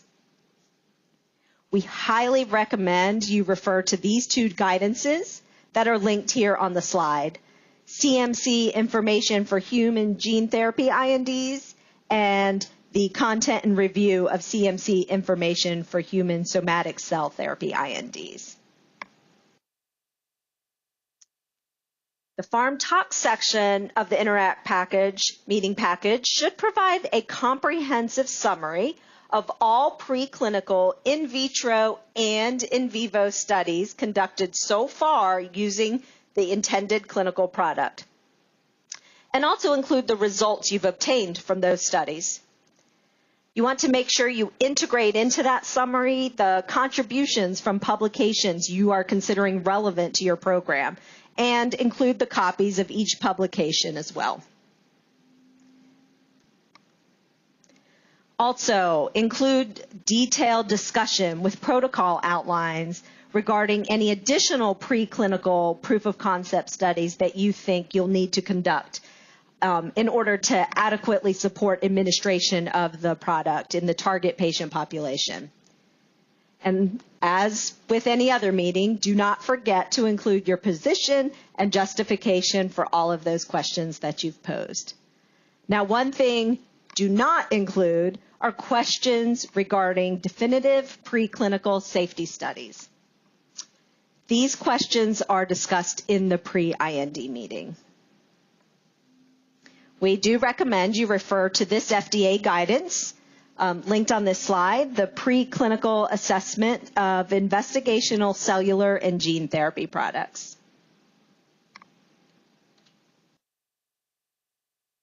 And in the context of the Interact meeting, clinical comments are generally high-level recommendations regarding the overall clinical development program, and they don't focus on the details of a specific clinical protocol. We want your Interact meeting package to describe the disease of interest, your target study population, any available natural history information and data on that condition, provide available treatment options for the disease, and a brief outline of your first-in-human study.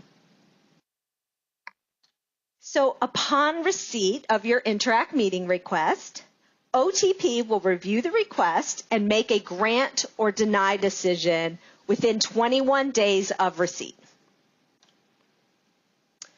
Just remember that that request must be complete, including the full meeting package. OTP generally grants Interact meetings as teleconferences, but the format decision will be made upon assessment of your meeting request and your package. And if your meeting is granted, you will be notified of the meeting format, the date, and the time in a letter that is sent via email. All right, so once granted, OTP will schedule the meeting or the teleconference within 75 calendar days of receipt of the request.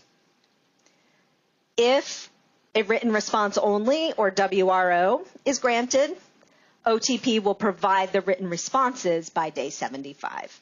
And those are the PDUFA timelines for an Interact meeting. If you do have a meeting or a teleconference, we will provide you the preliminary responses via email at least 5 days prior to your scheduled meeting date. And then you are expected to provide your response to our preliminary comments within 3 days of receipt. At that time, you should also tell us which questions you want to focus on and the order in which you would like to discuss them. As with other meetings, you also have the opportunity to cancel if the preliminary comments have sufficiently answered all of your questions and you don't feel there's any further discussion needed. Meeting minutes are a bit different for Interact meetings. So unlike other PDUFA meetings, formal meeting minutes are not issued for Interact meetings. Instead, if any advice that was provided has changed as a result of your meeting or teleconference, the review team will annotate the preliminary response document and resend this document to you within 30 days of the meeting. Now, if the advice has not changed, the preliminary response document remains as the final documentation of the meeting.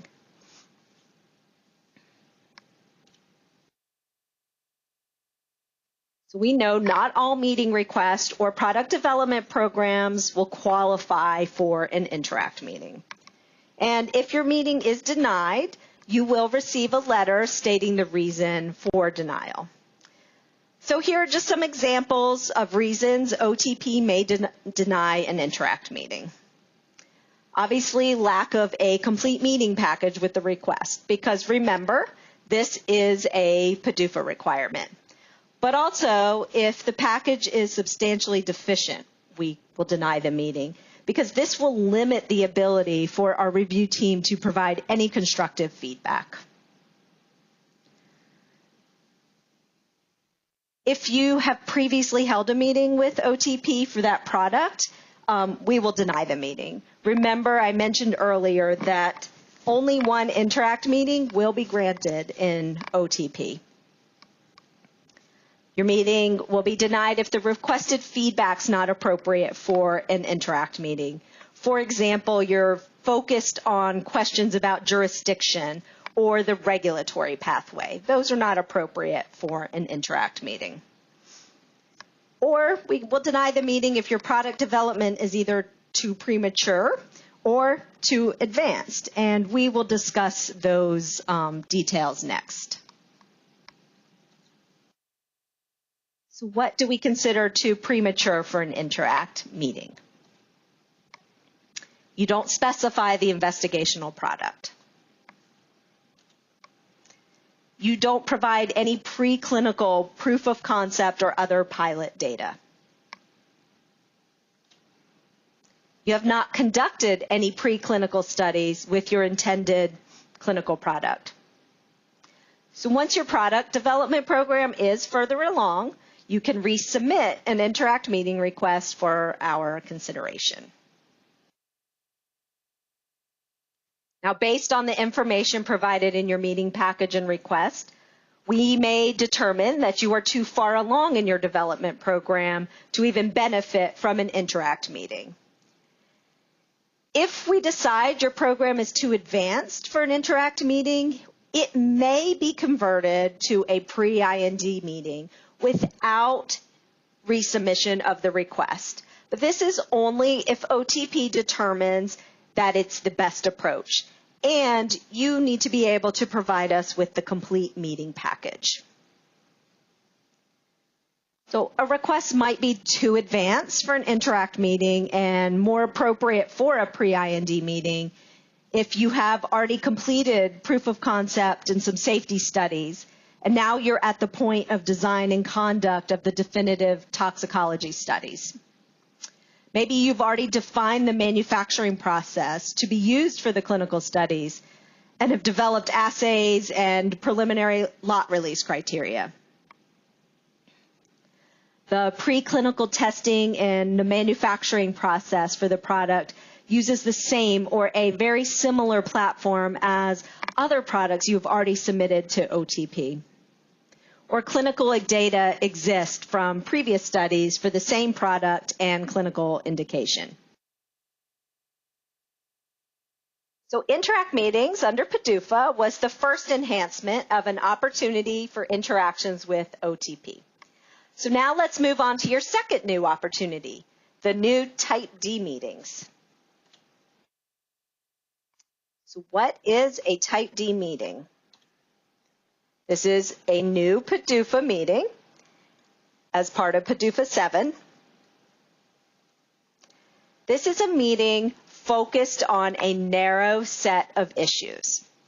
Often just one issue, but typically no more than 2 issues with up to 2 associated questions. So it's a very focused meeting. The issues and questions should not require input from more than 3 disciplines, and OTP will make that assessment at the time of the request. So the intent of these Type D meetings is to discuss important issues that a sponsor is considering at these key decision points in a development program. These decisions would move a development program into a direction that would represent a significant investment of resources, and it is critical at that point for you to get timely feedback to ensure that you are moving in the right direction.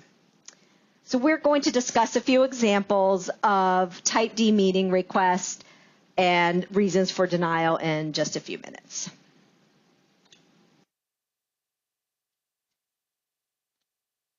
So Type D meetings can be requested at any point in a development program. However, we strongly encourage you to carefully consider your needs before requesting a Type D meeting, because again, these are to be narrowly focused and they should be at a point where you are considering using significant investment of resources moving forward. So for questions that arise early in the development program, just consider that Interact and pre-IND meetings should be able to address those critical IND enabling questions that you have. So those are probably more appropriate meeting types at the earliest phases of development, and you can hold off on submitting Type D meeting requests for later on.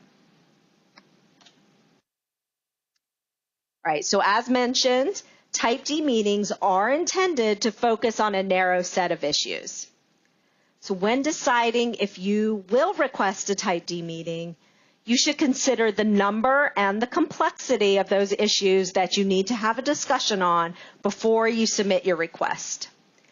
If there are several issues to discuss, or if there is a single complex issue that has multiple questions, it is probably more appropriate for you to request a Type B or Type C meeting rather than requesting multiple Type D meetings in a development stage.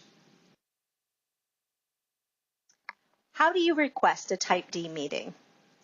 You must submit the request officially, and you must include a complete meeting package with the request. This is a PDUFA requirement, and if the package is not included, the meeting will be denied. OTP will review a complete meeting request and grant or deny the request within 14 days of receipt. We may grant the meeting as a written response only, a TCON, or a face-to-face meeting. And you will be notified of that meeting format, date, and time in a letter sent via email if the meeting is granted. If the Type D meeting is granted, we will schedule the meeting or teleconference within 50 calendar days. If a written response only is granted, we will provide the written responses by day 50. For a meeting or teleconference, preliminary responses will be sent to you at least 5 days prior to the scheduled meeting date, and you are expected to provide your response to our preliminary comments within 3 days of receipt. Formal meeting minutes are issued within 30 days of the meeting. If OTP determines that the issues in the meeting request are too complex, the meeting may be converted to a Type B or Type C meeting without resubmission of the request, if we determine that this is the best approach. Because Type B and Type C meetings do not require a meeting package with the meeting request, you can revise your meeting package, but you still must meet the PDUFA timelines for the granted meeting type. You also have the option to withdraw the meeting request if preferred. Now, not all Type D meetings submitted to OTP will be granted or converted. Some will be denied. And if your meeting is denied, you'll receive a letter stating the reason for denial. Some examples of reasons for OTP denying a Type D meeting include no meeting package included with the meeting request, which, as I've stated, is a requirement of PDUFA 7. Maybe the topic and the questions are too broad to be adequately addressed in a Type D meeting, but they're also not currently appropriate for a Type B or a Type C meeting. If you've already had a previous meeting for the same purpose, we would deny this meeting. Or if the feedback requested is not appropriate. For example, the information to be discussed should be reviewed as an amendment under the IND rather than having been submitted as a meeting. So let's talk about some appropriate Type D meeting requests. A follow-up question that raises a new issue after a formal meeting. But this is more than just a clarifying question about an FDA response from a prior meeting. A narrow issue on which the sponsor is seeking our input with only a few associated questions. Or a general question about an innovative development approach that does not require extensive, detailed advice. I do have some specific examples of Type D meeting requests that OTP may grant. Just keep in mind that these may not always be appropriate for Type D if the review team determines the issue is still too complex. So we may grant a meeting if the scope of the request is specific and narrow regarding a proposed potency assay method before starting a validation study. Or the meeting purpose is to gain advice on your strategy and stability data requirements for shelf life extension. Or you request OTP feedback on an updated plan to integrate study data for the safety portions of a proposed BLA. Or following a Type C meeting, you provide a response to OTP's advice on a planned interim analysis and request additional feedback. Just notice that these are narrowly focused topics and are not complex issues requiring extensive discussion and input from more than 3 disciplines. This chart provides a visual summary of the new meeting management procedural goals for both Interact and Type D meetings. As we discussed, OTP will grant or deny an Interact meeting within 21 days of receipt of a complete meeting request. We'll schedule the meeting or plan to provide the written responses within 75 days of that request. Formal meeting summaries are not issued for Interact meetings. However, if the advice that we have provided has changed as the result of the meeting, we will resend annotated preliminary responses to you within 30 days of the meeting. And for Type D meeting request, we will grant or deny the meeting within 14 days of receipt of the complete meeting request. We will schedule the meeting or plan to provide the WRO within 50 days of receipt of the request, and meeting minutes will be sent within 30 days after the scheduled meeting. We've discussed now 2 of those 3 new opportunities for interaction with OTP, and now we'll move on to the third, which are the requests for clarification. Also included in PDUFA 7 is the opportunity for sponsors to request clarification of meeting discussions and written responses. And this is through the formalized requests for clarification process, and they are submitted to the meeting. While you have probably already made these submissions in the past, this process has now been formalized with specific timelines for submission and response. So these requests should be asking for clarification of meeting discussion or written responses. These clarification requests apply to all PDUFA meeting types, and they also apply to all formats and final meeting documents. So it's important to remember that only questions that are clarifying in nature are permitted to be submitted through this process. So an appropriate request would be to confirm a statement in the meeting document issued by OTP rather than raising new issues or new proposals. OTP should not need to review new data, new protocols, new information to provide the clarification that you are seeking. So requests should be submitted as an amendment to the original meeting where you have the clarification request. They must be received within 20 days of issuance of the final meeting document. And OTP will then review that request, determine if it meets the requirements for a request for clarification, and we may exercise our discretion about whether that request is truly clarifying in nature and is in scope. If it is in scope, OTP will respond to the request via email within 20 days. So if OTP determines the request is not clarifying in nature, the request for clarification will be treated as a general correspondence, and it will not be reviewed within an associated timeline. If it is outside of that 20-day window, OTP will still respond as resources allow. However, there will be no timeline for our response. Requests that we determine are beyond clarification are considered out of scope.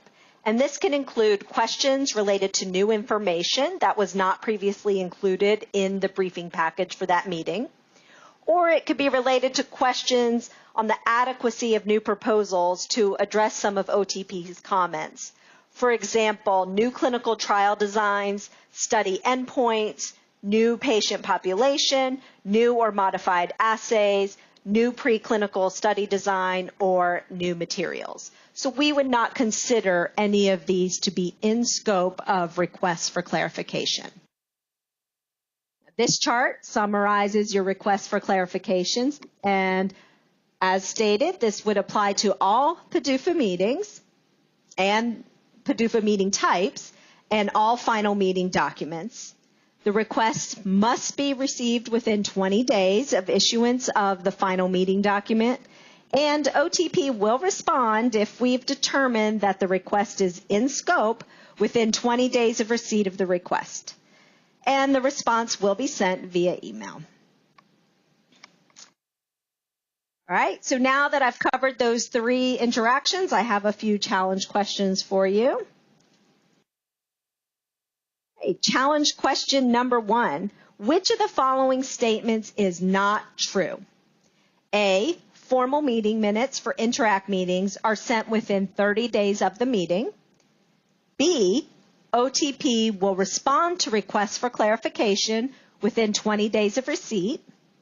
C, Interact meetings are scheduled by day 75.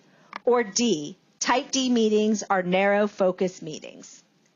I'll give you a few seconds to think about your answer.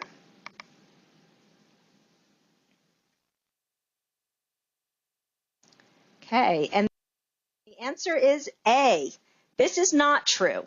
Remember, there are not formal meeting minutes issued for Interact meetings. Instead, OTP will annotate the preliminary response document if the advice has changed, and we will send that to you within 30 days of the meeting.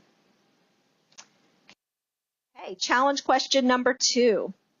Requests for clarification should be received within how many days from issuance of the final meeting document?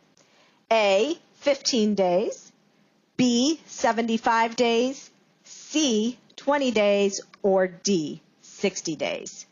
I'll give you a few seconds to think about that.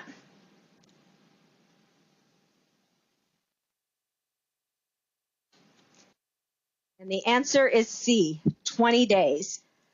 Please be sure to submit any requests for clarification within 20 days of issuance of the relevant meeting document, and then we will provide a response if it is in scope within 20 days.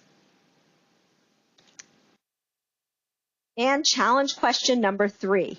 Which of the following statements is true? A, Interact meetings are granted within 14 days. B, meeting packages must be submitted with an Interact or Type D meeting request. C, requests for clarification are related to new INDs. Or D, Type D meetings are scheduled within 75 days.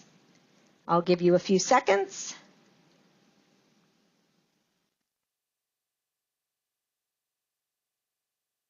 And the answer is B. Meeting packages must be submitted with an Interact or Type D meeting request.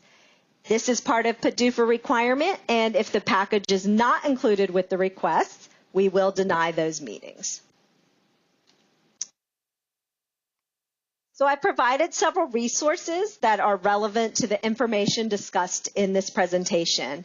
I highly recommend you visit the Interactions with the Office of Therapeutic Products webpage. This is an excellent resource for information when working with OTP. You can also reference CBER's SOPP 8101.1 for procedures on managing PDUFA meetings, and CBER's Job Aid 820.13 for our procedures for requests for clarification.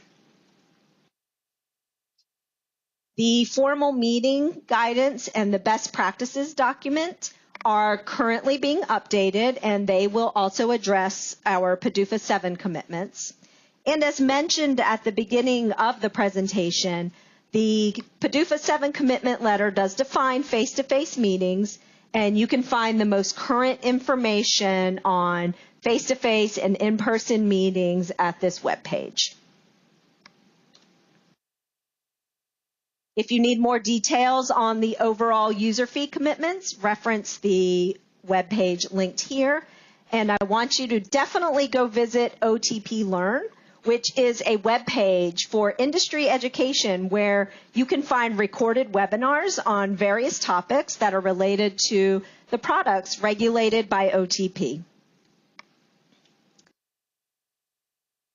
So to summarize, we do have 3 new ways to interact with OTP as part of PDUFA 7. Interact meetings are now formal PDUFA meetings. We have a new Type D meeting, which is for narrow, focused issues. And following any PDUFA meeting, you can submit a request for clarification, and if received within 20 days of receipt, you can expect a response from us within 20 days. So please just carefully review this presentation, review the Interactions with OTP webpage, as well as those other resources that have been made available to you before you submit one of the new requests. This will ensure efficient and effective collaboration with OTP, and we do look forward to working with you in the future. Please reach out to OTP using the contact information on this slide if you have any questions in the future. And thank you so much for being with us today.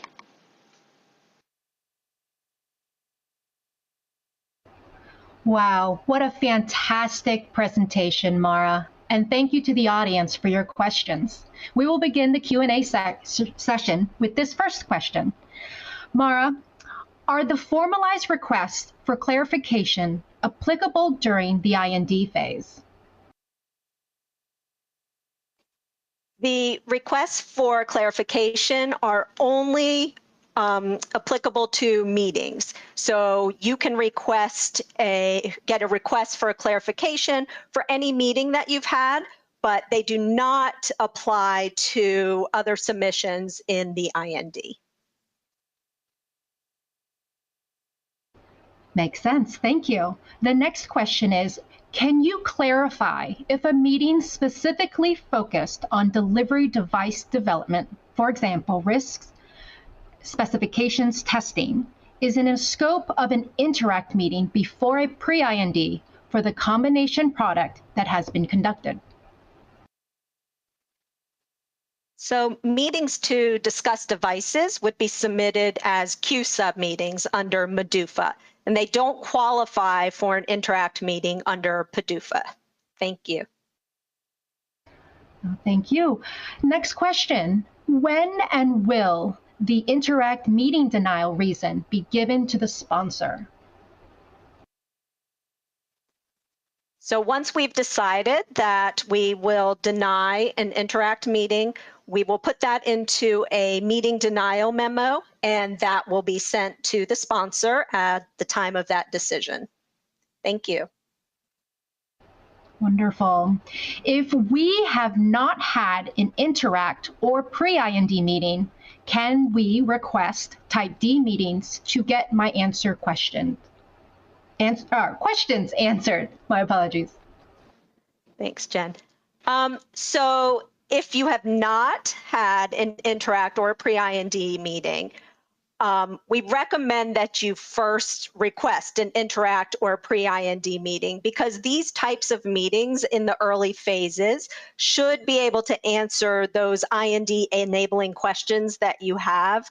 And we would not expect to necessarily get those Type D meetings first. So please just consider what questions you have and if they are definitely more appropriate for Interact or pre-IND.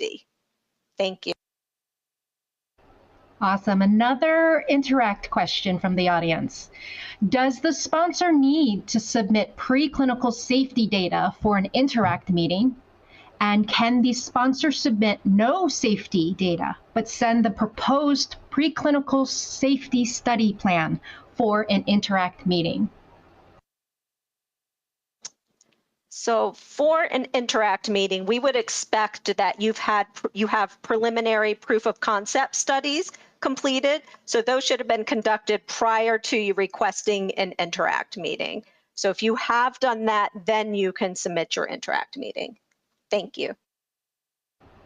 Well, thank you so much. Now, the next question. If the sponsor wants to request a meeting for phase 2 or 3 protocol after FDA recommendations from a Type C meeting, will a sponsor qualify for a Type D meeting? So we do have a Type B end of phase meeting. That is where we would most appropriately discuss the phase 2 or phase 3 if you're at end of phase 1 or if you're at end of phase 2. So I would recommend that at that point you would be submitting an end of phase Type B meeting request. Thank you. Awesome, thank you so much. Okay, another question is, if I see that for Type D meetings, it is expected that the issues should not require input from more than 3 disciplines. If we need guidance on a topic and we are not sure if more than 3 disciplines would be required to answer the questions, what meeting type should we request? So for this, I would recommend being more conservative and assume that your questions would need more than 3 disciplines to respond. So if you're not sure, just assume that. And so if in this case, I would probably request a Type C meeting, or if you do have your RMAT or breakthrough therapy designation, then you could request that as a Type B meeting. But just consider really what your question is and probably err on the side of conservative so that we don't have to deny the meeting or it doesn't slow down the review of the request. Well, thank you. And that leads us to the next question. Is a Type D meeting request and subsequent meeting handled and considered differently if the sponsor has a fast track designation? So fast track designation has no bearing on our Type D meeting requests. So we would not handle it any differently than we would for an application that does not have fast track. Thank you. For the audience, that sounds like a bummer, right? Next question. Can sponsors submit Type D meeting package without a meeting request? So for a Type D meeting, the meeting package must come in with the meeting request. So follow the meeting guidance just as you would and put together your request and then include your full meeting package with that request. If we do not receive the meeting package with our meeting request, then we would deny the meeting. Thank you. No, thank you. Next question is, if we have an interact meeting, will we receive formal meeting minutes after the meeting? Okay, so for interact meetings, it is a little bit different in terms of our meeting minutes as we discussed in the presentation. So we do not send formal meeting minutes. If we do have a meeting with you and we determine that the advice that we provided initially in our preliminary comments has changed following that discussion during a meeting, we would take those preliminary responses and we would annotate, meaning we would add the new information into that document and resend that document to you. Now, so those are not formal meeting minutes. They're considered annotated preliminary responses, but we will still send those to you within 30 days of the meeting. However, if our advice did not change, then you would not receive any type of summary or minutes from that interact meeting. Thank you. No, thank you again. Now, lots of type D meeting questions have come in. So let's ask this one. Operationally, what is the procedure to submit the type D meeting request and package? So there's no difference in how you request a type D meeting compared to a pre-IND or a type B pre-BLA. It is the same procedure. So you would submit that through our document control center, and for you could submit that electronically, and we would process that the same. I can't think of any other difference besides that it's now a new meeting request. Thank you. Thank you, I agree. Now the next one is, can a type D meeting be requested if you have not submitted an IND? So this is similar to a previous question where type D meetings can be relevant to any development stage. However, we really want you to consider the questions that you have and consider that an interact meeting, which we offer one of, and a pre-IND meeting, which we'll offer one of, usually can answer those critical IND enabling questions that you may have. So just keep that in mind when you are considering what type of meeting to request during that early development phase. Thanks. All right, now moving on to clarification. So this audience member says or asks, can I submit a request for clarification after the 20 days or receiving the final meeting document? Okay, so once you receive your final meeting document, which could be your written response only or your meeting minutes, we do need to receive that formal request for clarification within the 20 days of issuance of that document. If we get it outside of that 20 days, we will still review and we'll provide a response, but this will be as resources allow and not necessarily within the 20 days of receipt of the request. So we will follow the same process. If it is received within the 20 days, then we will respond within 20 days. If it is not received within the 20 days, we most likely will not be able to respond within the 20 days. Thank you. Speaking of days, the next question is, are the deadlines expressed in business days or calendar days? Good question. All of our days are going to be in calendar days. Thanks. All right, thank you so much. Now we have two last-minute questions. If an interact meeting request is converted to a pre-IND, can the sponsor withdraw it and submit a formal pre-IND meeting request? Yes, so if we determine that you are at a stage where a pre-IND meeting is better, we are probably not going to just automatically convert that. Our best practice is going to be to communicate with the sponsor to make sure that you are truly ready for that pre-IND meeting and give you that opportunity to either say yes or no, I'm not ready, because we will only grant the one pre-IND meeting, and we definitely want you to be ready for that and make sure that you have multidisciplinary questions ready.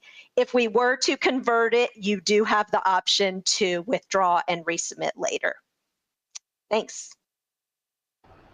Thank you so much, Mara, for your time and presentation as we conclude your session and move on to the next session with Adrienne Hornatko-Munoz. I have the pleasure of introducing Adrienne, as she is a Senior Project Manager in the Office of the Regulatory Affairs in the Center for Biologics Evaluation and Research. Adrienne wears many hats as she serves as the Senior Advisor for Pediatric Regulatory Review for all of CBER and is the Project Manager for CBER's Pediatrics Working Group. She is a voting member of the FDA Pediatric Review Committee, also known as PREA, and acts as a liaison between CBER and the Office of Pediatric Therapeutics for the coordination of all CBER products under consideration with the FDA Pediatric Advisory Committee. Adrienne began her FDA career in CBER in 2002 and has experience with working in Consumer Affairs Branch, OCOD, responding to public inquiries. Served as a branch chief for Manufacturers Assistance and Technical Training Branch in OCOD, and as well as serving as Special Assistant to CBER's former Deputy Director for Operations. In addition, she also has prior experience managing university-based animal research facilities in the Baltimore, Washington area, as well as a private primate toxicology facility. Adrienne received her degree in animal science from the University of Maryland at College Park. She holds a U.S. Regulatory Affairs certification, as well as a master's certificate in project management. Please welcome Adrienne as she presents the overview of PREA, PSPs, plus an introduction to the Rare Pediatric Disease Priority Review Voucher Program. Again, a Q&A session will follow, so I encourage attendees to ask any questions for Adrienne using the Q&A box located in the bottom right corner of your screen. Thank you.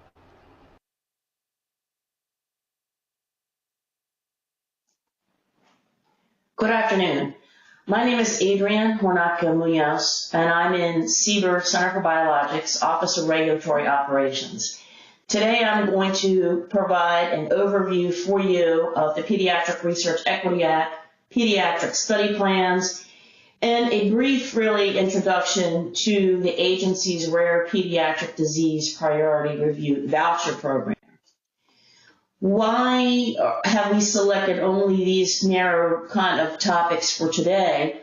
There are a lot of pediatric-related provisions that the agency has, such as BPCA, the Orphan Drug Act. We just don't have time to cover them all today.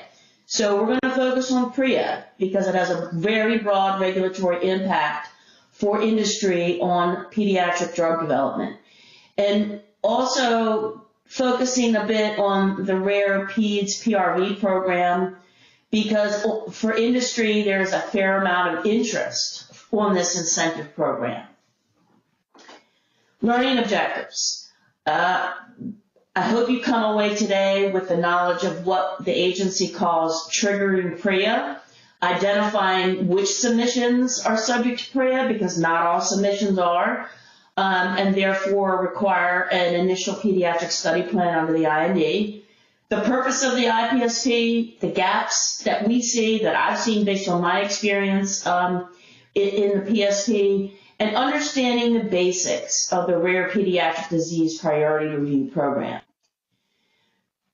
Regulatory background. This is kind of like your reference sheet. I'm not going to go through all of the legislation in detail, but these are the big tickets, in my opinion, of how we got to where we are today with strides in pediatric drug development. So 2002, the BPCA was passed, voluntary studies that industry could volunteer to conduct, and they would get incentives for doing so. In 2003, PREA was passed, and that is basically required studies, and we're going to go over that. So key legislation, FDA, FDAsia, FDARA, that added on and or permanently reauthorized PREA and BPCA. And we'll talk a little bit about deferral extensions, a lot about PSPs that we got with FDAsia of 2012. Pediatric Research Equity Act. I try to make this very basic in layman's terms for folks, particularly when we get new folks in the agency that kind of don't understand. I just say the purpose of PREA is to avoid, if possible, a label that reads the safety and effectiveness in the pediatric population has not been established, right? We all want information for use for products in peds. We want that for our kids, our grandkids. We want that for public health. That's the point of PREA. There is a requirement to provide an assessment of a drug or biologic if that application is for one of the following. A new indication, pretty clear, but there can be confusion over this. A new dosing regimen, a new active ingredient, a new dosage form, a new route of administration. And I've provided some examples of what these are. Very common for CBER regulated products, indications, active ingredients, new routes of administration. We do have some dosing regimen changes and some dosage form changes in CBER regulated products. They are not as common PREA triggers as for traditional drugs, as opposed to biologics. What's not subject to PREA? So before we even consider what the PREA triggers are, we have these classes of products, if you will, that are exempt. They're not even subject to PREA. And products right now that have orphan designation, with the exception of oncology products, because we changed that with FDARA, and I'll talk about that later. Medical devices regulated under the 21 CFR 800s. So why is that important for this audience? Well, CBER regulates medical devices too, right? We have devices under our purview. Not all devices are at CDRH. So that's important, particularly for folks who are developing products, to keep in mind. If it's a combination product, it may be subject to PREA if the primary mode of action is the biologic or the drug, and the device is just the scaffold. You may have a PREA trigger there. If you're not sure, discuss it with your review team, obviously. Reach out to the agency. And historically, the agency had this discussion back in 2002 and 2003 when the legislation was new. What about blood components intended for transfusion solely regulated under 606? Generally not subject to PREA. What are these products? FFP, cryoprecipitate, red blood cells, platelets, etc. And of course, there can always be a case, but we won't get into that today for purposes of today's talk.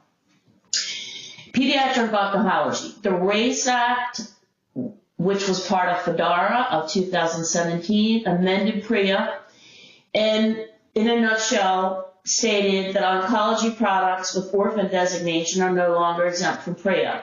So there was a lag time between announcing the law and then the application actually coming in, that sponsors had kind of 3 years because we needed time, right, to get sponsors to plan and submit their pediatric study plans. So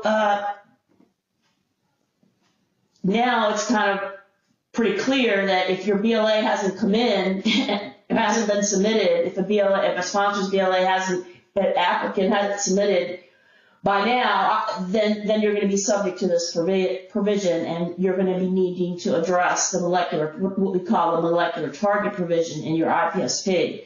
I've included a link here to the agency's pediatric oncology website information led by Office of Oncology Center for Excellence. Molecular targets. FDA will publish the molecular target list, the relevant list, and the non-relevant list. The importance here is that sponsors need to look at those lists and address them as to whether or not, if you're developing a product for cancer, describe that, whether that drug could be significant toward treating a pediatric cancer based on the information in the list and the guidance that I've listed here. And just because something is not on the list, it may be that we just don't have enough information at the time. And we could spend probably the whole hour on that alone, but we won't. What about cord blood regulated by CBER? I mentioned this because the audience may be working with these types of files.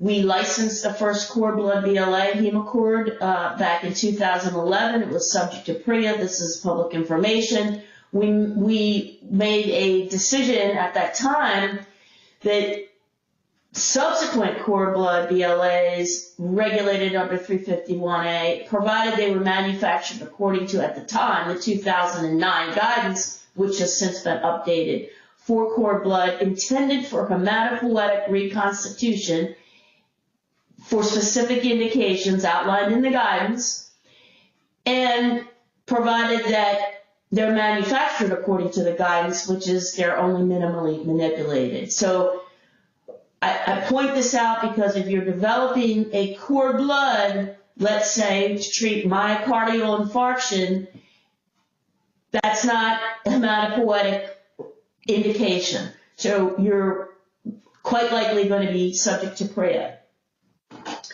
What other types of products? CBER's Office of Therapeutic Products regulates a wide array of products, and we get questions all the time. Or my product, is this subject to PREA? Well, human tissue is solely regulated under PHS Act 361 for prevention of communicable disease. What are these products? Cadaveric tissue, corneas, bone, those type of things, reproductive tissue. No, these are not drugs or biologics under the regs, so they're not subject to PREA. The note there about the difference between autologous versus allogeneic pancreatic islet cells, you have to look closely at how they're manufactured, intended use, etc. Devices, I think I mentioned this earlier, but I want to mention again, solely regulated under the 800s. No, because devices themselves are not subject to PREA. Factors to keep in mind. A product can have orphan designation based on a disease that was covered in an original application, but not necessarily for supplements, right? Orphan designation does not inherit for every indication that you may be perceived. For example, and these are not all inclusive, but these are just products that CBER regulates that are approved for multiple indications, not all of which have orphan designation. Why is this important? Because if you don't have orphan designation for what you're pursuing, then you're not exempt from PREA for that indication, and you need to be looking at that as part of your product development plan so that you can get your PSP in place. The pediatric age range. Lots of discussion around this in terms of 16, 17, 18, that kind of adolescent age group, if you will. Pediatric age range for drugs and biologics is defined in the CFR. I've noted it here. Take this to mean that we consider the pediatric age range to extend up to just under the 17th birthday, right? So I've included a very small note here about medical devices. Why do I mention this? Because I've already said medical devices are not subject to PREA, which they're not. But because CBER regulates medical devices and our sponsors and applicants may be developing a drug versus a device, it's helpful to know that for medical devices under the regs, patients are defined as persons up to age 21 up to but not including the 22nd birthday. Something, to keep in mind as you work across these product classes. How do we fulfill PREA? How can sponsors fulfill PREA? How do we, the FDA, evaluate whether PREA has been fulfilled? Well, you can either complete the studies, you submit the data. There's several ways to do that, and one of which is extrapolation, but I'm not going to talk about extrapolation today in any length. You can have a full waiver, meaning you're subject to PREA, but you're kind of off the hook. You don't have to conduct any pediatric studies. Partial waiver, maybe you only have to conduct pediatric studies in children 2 and older, but not 0 to 2. Very common for the class of immune globulin products that we regulate in CBER. Deferrals. While you're going to plan for seeking an indication in adults and complete your pediatric studies later. Very common, partial waiver and partial deferral, very common. Certainly a lot less for deferrals now because we're negotiating earlier pediatric studies under the PSP. Pediatric assessments. What is an assessment? Applicants basically are required to submit an assessment that contains data to support safety and effectiveness in the pediatric population. That's the point. We want pediatric information that's informative for patients, their parents, healthcare providers, the medical community. Does this product work in kids? Quite simply, that's the assessment. We want you to try, study it, not only to safety and effectiveness for any indication that you're claiming, and support the dosing and administration for those pediatric age groups. And the dosing and administration might not be the same in an adolescent versus a neonate. Waivers. Examples of the statutory reasons why you may get a waiver from PREA. Studies are impossible. You can't do them. Too few kids exist. Or maybe the product that's being developed is a fibrin sealant, for example, and that fibrin sealant patch is too big for kids, or what have you. Or maybe the product is unsafe or ineffective in the pediatric population. And we do have some examples of that. So that's informative. You can still get a waiver. Very common for childhood immunizations regulated by CBER. Product does not represent a meaningful therapeutic benefit over existing therapies and is not likely to be used. Maybe because we have other vaccines that are already on the market, not likely to be used, or maybe that it's not likely to be used in a certain age group because of maternal antibody, for example. Applicants can demonstrate that they attempted to make a reasonable pediatric formulation and can't do it in a particular age group. Please include scientific rationale to support a waiver request. And any waiver request that is based on the safety and effectiveness issue is going to need to have that information in the label, and namely 8.4, but possibly in other places on the product label.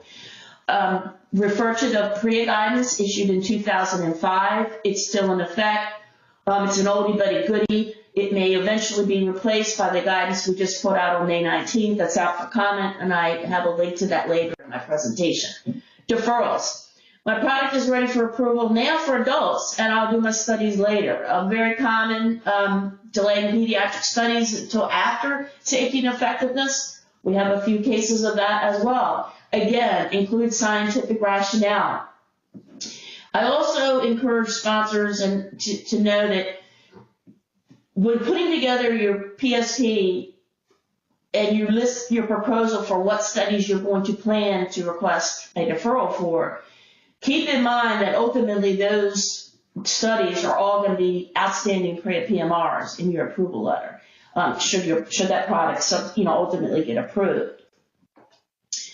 Pediatric study plans. So we've been talking about PREA, and we've been talking about what all the PREA triggers are. And before FDASIA of 2012, we marched along, and applicants only had to address PREA in the review cycle once, and we took that product to PERC in the review cycle. Well, with FDASIA, all bets were off for that. identified that that was not really the best way to operate, and we needed to talk with sponsors early about submitting an application or a supplement subject to PREA early in product development, begin planning for pediatric studies. Not really a problem that CBER historically had for childhood for vaccines, because vaccines are generally age-specific, intended for whatever age group in the relevant pediatric population. But this was a problem for non-vaccine products. In some cases, this PSP requirement basically is you got to tell us early, way before your application comes in, if you know that marketing application or supplement, and I've highlighted supplement because this is where I think some sponsors actually kind of forget or maybe don't understand early on. Just because you're pursuing a subsequent indication with an efficacy supplement doesn't mean you don't need an IPSP under the IND for that efficacy supplement. And the plan should cover all pediatric age groups. It seems pretty clear, but maybe in some cases we've identified that I've seen where certain age groups were overlooked or the plan was silent on that for whatever reason. When to submit the PSP? 60 days after your end of phase 2 meeting, or another time that we agree. Well, you may say, well, what if I don't have an end of phase 2 meeting? Well, I'm hoping that most sponsors know by now, since Fidesia's like 11 years old, the PSP requirement as early as possible before you initiate any pivotal study or combined phase 2 or 3 study. Have early discussions with CBER. It's critical, especially because so many products that we regulate are under expedited review pathways. Contents of the PSP. How am I going to fulfill PREA? That's basically what this is. Go back to slide 12, and it says options for fulfilling PREA, right? A waiver, a deferral, an assessment. That's what this means. The plan is telling us, the centers, under the IND, what you're going to do in your application once you get it, right? You're planning to request a waiver. You're planning to ask for a partial or full waiver. Or maybe you're planning to give us a complete assessment and use extrapolation. Include an overview of the disease, obviously, timelines for studies, and any agreements you may have with other regulatory authorities. I emphasize the word outline. We do not want 150-page PSPs, period. I've seen 13 pages of references. That's too much, too much. We do not need the full protocol or the statistical analysis plan actually as part of the PSP. We want an outline. Those details can be negotiated under the IND. A few considerations for those in the audience who are sponsors and applicants. Considerations when preparing. This is not all-inclusive. These are just some, what I view, in my opinion, as a little bigger ticket items based on the PSPs that I've reviewed. What is your proposed indication that you plan to seek with your initial submission? So if you're planning to come in with an original BLA, and, we have very few NDAs in the center, if you're coming in with an original BLA and you know you're going to be planning for a waiver or a deferral, then that proposed indication should be limited to adults. So we're not going to be silent on age in that indication, right? If you don't have the studies, the data to support use in a particular pediatric age group, then the age group that you're being approved for is only going to be adults. Did you address all the pediatric age groups and cite the appropriate statutory reasons for why you're planning to request? And again, I emphasize this. You're planning to request a deferral. You're planning to provide an assessment, or you're planning to ask for a deferral. But these are not granted until such time an application or a supplement is approved. Semantics, but it comes up. It certainly comes up, and I know that those of you who have submitted PSPs and gotten feedback, you have seen this from both centers. Additional considerations, I mentioned this earlier, I can't stress it enough. Go back to the PSP guidance, which is referenced on the later slide, for suggested page limits. Or if you're planning for a deferral, have you thought about the date that you plan on submitting your BLA, and then those planned timelines for deferred studies? Are they reasonable and achievable? Why is that important? Because if you can't meet those timelines, then you're going to have to come back and submit a deferral extension request, which I'm going to go over. Have you included sufficient information on the formulation? And have you told the agency how many children you're studying in every age group? So it's not enough to say, I'm going to study 200 children under the age of 17. Well, how many, are they all going to be between 12 and 17? Or have you told us how many kids you're going to study between 0 and 2 or 0 and 6? And what's your rationale for, and it may change based on the product and product development. I've seen some combination products, biologic components where it may be orthopedic, and so maybe the cutoff is 10. So it's product dependent, obviously, where you might make those breakdowns. Some administrative information, we ask that you use the cover sheet for IND submissions, which is Form 1571, and mark box other as to what you're submitting. Tell us whether it's an IPSP, an agreed PSP, an amended PSP, what is it? We have 90 days to review initial PSPs and get back to sponsors.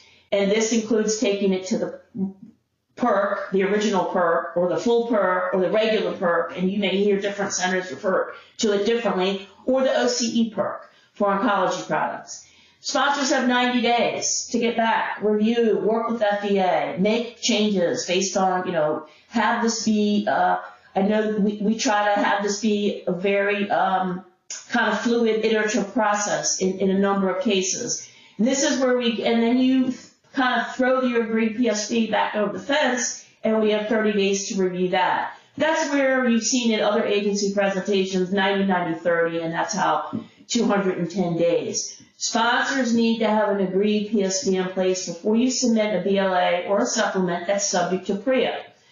So if it's a CMC submission and or maybe it's a seasonal strain change for seasonal influenzas, these aren't PREA triggers. And if you're not sure, ask your respective review division.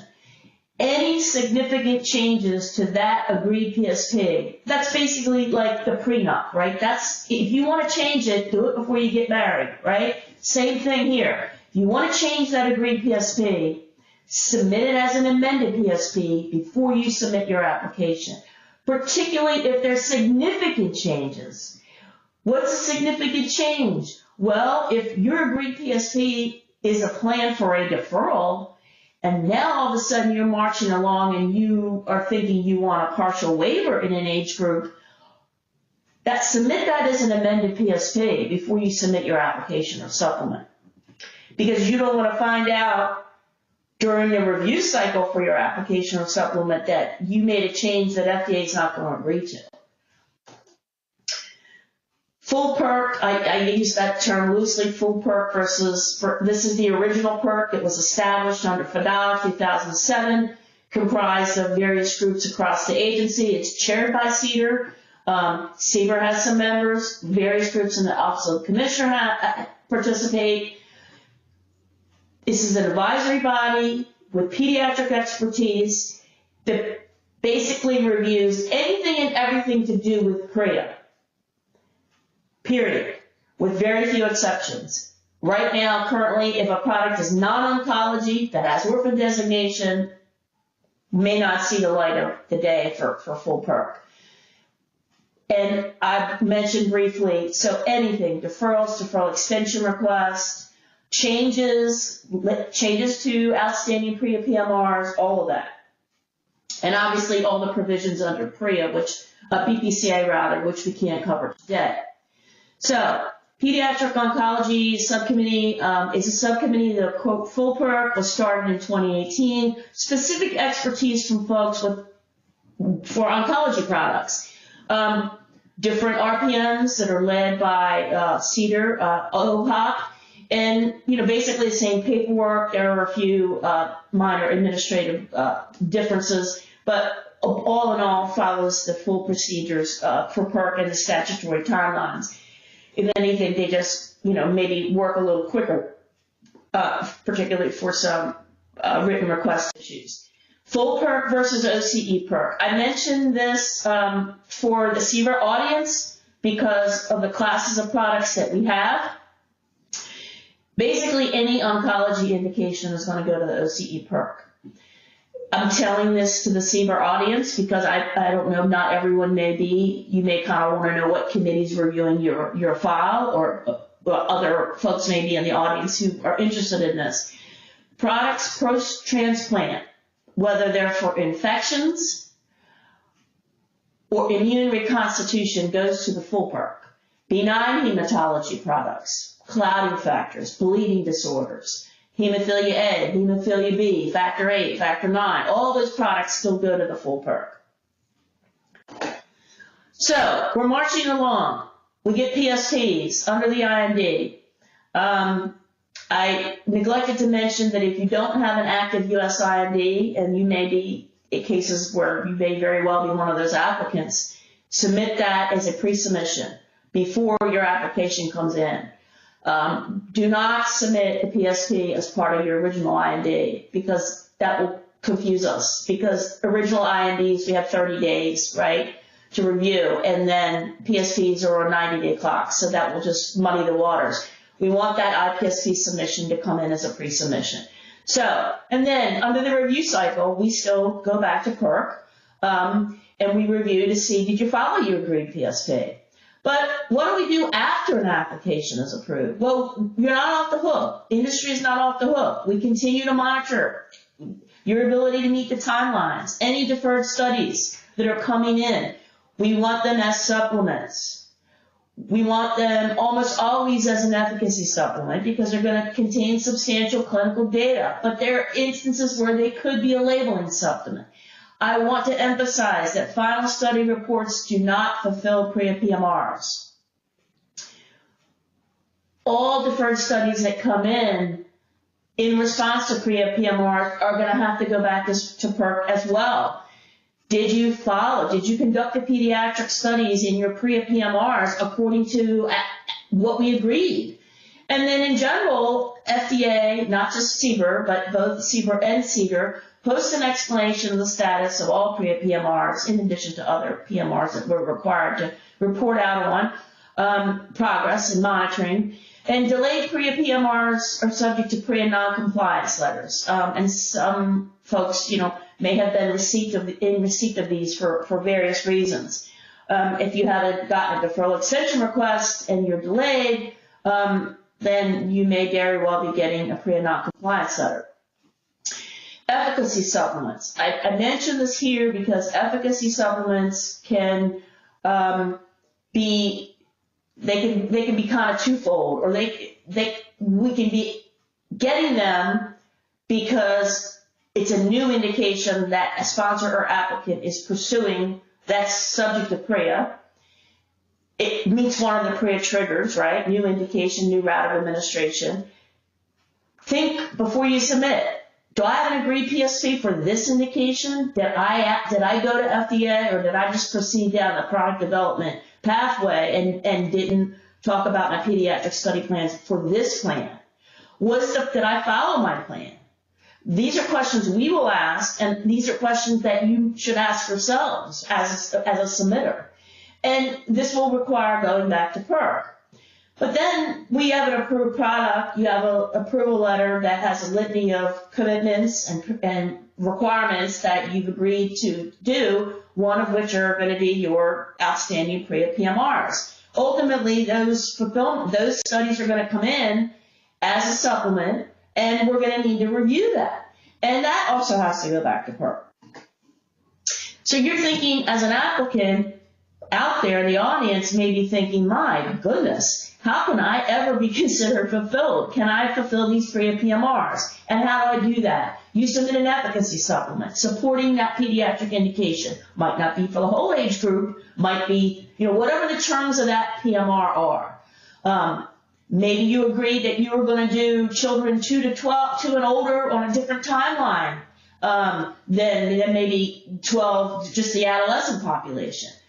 So, or you could submit a supplement, usually an efficacy, but there are cases where it could be a labeling supplement, where there's negative information added to that product label, where no pediatric indication is awarded, but informative information was still added to 8.4 of the product label, and we, the agency, will consider you still fulfilled PREA. Just because you don't get the pediatric indication doesn't mean you didn't do the studies. And this is something that I'm not sure, based on my experience, that all applicants are aware of this. I have 2 examples here. One is a product regulated by, both are CBER regulated products. One is a seasonal influenza, and the other is clotting factor, and regulated by CBER's Office of Therapeutic Products, and cases where those companies successfully fulfilled PREA but didn't get the pediatric indication for the whole age group. 7-fact is approved for 12 and older, but not younger. So again, we don't fulfill final study reports for PREA PMRs. We don't fulfill PREA PMRs, on final study reports. And why is that? Because we don't update labels based on final study reports. And so I just kind of remind you of that. And in a number of cases, you will submit a final study report prior to submission of your labeling and efficacy supplement, depending on the office. I know that certain offices like to review final study reports, certainly in advance. Deferral extension requests. Bottom line is we got this provision also along with FDASIA 2012, the PSP provisions. This is the provision where applicants can request a new timeline for completing an outstanding PREA PMR. So it should include a rationale. If they're on 45-day clocks, we either grant them or we don't. But we will issue a letter. You need to include supportive rationale. We will have to take this to PERC. Administratively, I just throw it out there. The way we track this is usually the 3rd milestone, which is the final study report submission in the approval letter, because we actually can change that milestone officially, kind of you're delayed, and we can give you a new date. But administratively, this is how we track it. I can't emphasize enough to be mindful of your progress of your pediatric studies to fulfill your PREA PMRs and whether or not you're going to meet the timelines. And you will need to ask the agency for deferral extension requests. If you take home messages, sponsors are required to have an agreed PSP in place before submitting a BLA or an NDA or a supplement that's subject to PREA. The point is the result of pediatric studies have to be in the label. Positive, negative, inconclusive, or otherwise. Review teams will be looking. I know for a definite fact in CBER we are looking to ensure consistency, and we're getting better at this, between the label, 8.4, the indication, and the PREA section of the approval letter. PREA PMRs cannot be changed without FDA approval. You need to ask us. To revise the milestones, deferral extensions must be submitted. Challenge question, and I'll read this and for folks. A new IND product, which of the following is not a PREA trigger? A new IND product intended for the treatment of high-grade BCG, unresponsive, non-muscle invasive bladder cancer.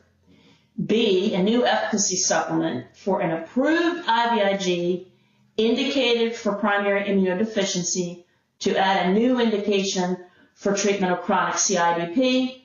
or concomitant administration of 2 licensed childhood immunizations.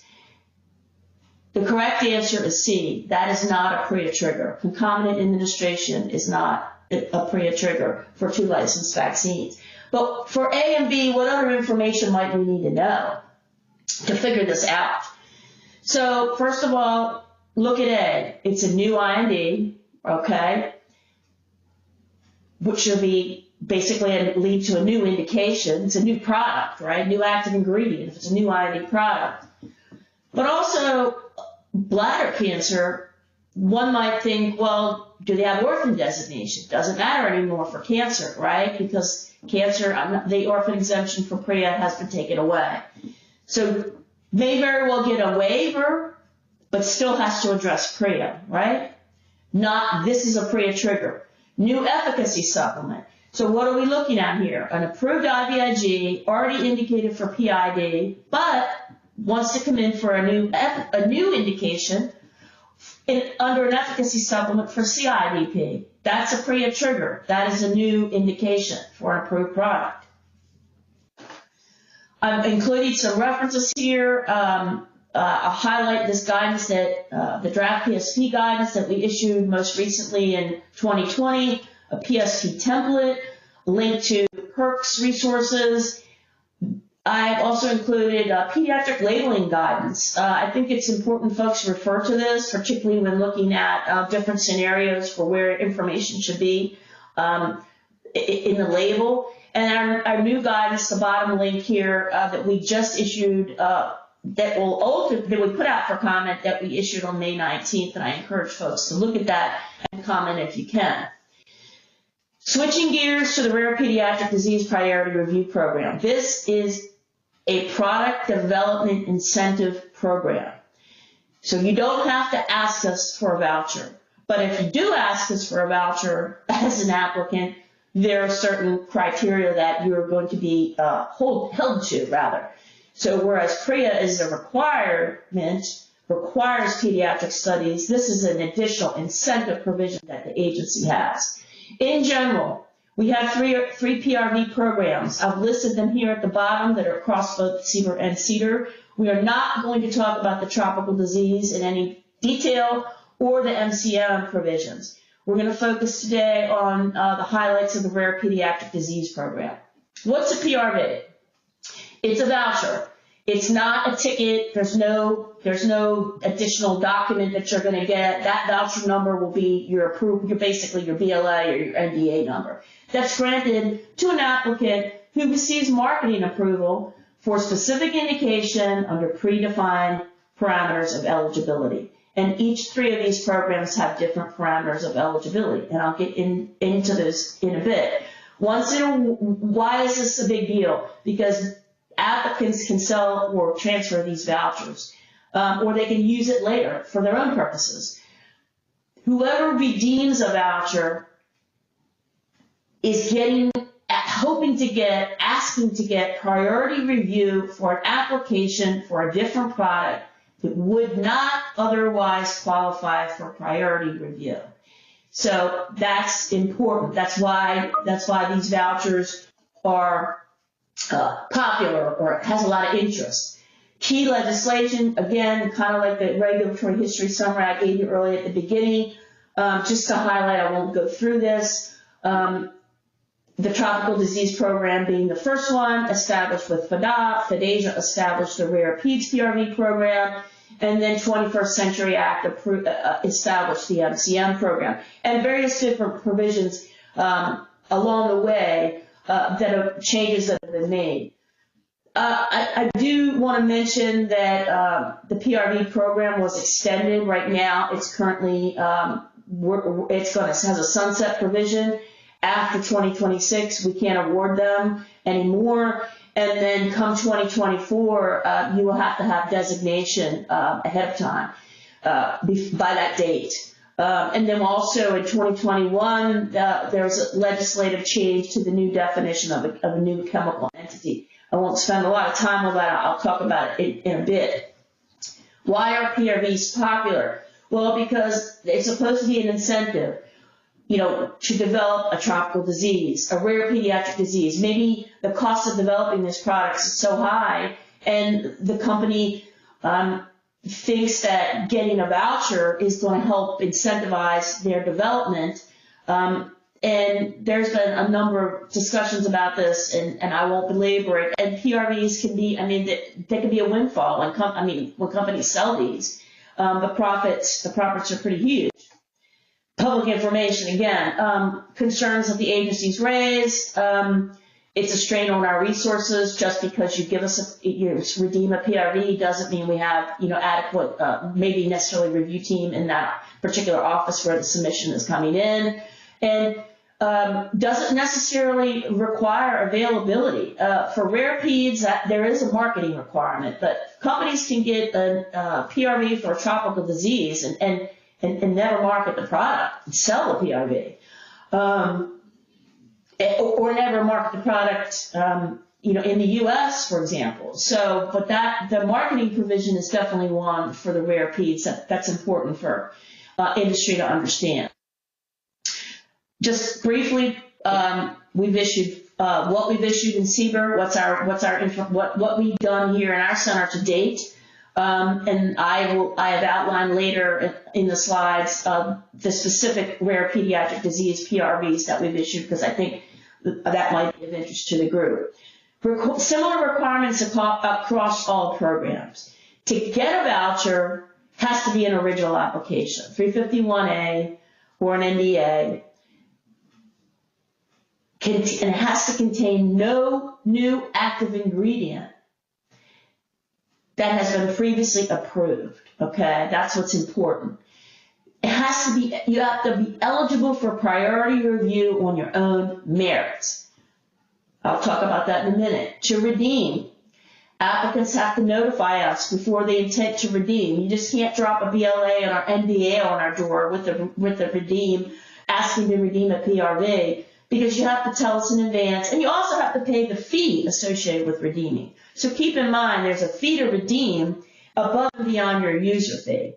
To obtain the PRV, just briefly, I'm going to focus on the Rare Peds program again, but it has to meet the definition of a rare pediatric disease as defined in the Food and Drug Cosmetic Act, whereas the tropical disease and MCM, there's a list. The agency owns the list, essentially, or manages the list for the tropical disease program, but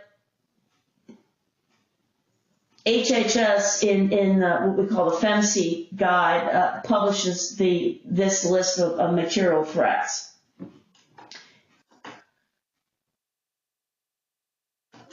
So what is a rare pediatric disease?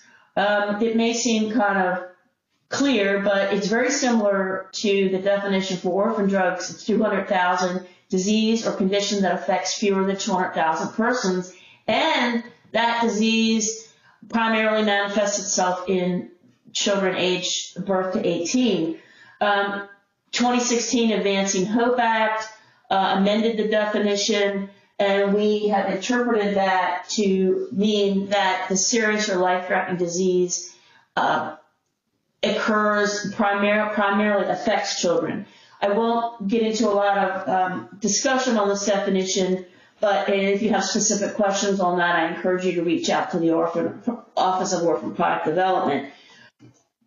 But who decides on the designation? Well, the centers don't have the final decision. The Office of Pediatric Therapeutics and the Office of Orphan Product Development have the lead in determining whether a disease is designated as a rare pediatric disease. Obviously, there's consultation with the centers, but this is usually done under the IND or even before a company has an IND. The centers will review the eligibility criteria and issue the PRV in the approval letter. And we will obviously have input also. It's collaborative between the centers and the agency offices. Just as a side note, Office of Orphan Products also makes orphan designation determination. Orphan designation is not the same as rare peds designation, but there can often be overlap. Specific requirements for the Rare Pediatric Disease PRV program. Designation is available in advance of the PRV request. And I note the sunset provision here. So right now, you don't have to ask for designation just in advance of submitting an application where you've requested a PRV. That will change come 2024. So I call folks' attention to that. The applicant must request the PRV in the application. You have to tell us that you're asking for a PRV. Rely on data from studies in the pediatric population. It may seem obvious. Don't seek approval. You do not seek approval for the adult indication. I encourage you to review question 5 on the rare pediatric disease guidance, which I have referenced here about the agency's interpretation of that. But basically, we interpret that to mean that you're not seeking a different adult indication than you are for the rare pediatric disease population. So, and we've kind of given examples of what we mean and how we interpret that. No 505(b)(2) NDAs, not really an issue for this particular CBER audience. We can revoke a PRV, a rare peds, if the product is not marketed within a year. So if you think you're going to have marketing problems, talk to us. And then we require a post-approval production report 5 years. And we would ask that you submit that as product correspondence. I'll talk about that in a bit. Where should you ask for the voucher request? Where should it be? Well, tell us in your approval letter, and I think in your cover letter rather, that among other things that you've outlined. And then additional information for how you think you meet this criteria should be in Module 1 of your submission. Briefly, what is the rare pediatric disease eligibility? Meets the definition of a rare pediatric disease. Doesn't include any salt or ester previously approved. This is what we amended in the definition of new chemical entity in 2021. We deem your application eligible for priority review on your own merits. I put this out there because if you believe that you're getting a priority review, then on your own merits, then I caution you to try to redeem a PRV with that application because you won't get that money back. I'll talk about that in a minute. Rely on clinical data from pediatric population in doses intended for that use. And you don't seek approval for an indication in the original that's different. That's our interpretation. Again, question 5. New chemical entity language. This changed for drugs. It became, which went from new active ingredient, was replaced with new active moiety. For biologics, contains no new active ingredient. Just thought to offer some clarity based on some questions that had come up over the years. I wouldn't spend a lot of time on trying to get up to speed on this. Just know that this is the new definition. What is CBER's internal process? Well, just like similar to CBER, we have a job aid, we have a checklist that guides our review staff how to evaluate this eligibility criteria during the review cycle.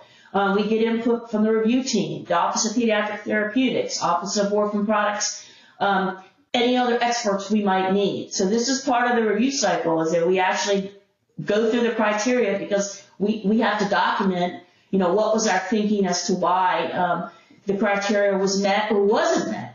And one of the things to kind of kick folks out is if you don't get priority review, then that's a key eligibility criteria right there.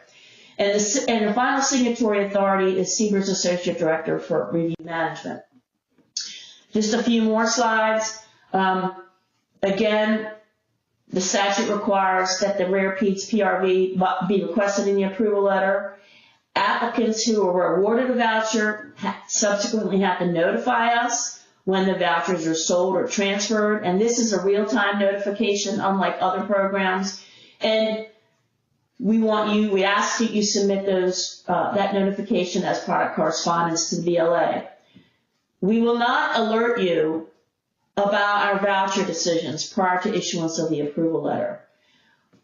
You cannot redeem and request a PRV in the same application, and you can't get multiple vouchers for the same application, although you may meet the eligibility criteria. say for tropical and MCM, but you're not going to get them both. I've included references to some approval letter language that's very common across both centers about when we award this voucher. Again, you see the tracking number is basically the BLA or the FDA number, and all the requirements that applicants are held to as one of the criteria for getting awarded these vouchers. The revocation provision, the transfer notification of transfer within 30 days. That's what I mean by real time. And also, we have to issue an FR notice once we award a PRV. And there's our requirements.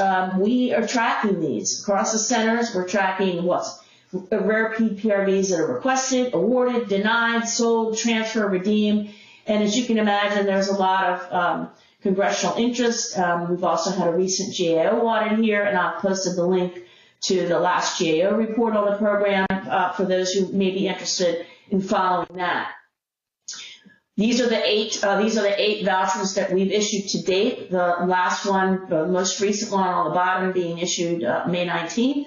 And then several PRVs we currently have in-house that are under review, and obviously these are not disclosable. I provided a link there. You can go to the Cell and Gene Therapy product page, and you can find all the information for all these approved products intended for rare pediatric disease that were awarded vouchers.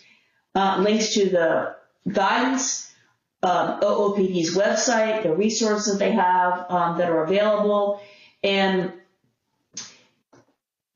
a final word about redemption. I mentioned this a bit earlier. Applicants are required to notify us if you're going to be redeeming submitting an application where you're going to be redeeming. That fee is, again, payable in addition to the user fee, and that fee is non-refundable. If you have specific questions, I encourage you to reach out to the user fee staff. This is contact information for CBER user fee staff. In summary, we've covered a lot today, or I've tried to cover a lot today. Addressing PREA is required. I can't stress it enough. You must submit IPSPs early, and I encourage you, and we would like them as an IND amendment, obviously. I can't encourage early consultation with CBER enough. It's important that you reach out to the respective review divisions for consultation, particularly if you're not clear if what you're doing is going to be a PREA trigger and you have a question about that. PRV programs offer incentives for industry, and this is just a mere snapshot of all of the pediatric-related provisions that are available to encourage drug development for the pediatric population. Additional questions, IND holders and applicants, we ask that you contact your respective CBER office and review division. Additionally, if you're just from the public, these are the additional resources available to you, and direct questions about the rare PEDS designation products directly to the Office of Orphan Products, and that's their link there. I thank you for your time today, and at this point in time, I think hopefully we have some time for questions. Thank you. Thank you so much, Adrienne. That was a wonderful presentation, and I definitely agree with you. You covered so much. And before we go ahead and begin with the Q&A session, I want to make one correction for the audience, that your office's title under your beautiful headshot should read Office of Regulatory Operations, ORO for short. All right, so let's move on and dive into this first question for you. Should you have an approved PSP for a product, do we need to have a separate PSP for a new indication for the same product? And if we have a new pharmaceutical form with the same active ingredient, do we need to have a separate PSP? Or shall we update the current approved PSP? Now that was a couple questions in there, so do let me know if you would like me to repeat that.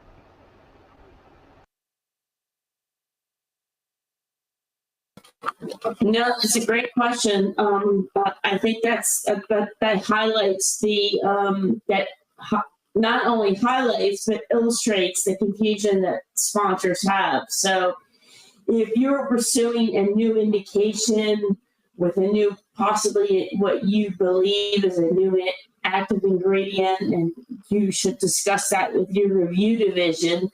But yes, you might very well indeed need to have submit an initial pediatric study plan for that indication or route of administration. I don't know if that answers the question, not knowing the product at hand, but I think that's, in general, I think in my experience is that just because you have an approved product for one indication, you don't have, I think that's kind of what we're going for. I'm sorry, I'm rambling. I'm just trying to think of all aspects to try to adequately answer the question. So, and the sponsor or the applicant can feel free to reach out to me if I haven't adequately answered the question. Thank you.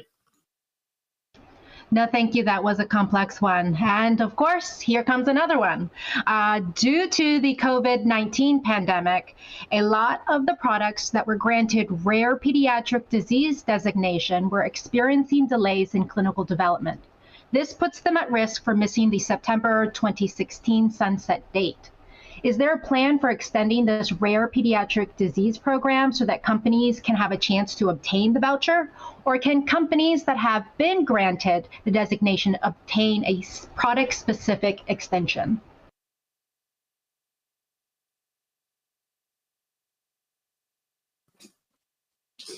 Well, this is a complicated question. I would defer part of this to the Office of Orphan Products.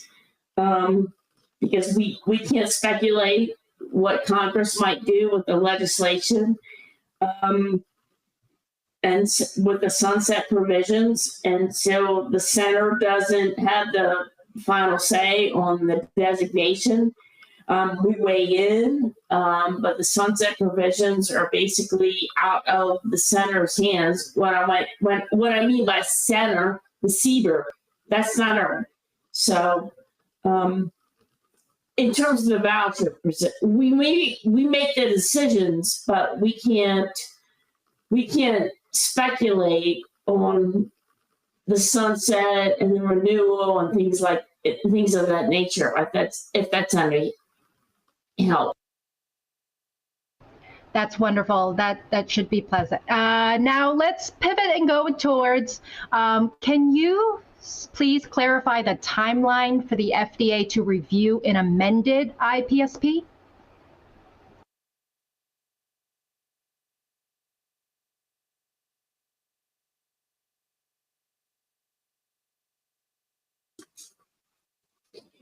An amended IPSP is on a 90-day review clock.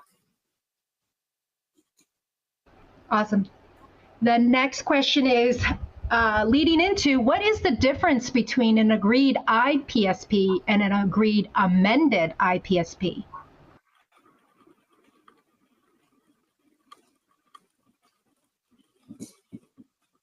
Well, when FDA agrees to an agreed IPSP, it's based on our agreement on the 90-day initial IPSP that has been submitted. So the agreed IPSP is on a 30-day review clock. From a timeline perspective, but the amended agreed, I think that was the question, is that the applicant or the sponsor has submitted an amendment to their agreed IPSP, and now they want to make subsequent significant changes. And so that's on a new clock. So I would refer folks to the guidance, because we have an IPSP, an agreed PSP, an amended PSP, and an agreed amended PSP. So I think that sponsors need to pay careful attention, if they haven't already, to those parameters under the guidance. I definitely agree with you that resource is a very helpful resource. Now let's go into deferral extension requests. When should an applicant submit one? And do you mind further discussing the difference between deferral versus deferral extension request?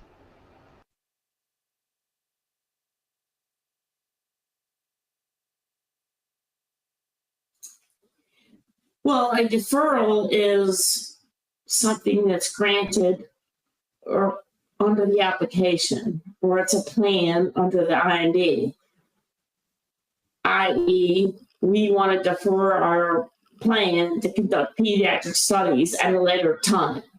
That's a deferral. This product is ready for approval now, so the deferral is what ultimately becomes your PREA PMR in your approval letter. A deferral extension request is you got approved, and then, a year or two or maybe 3 years down the road, you want to request a deferral extension, which means the sponsor or the applicant needs a new timeline. Well, we can't get our studies done on time, so we're going to ask the agency for a deferral extension request, i.e. we're requesting a new timeline. So I think they're a little different, and I think we have a number of sponsors that get it, some do not, and maybe we could think about a better way to communicate that mechanism. But other than that, Jen, thanks. I thank you for the question. If anybody has any others, thank you. Yes, thank you. I think we can squeeze in one more. Would a PSP still be required if the sponsor is not pursuing approval for pediatric population? For example, the product is only for adult patient population. And if your indication falls under the FDA list that does not require pediatric studies, such as indications that are adult only or molecular targets that are not likely to affect pediatric patients, do you need to formally apply for a waiver?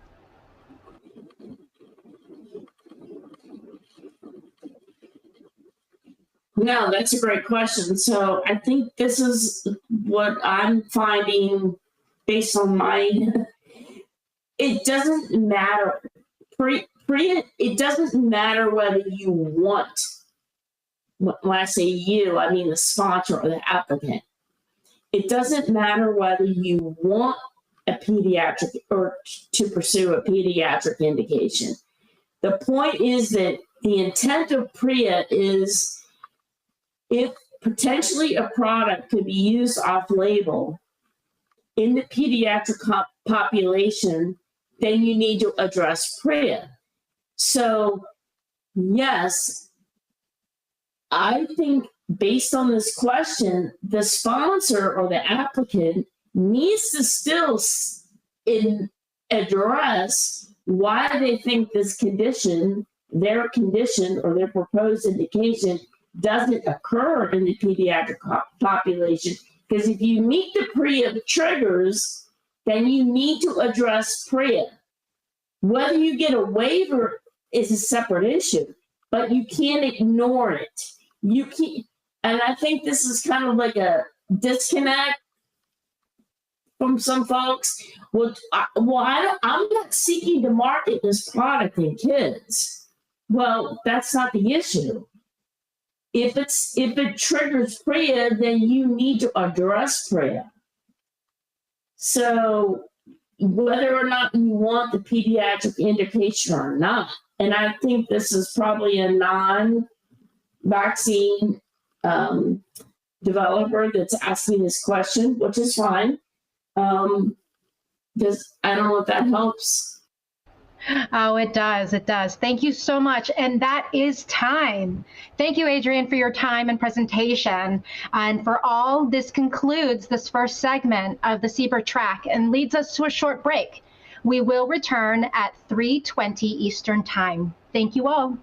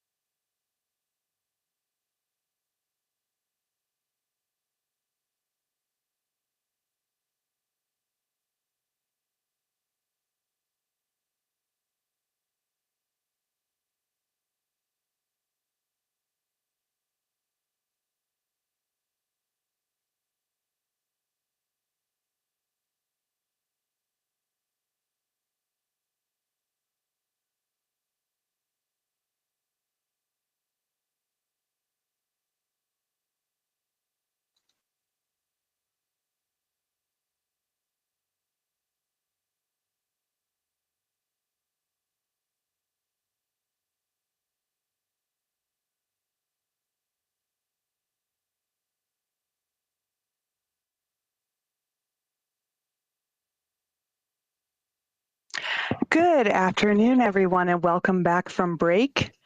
This afternoon, we will begin our session of today's meeting, Early Stages of Product Development, What You Need to Know. We have three amazing speakers from CBER who will be speaking on various aspects of this topic today. Our first speaker is Dr. Ernesto Moreira, and he is a biologist in the Pharmacology Toxicology branch in the Office of Pharmacology Toxicology in the Office of Therapeutic Products in CBER at the FDA.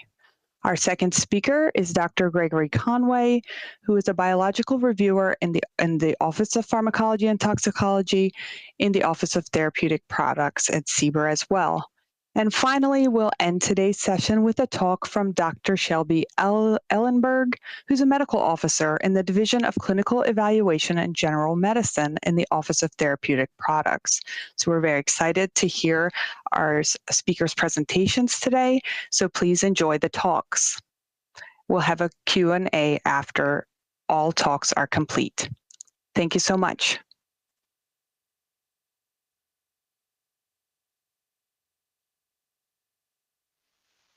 Good afternoon, everyone. My name is Ernesto Moreira, and I will be talking to you about the non-clinical development for cellular and gene therapy products from CBER FDA's perspective. As part of this presentation, I have 5 main objectives to go over with you today.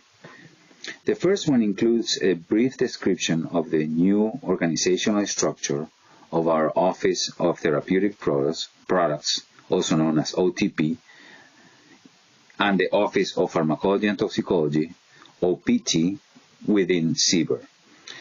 Also, I will provide a brief description of CBER OTP regulated products. In addition, some non-clinical considerations for assessing the safety of cell therapy and gene therapy products. I will also talk about some opportunities for early interactions with CBER OPT. And lastly, I will discuss some principles for selecting appropriate animal species for non-clinical studies.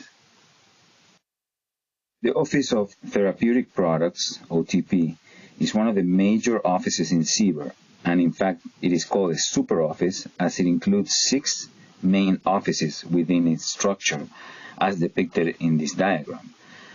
On the left, you see the Office of Gene Therapy.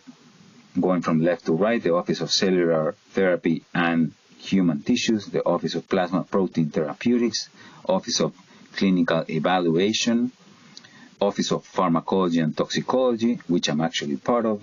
I'm actually in the Division of Pharmacology and Toxicology 1. And last but not least, the Office of Review Management and Regulatory Review. Speaking of the Office of Pharmacology and Toxicology, it includes 2 divisions, the Division of Pharmacology and Toxicology 1 and 2, each one containing 2 branches, Pharmacology and Toxicology branches 1 and 3 or 2 and 4. Now, what are the products that OTP regulate? OTP regulates a broad variety of products, as described in this slide, including blood, its components, and derivatives, as we will discuss gene and cell therapies, tissue therapies, and even vaccine, biotherapeutics, and allergenic products, to name just a few.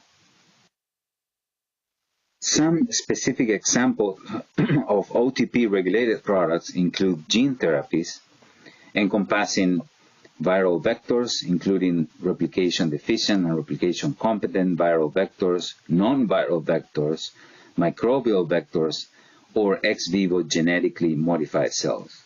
In terms of cell therapies, we deal with stem cells and stem cell-derived therapies, which include adult, perinatal, or fetal stem cells, as well as embryonic and induced pluripotent stem cells.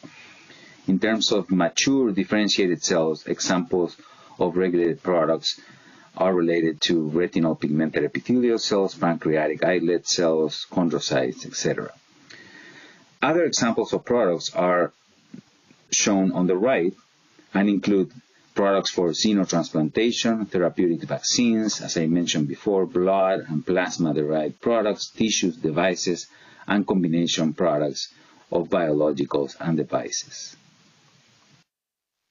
Next, we're going to go over some considerations for the non-clinical evaluation of gene and cell therapy products. As a scientific regulatory agency, the FDA generates guidances designed to communicate general expectations regarding preclinical programs for cell and gene therapy products. Of particular importance for this talk is the guidance for industry, shown on the right, again, which involves the preclinical assessment for cell and gene therapy products. In a nutshell, this document summarizes essentially what is described on the left, which is how do we evaluate non-clinical safety and activity of these products, and what are important elements to consider when developing a non-clinical program for cell and gene therapy products. Definitely a must-read guidance for anyone thinking of interacting with FDA regarding any of these product developments. So how does non-clinical data support a proposed clinical study plan? Well, let's go over 5 or 6 points which are important for this.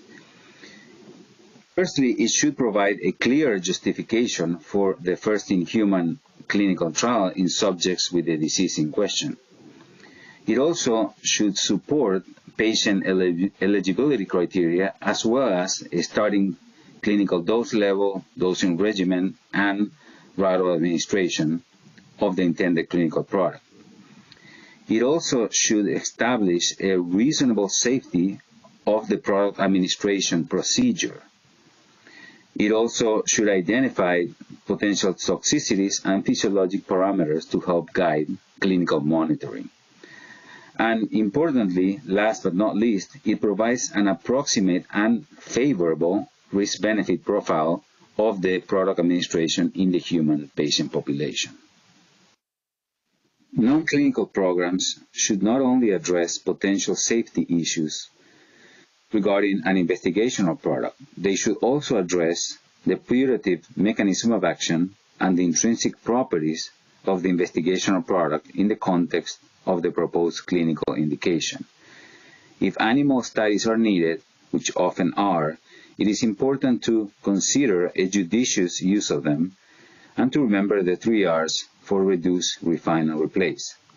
We also remind you to consider the applicability and quality of already existing non-clinical as well as clinical data in terms of the proposed clinical product or similar products, subject population, proposed clinical route of administration, or other items as needed. Given the diversity of cell and gene therapy products, a flexible testing strategy is needed in addressing and accomplishing a successful preclinical program. Commonly, a one-size-fits-all approach is not possible. Therefore, non-clinical testing programs should be science-based and data-driven, as well as should be based on accumulated knowledge and experience and based on available technologies and methodologies to the extent possible. So next we're going to discuss some early communication opportunities for feedback with FDA staff from OTP. This slide offers an overview of different types of interactions and feedback opportunities with FDA based on the stage of development of your investigational product. This type of interactions with FDA for scientific input can happen via formal or informal meetings as described in the bottom part of the figure. The circle areas involve the interacts or pre-IND meetings, which are part of the non-clinical development phase of any novel investigational product. And I will be focusing next on these 2 items on the figure. As shown in this slide, INTERACT stands for Initial Targeted Engagement for Regulatory Advice on CBER Products.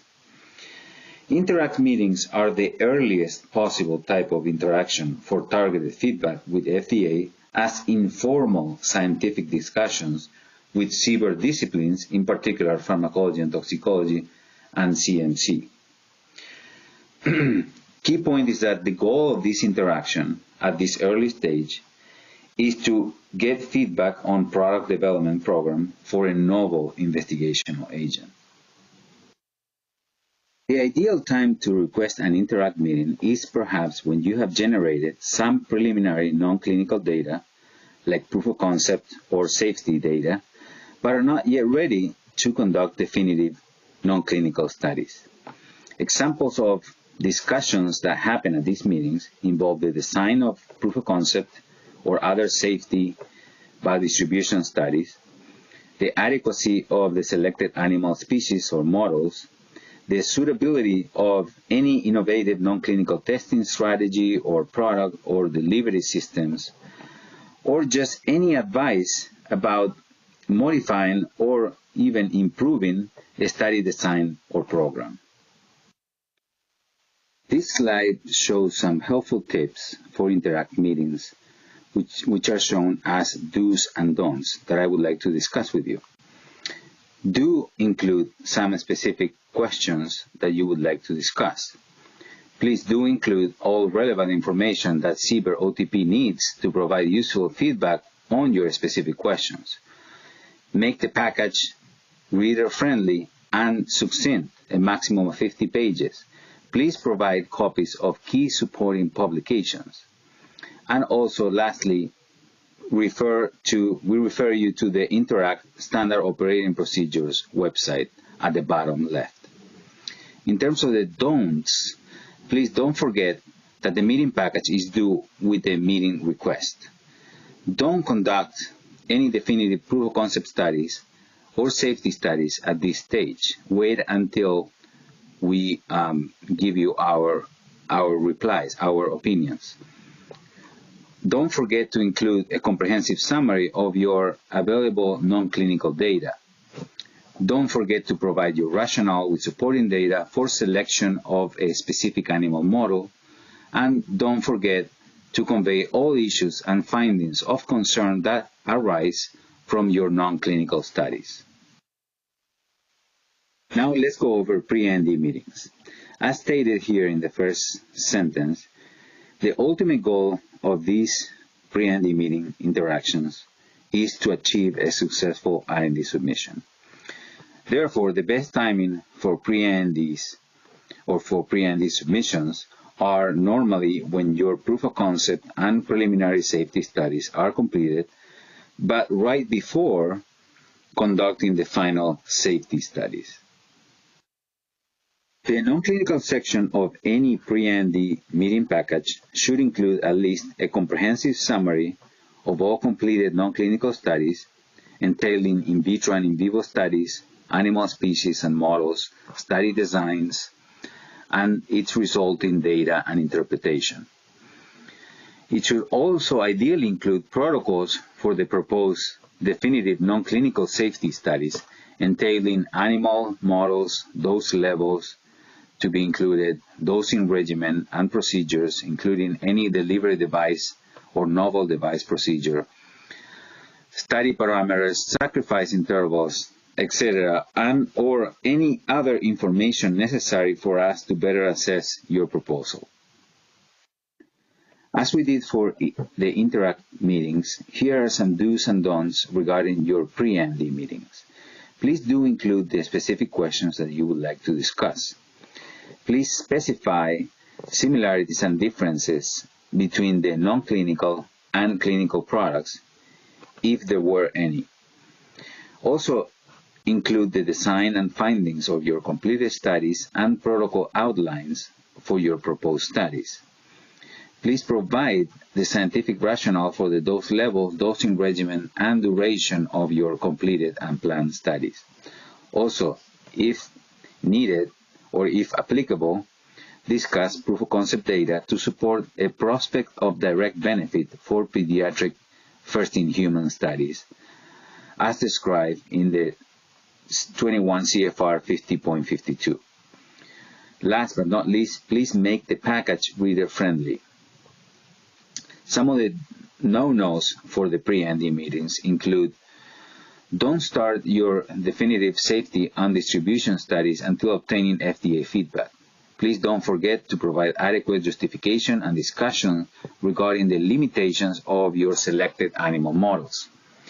Don't forget to discuss issues and concerns that arise from your completed non-clinical studies, and don't forget to provide a copy of key publications, and don't forget to consider incorporating FDA-provided comments from an Interact meeting, if one was held. Now, for the last objective of this presentation, we will discuss the selection of appropriate animal models for non-clinical studies. Just to clarify a couple of the most popular misconceptions about animal models for non-clinical studies, please understand that there is no default to the use of non-human primates when selecting animal models for non-clinical studies. Likewise, there is no default for the use of a rodent and a non-rodent species for those studies. Also, when selecting an animal model, have in mind that if it's able to assess properly the safety and bioactivity of your investigational product, keeping in mind the limitations of the species selected. And also, to reiterate, the last sentence states scientific justification should be provided for the animal species models used in the end. A few other points to consider when selecting animal models for studies. So one of them is how comparable animals are to the target population in terms of phenotype, pathophysiology, clinical outcomes, etc. If a cellular product is to be used, for example, is it possible that this will work in the animal species selected, or perhaps a surrogate product may be needed?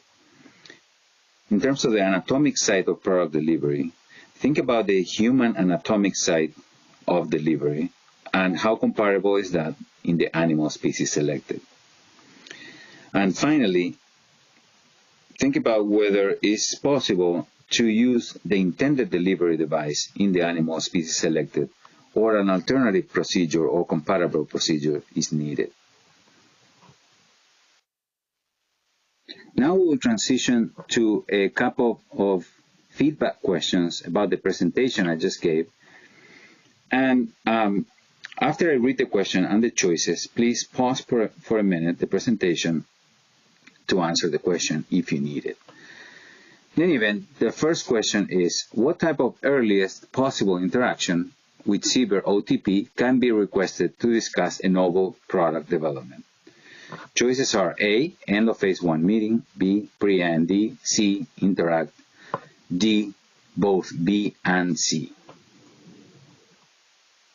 And the answer is interact, as interact is the earliest possible interaction, even though pre-IND and interact are both early interactions with FDA. The earliest one is the interact.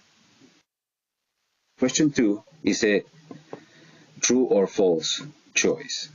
And the question states, you should not include complete study report in your pre-IND package.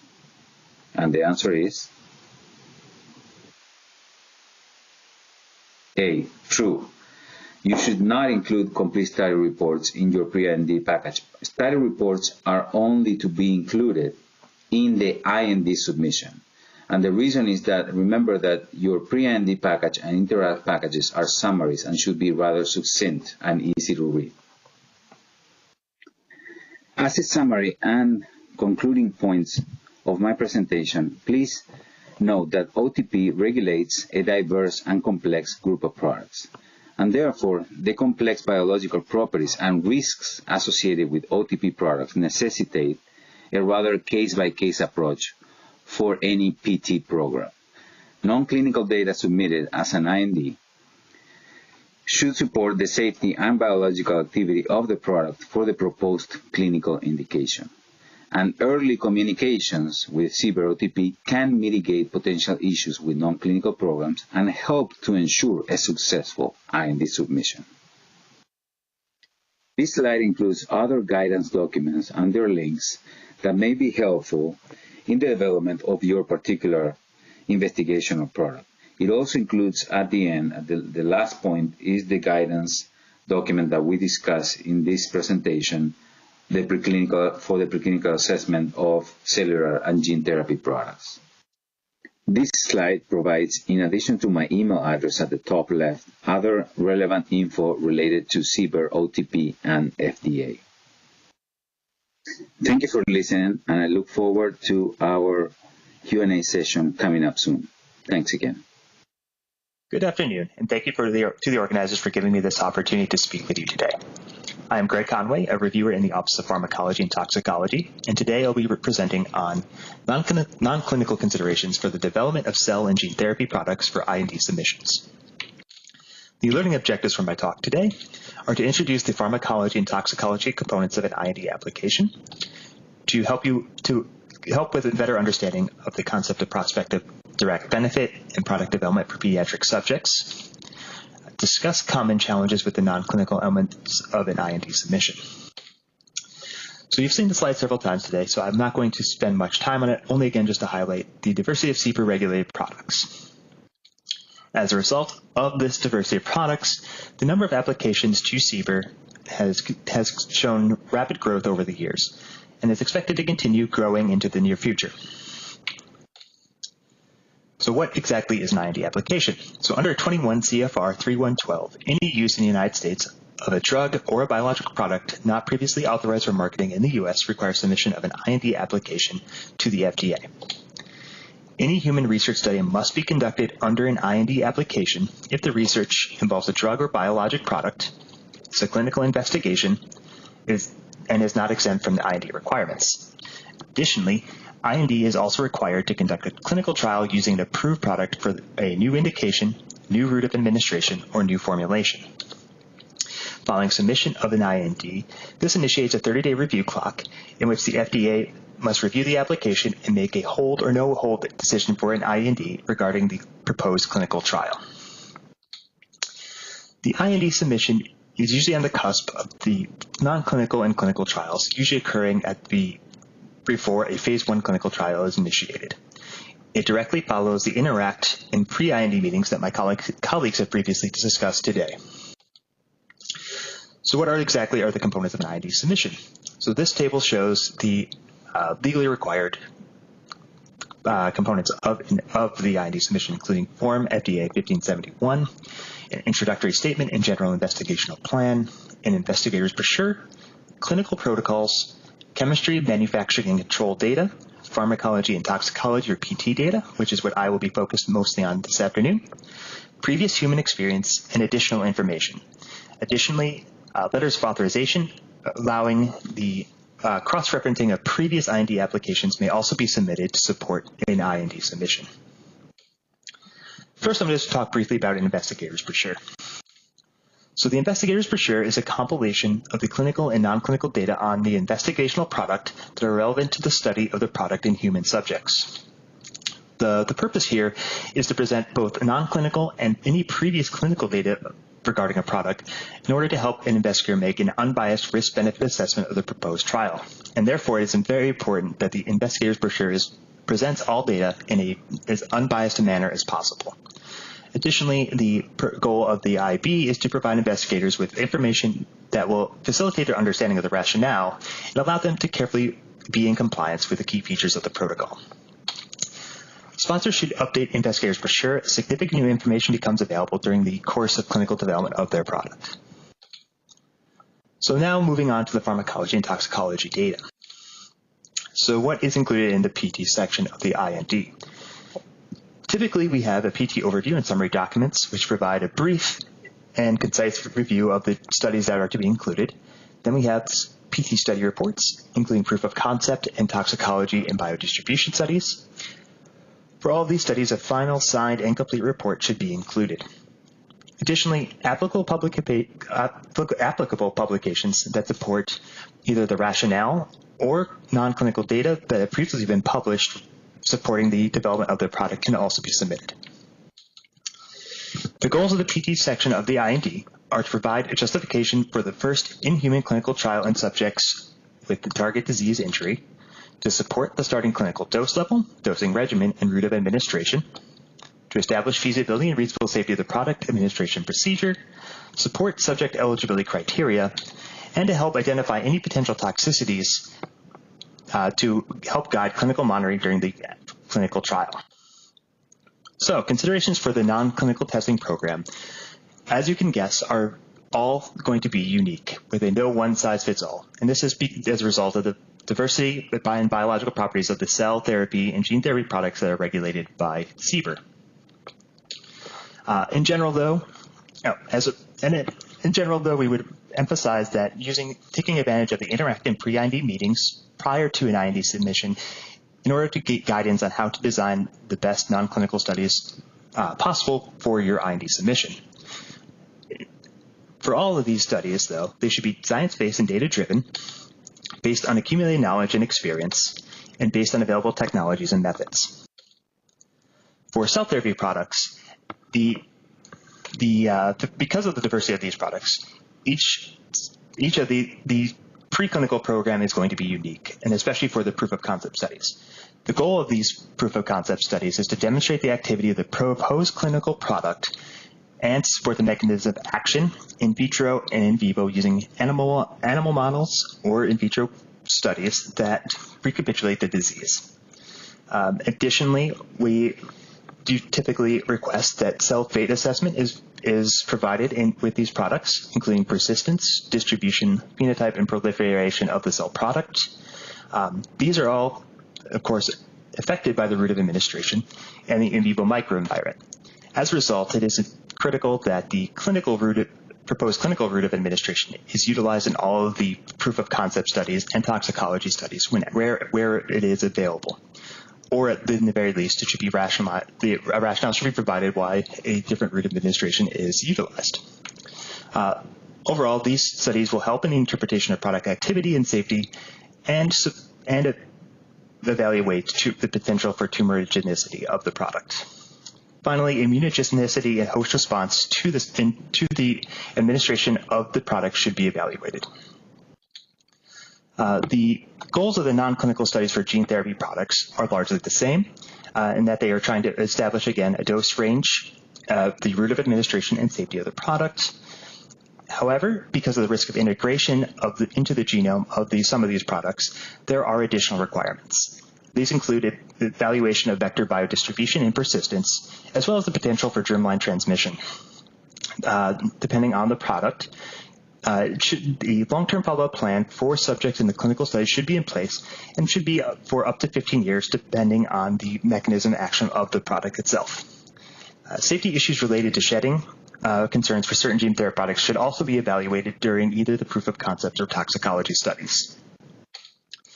While the proof of concept studies provide important information in the review of an IND application, safety is always the primary goal of our review, and for the FDA, the primary objective in reviewing an IND are in all phases of the investigation to assure the safety and rights of the subject, and therefore special emphasis is placed on the evaluation of the toxicology of the products. So next I want to talk about the non-clinical design for a toxicology study. Here, these studies should all, where it is possible, be conducted under good laboratory practice standards.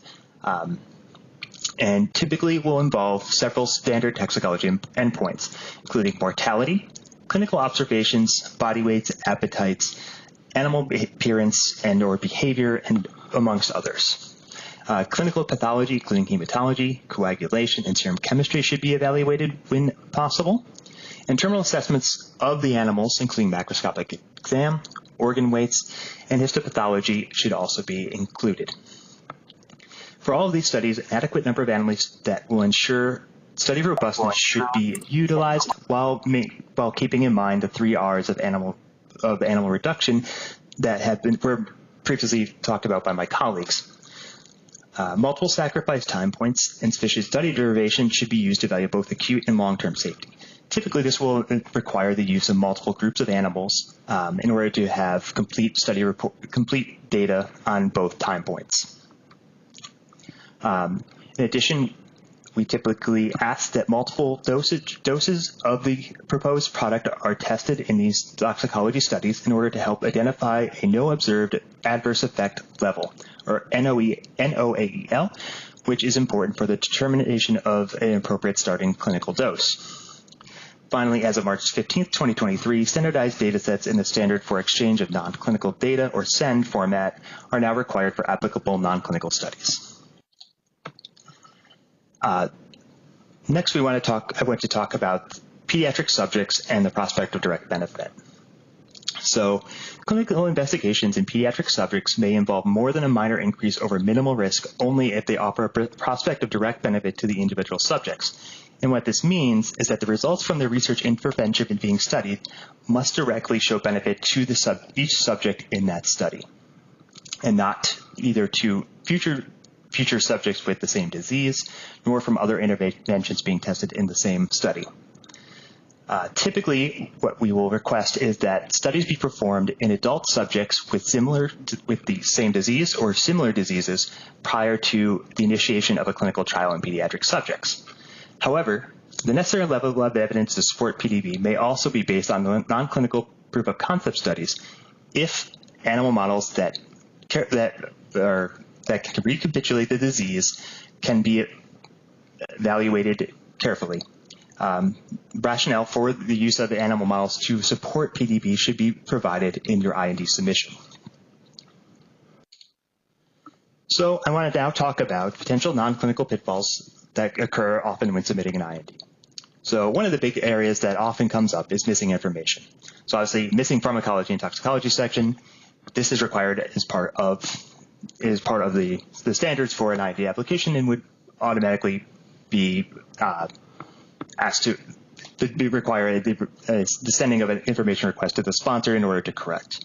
Additionally, often we see insufficient safety evaluations, including studies that were not conducted that we would like to see, and incomplete study reports as well. Again, in an IND application, what we are expecting to see is final and signed study reports with the submission.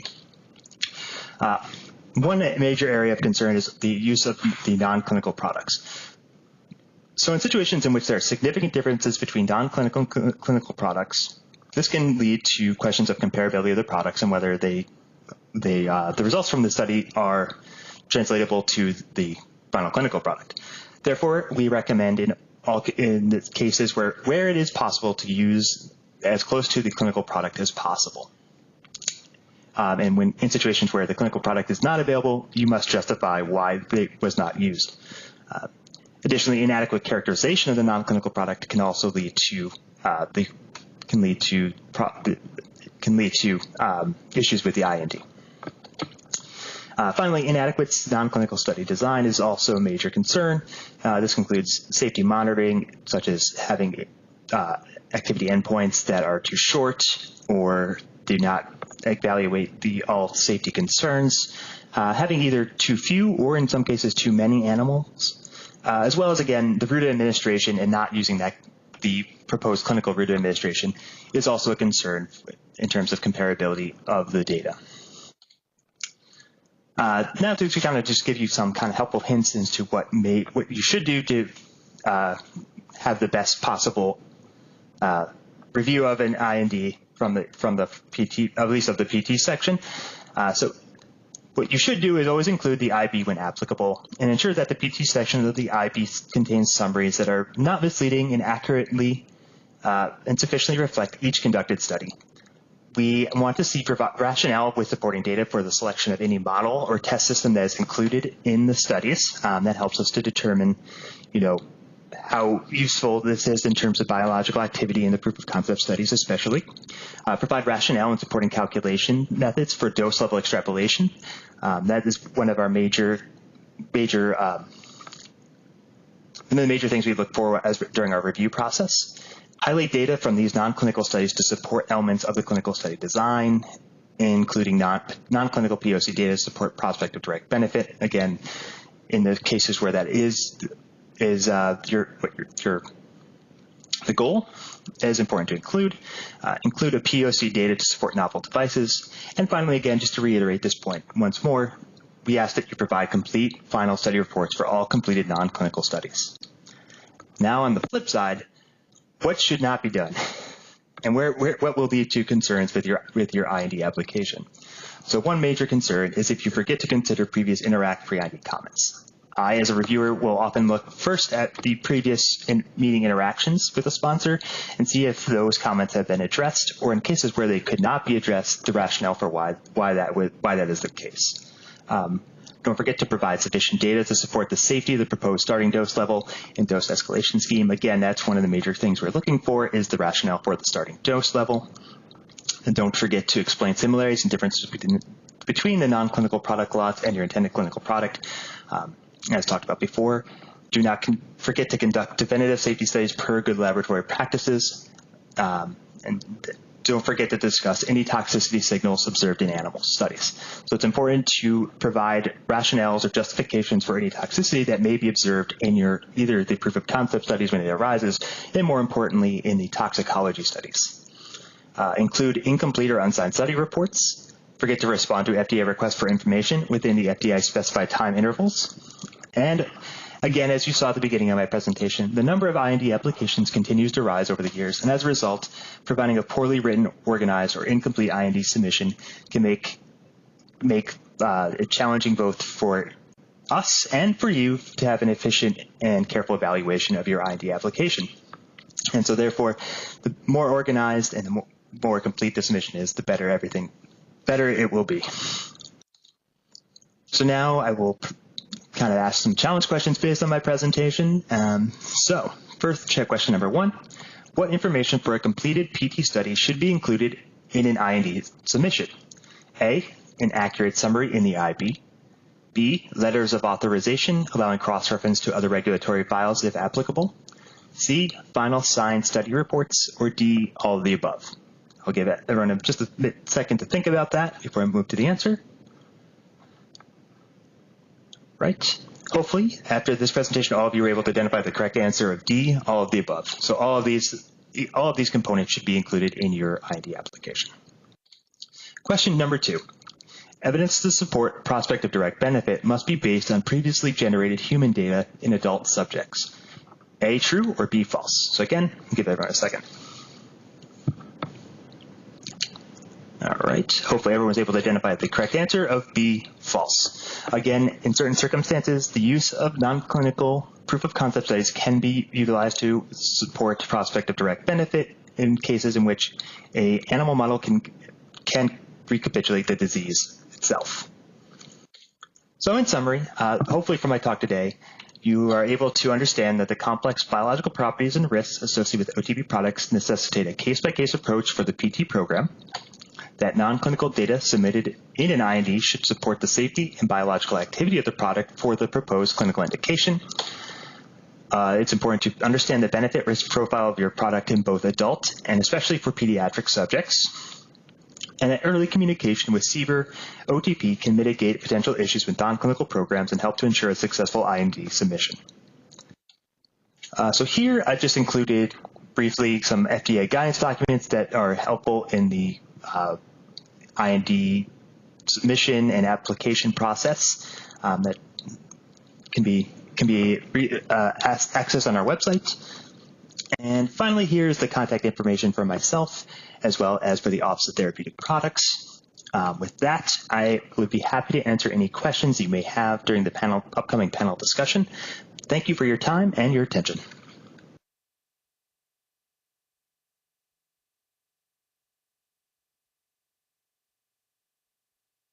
Good afternoon.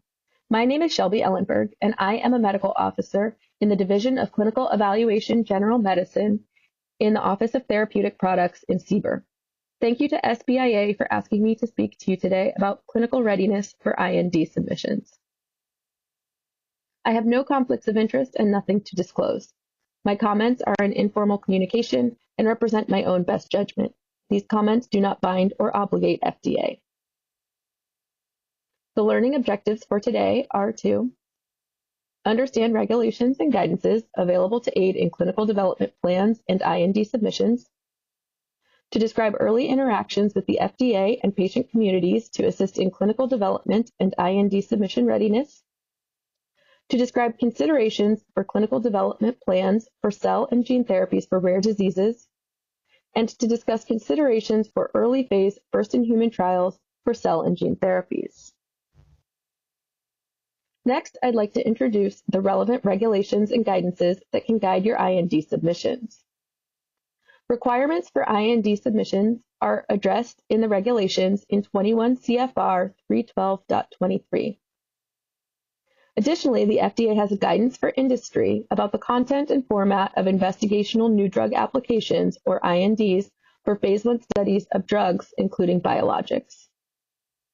There are numerous cell and gene therapy guidance documents available for your reference on the FDA website. There are multiple opportunities for sponsor interaction with the FDA during product development. Today, we will primarily focus on what you can do in the green preclinical part of this figure to ensure your IND submission to proceed to your first-in-human early phase clinical trials will meet your clinical development plan objectives. Sponsors may find it prudent to develop an overall product development plan early in the course of development and prior to clinical trial initiation. Such a plan should be sufficiently flexible to accommodate adaptation based on data acquired through product development. There are opportunities for early engagement with CBER and OTP. You have already heard about Interact and pre-IND meetings, so I will focus on how you can most successfully utilize your pre-IND meeting to address your clinical objectives. Your pre-IND meeting should help you prepare for your IND submission by addressing product, pharmacology, toxicology, and clinical protocol considerations. Specifically addressing the clinical aspect, the pre-IND meeting is an excellent opportunity to interact with CBER on critical elements of your clinical protocol. It is incredibly helpful if you have the end in mind. If you understand your ultimate clinical development goals, it can help guide aspects of the first-in-human trial, such as trial design and comparator populations, including early natural history studies, which I'll talk about shortly, objectives, intended patient population, dosing and delivery of the product, including a device if relevant, monitoring plan, particularly focused on safety, and outcome measures, including not only safety, but also preliminary efficacy measures, guided by your intentions for ultimate product approval and whether you intend to pursue accelerated or traditional approval. There are special considerations for rare disorders that should inform the design of both early and late phase clinical trials. Many rare disorders are serious with no approved treatments and therefore an unmet medical need, are heterogeneous with varied disease severity and time of onset, and present with clinical manifestations early in life. This can have important additional ethical and regulatory considerations for enrolling children in clinical trials. There are incentives to make developing drugs for rare diseases financially viable, including but not limited to orphan product development grants and 7-year marketing exclusivity once the drug is approved by FDA. We encourage you to consider a natural history study early in your clinical development plan once you have chosen a rare disorder and often concurrent with preclinical studies. Natural history studies can potentially provide critical information to guide clinical development, including product selection, including product type and route of administration most likely to achieve the desired effects in the disease, provide a comparator population for the treatment group, and inform study population by understanding the full spectrum of disease phenotype and genotypes, including possible disease subtypes, variability in disease course and prognostic factors, and help to guide selection of study endpoints and provide prospective comparator data on clinical endpoints. They can also help guide clinical trial design by understanding duration necessary to see a potential treatment effect. If there is insufficient historical natural history data, additional data may be needed from a prospective natural history study. Natural history study objectives should include all anticipated purposes the study data are intended to serve and plans to refine data collection to advance the study objectives. Conducting a new natural history study may be beneficial to product development Because data variables in the natural history study may be designed similarly to data variables in a future or concurrent clinical development program, and a new natural history study can provide support for recruitment in clinical programs and allows for collaboration with patient advocacy organizations. Engagement with patients is important for understanding of the disease and the development of a good quality product. Patient engagement can help understand the impact of the disease and its treatment, including chief complaints or most bothersome signs or symptoms, and what would constitute clinically meaningful change, the burden of living with and managing a disease or condition, and impacts on activities of daily living and functioning. It also helps understand patient perspectives about current and potential treatments, including expectations of benefits and tolerance for harms or risks, as well as preferences and unmet medical needs. Patient engagement also has important clinical trial considerations, including understanding the burden of participating in clinical studies and risk tolerance, and willingness to participate in placebo-controlled trials, understanding that they may or may not receive the treatment. This all helps understand the benefit-risk assessment from a patient or patient advocate perspective, which can be incredibly helpful and important to your clinical development plans. OTP participates in multiple patient engagement activities, including patient-focused drug development meetings, which can be internally or externally led, NORD patient listening sessions, which can provide resources for medical product centers to quickly engage with patients or their advocates, and meetings held by patient advocacy organizations. This figure outlines the standard approach for clinical trials for development of conventional drugs. Phase 1 and Phase 2 are exploratory. Phase 3 is confirmatory. Our primary focus today is on the early phase exploratory studies. Phase 1 studies of conventional drugs typically are performed in a small number of healthy adults. This phase assesses safety as well as aspects such as tolerability and maximum tolerated dose. The data then guides dosing and monitoring for the Phase 2 trial. Phase 2 studies involve more patients and primarily assess the magnitude of effect on particular endpoints. This data in turn guides the design of the subsequent confirmatory Phase 3 trials. Phase 3 trials involving many more patients gather evidence of safety and effectiveness on a much larger scale to support a marketing application. Because of the considerations for rare diseases and risks associated with cellular and gene therapies, this process, particularly for the early phase trials, often has to be modified for cellular and gene therapy products for rare diseases. As such, many first-in-human studies may have elements of both Phase 1 and Phase 2 trials in order to provide preliminary efficacy data to potentially serve as a pivotal study in consideration of product approval. If you intend to conduct a Phase 1-2 pivotal study in support of a Biologics License Application, or BLA, it is important to keep regulatory requirements for BLA approval in mind when designing your pivotal study. As with other treatments, by law, approval of cellular and gene therapies for marketing is based on substantial evidence of effectiveness and evidence of safety. Evidence of effectiveness should be obtained from adequate and well-controlled studies.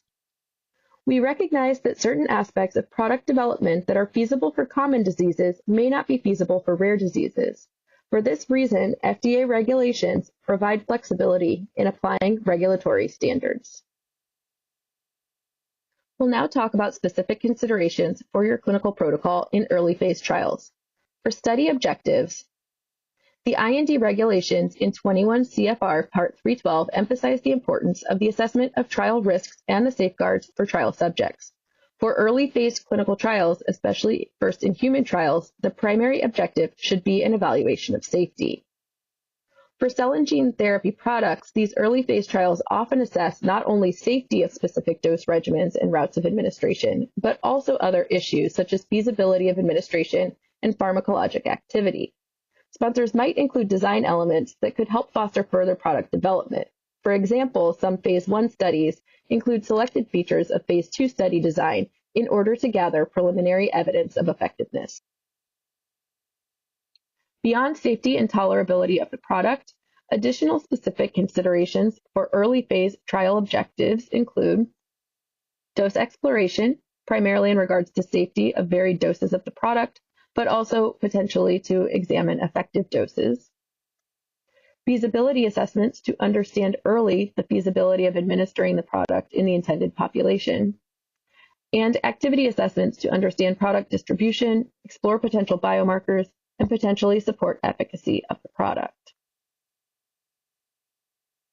Next, we will discuss considerations for the study population, including whether to enroll patients with more severe or less severe conditions, and whether you will conduct your study in adults or children or both. An important consideration for the study population is severity of the disease, which should be considered in the context of ability to detect adverse events and anticipated risk and potential benefits to subjects, and in the context of interpretability of study results. It is important to understand that subjects with severe or advanced disease may be more willing to accept potential risks, but there is also the potential for confounding of adverse effects of the disease when interpreting safety outcomes, and there is also the potential for those with more severe or advanced disease to not be able to tolerate study procedures. Subjects with earlier stages of disease may be more likely to derive benefit from the product. The risks of most gene therapy products include the possibility of unintended effects that may be permanent, along with adverse effects due to invasive procedures that may be necessary for product administration. Because of these risks, it is generally not acceptable to enroll normal healthy volunteers into gene therapy studies. A well-written informed consent document is also essential. The next thing to consider for study populations is a lack of other treatment options or unmet medical need. Early phase studies of cell and gene therapy products often have significant risks and uncertain potential for benefit. Consider subjects with poor response to available therapies or with no acceptable treatment options. There are additional ethical considerations for vulnerable populations, including pediatric subjects. 21 CFR Part 50 Subpart D provides additional safeguards for children in clinical investigations. Clinical studies not involving greater than minimal risk may involve children. Children may also be included if the study involves greater than minimal risk, but presents prospect of direct benefit to individual subjects. Additional specific considerations for study populations for CBER products, particularly gene therapy products, include genetic testing for genetic disorders, particularly the availability of testing and which mutations should be considered in the eligibility criteria if only certain mutations are pathogenic. For certain gene therapies, pre-existing antibodies to either the vector or the transgene product may influence the safety or effectiveness of the product. Therefore, the study might exclude subjects with such antibodies. Additionally, it is important to consider that antibodies to a product may limit the potential for future readministration of the product. For those that may ultimately be eligible for standard of care transplants, such as hematopoietic stem cell transplant or solid organ transplant, could the availability to safely and effectively receive the future transplant be impacted by exposure to the investigational agent? If so, early phase trials might exclude subjects with the most imminent or predictable need for transplantation. Next, we will consider aspects of the study design, including early randomized controlled trials are preferred if feasible, even in first-in-human studies, and inclusion of a concurrent control with blinding whenever feasible. The importance of concurrent controls and blinding in any specific trial depends on multiple factors, including study objectives and the extent to which study procedures and outcome assessments are subject to bias. Next, as objectives of early phase trials usually focus on safety, with efficacy assessments being exploratory, comparison to a concurrent control and blinding may not be necessary, even if it might be appropriate for a later confirmatory trial. Blinding and concurrent controls, while preferred, may also not be feasible or ethical, and will have to be determined on an individual basis based on the disease, product, and route of administration. Thus, the advantages and disadvantages of specific controls and blinding should be carefully considered in the context of the objectives and circumstances of the specific early phase clinical trials. A control group can be particularly useful to interpret safety and efficacy data, particularly if it is a pivotal study, to understand the course of diseases where the natural history is not well characterized, and to understand outcomes for subjects with a wide range of disease severity. Standard of care and no treatment controls can help allow evaluation of the risk of the investigational treatment, including risks of the study agent and the administration procedure. And blinding of the subject and investigator may not be feasible, although it may be possible to maintain the blind for subjects for certain kinds of standard of care controls. Blinding in early phase trials may not be desirable if it cannot be done simply and in a way that minimizes risk to control subjects. For example, use of an invasive procedure in the control group solely to administer a placebo or otherwise mimic the active treatment arm for purposes of blinding could represent an unreasonable risk for an early phase trial control group. Next, I will discuss considerations for dose selection, including consideration of preclinical and clinical data in the selection of your dose. And that because cell and gene therapies may be permanent and are expected to have an extended duration of effect, many are administered as a single dose. I will now discuss additional considerations for product dosing. Adequate and complete investigation of the effective and safe dose range helps ensure accurate recommendations in product labeling. Cell therapies are often mixtures of different cell types, so you should consider the total number of cells delivered and cell viability, as well as the total number of a specific cell type per all cells delivered. Dose response curves may be flat and nonlinear, so you should provide a scientific rationale for dose escalation or de-escalation, as well as a pre-specified range of exposure and appropriate dose measurements. Lastly, you should plan for characterization of the safety profile of all feasible doses. Next, I will discuss considerations for the treatment plan, including number of subjects, cohorts, and staggering, initially conducting your study at a limited number of study sites, and operator training. Specifically, you should consider the number of subjects in the study and in each cohort should be sufficient to meet study objectives such as assessments of tolerability, feasibility, and pharmacologic activity.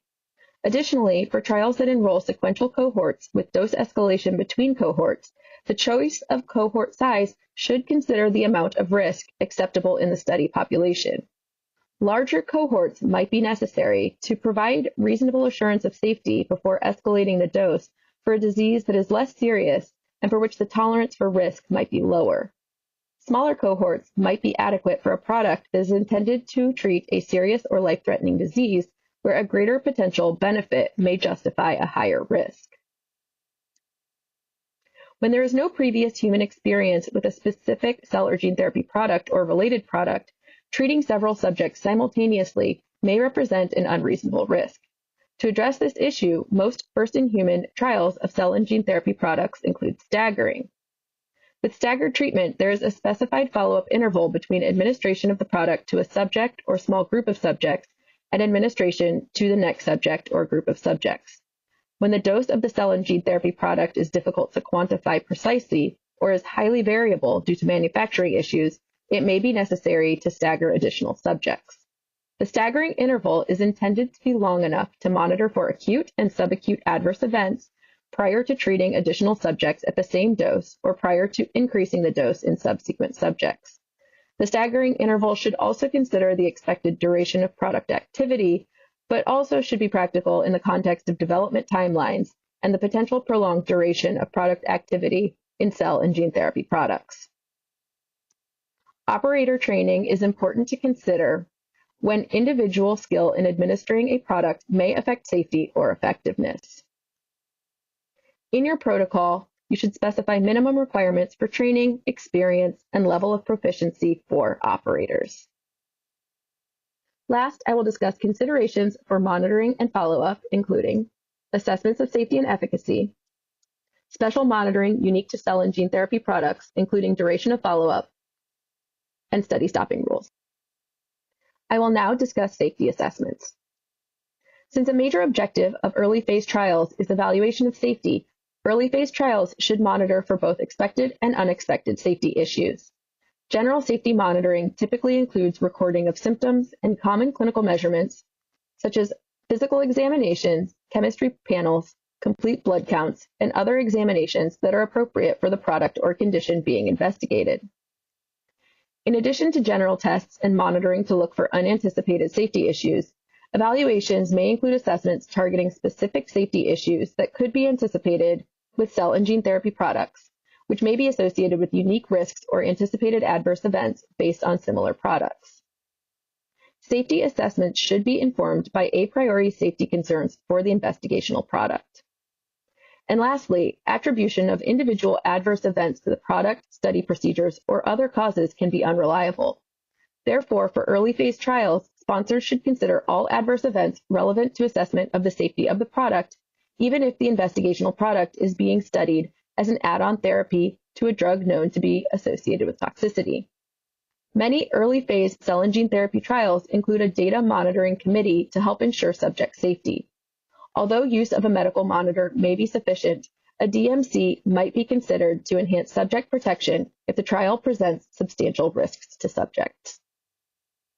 Additional safety considerations with early phase cell and gene therapy trials include that dose-limiting toxicity may not be readily observable early in development, which makes it very important to include considerations for careful product administration. This includes staggering that I already discussed, as well as subject-level stopping criteria and study stopping criteria, which I will discuss shortly. Also of consideration are infusion stopping criteria, discharge criteria if the product is administered as an outpatient, and careful phrasing of known and unknown risks in the informed consent documents. Specific to cell and gene therapy products, it is important to monitor for events such as graft versus host disease, autoimmune phenomena, cytokine release syndrome, and other immune reactions. Lastly, it is important with cell and gene therapy products to evaluate product persistence and long-term effects. This includes measurements in appropriate body fluids and tissues where possible.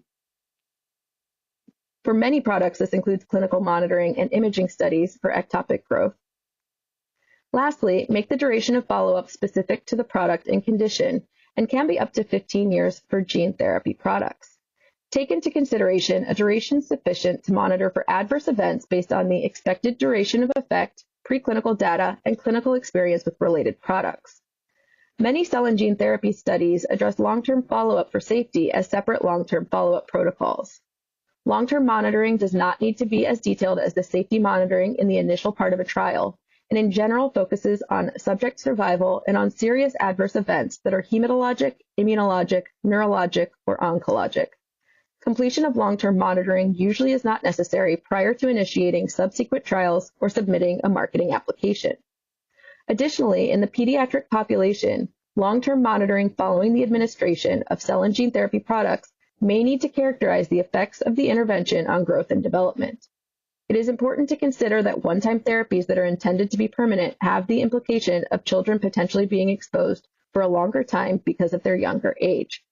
Therefore, monitoring the long-term safety and duration of effects may be more challenging in pediatric studies than in adult studies. Sponsors of all cell and gene therapy early phase trials, both adult and pediatric, should consider these issues in their proposals for long-term monitoring. Based on the objectives for your early phase trial, you may wish to consider assessments that monitor for durability of effectiveness as well, though this is often accomplished with confirmatory trials. Even though your first-in-human study should emphasize assessments of safety, we encourage sponsors to consider efficacy endpoints early in the development program, particularly as exploratory efficacy endpoints can guide endpoint selection for future confirmatory trials. Feasibility of product manufacturing and administration should be addressed early on. For patient-specific products, trial analyses should account for both treatment effects and manufacturing failures.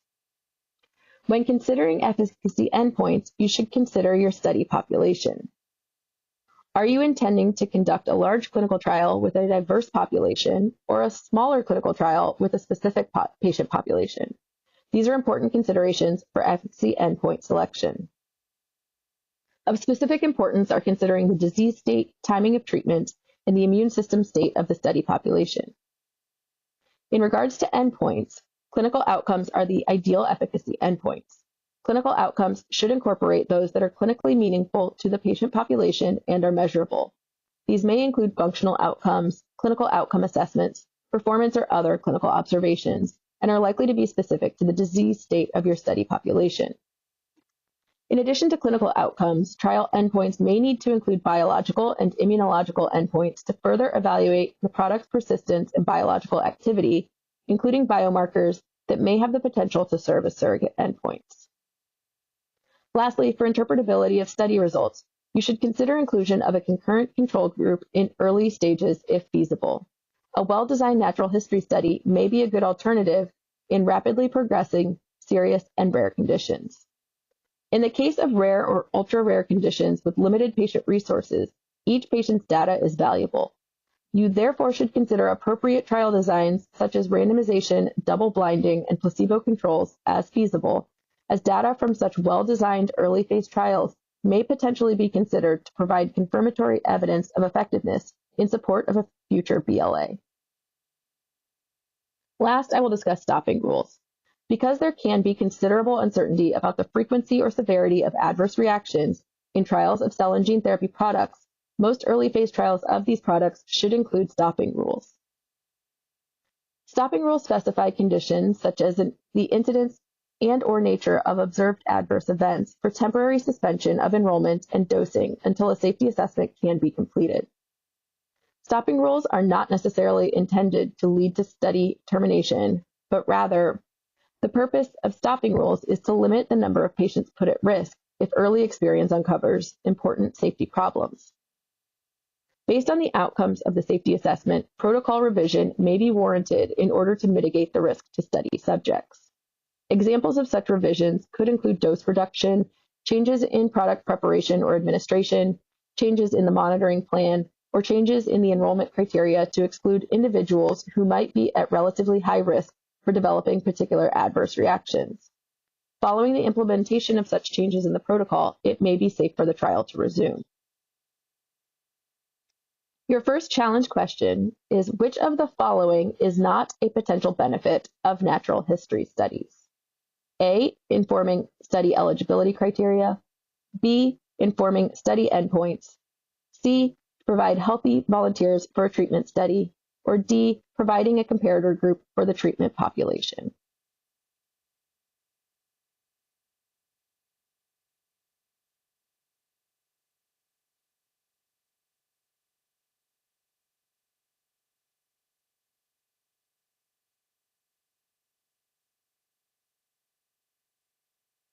The answer is C, provide healthy volunteers for a treatment study. Your second challenge question is, which of the following is ideal, if feasible, for first-in-human early-phase clinical trials of cell and gene therapy products? A, randomized blinded controlled trial. B, healthy volunteers as the study population. C, a large number of study sites. Or D, lack of staggering between study subjects.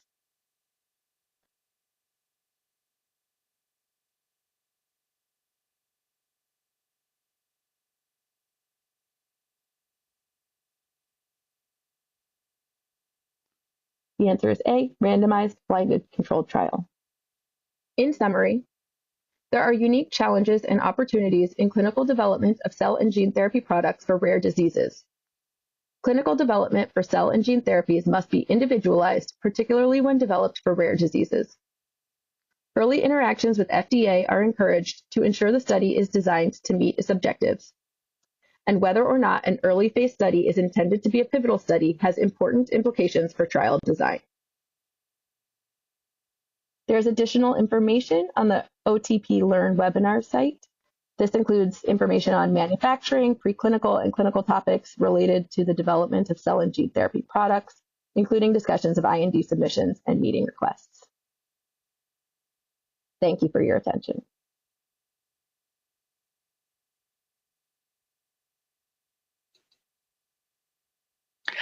Wow, we'd like to thank our speakers for wonderful talks this afternoon. Thank you to Ernesto, Gregory, and Shelby. And right now we'll jump right into Q&A, and we're going to be answering the audience questions in the order that the presenters presented. So we're just going to begin with questions for Ernesto.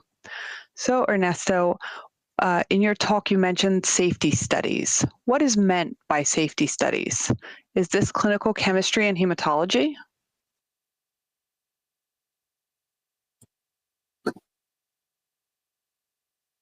I mean, no. I mean, what I mean by, and I'm sorry if that was not clear, but what I mean by safety studies is basically toxicology and biodistribution, I guess, but mainly toxicology. And sometimes also maybe pharmacokinetics may be needed, but generally for our type of biologic products, we don't require, pharmacokinetics are not as important as for basic drugs, like say NSAIDs, for example. But that would be, that would be the answer.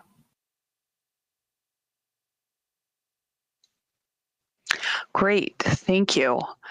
So your next question was, you mentioned in one of your dues in submitting the IND package was that it should be reader friendly. Can you clarify what you mean by reader friendly? Absolutely, thank you for that question. Yeah, so reader friendly essentially means a well-organized submission, a well-written submission. Believe it or not all submissions that we get are well-organized and well-written, clear and concise. We have sponsors from all over the world, just like people who are listening now probably, and there could be a lot of typos. That all of that is included into reader friendly.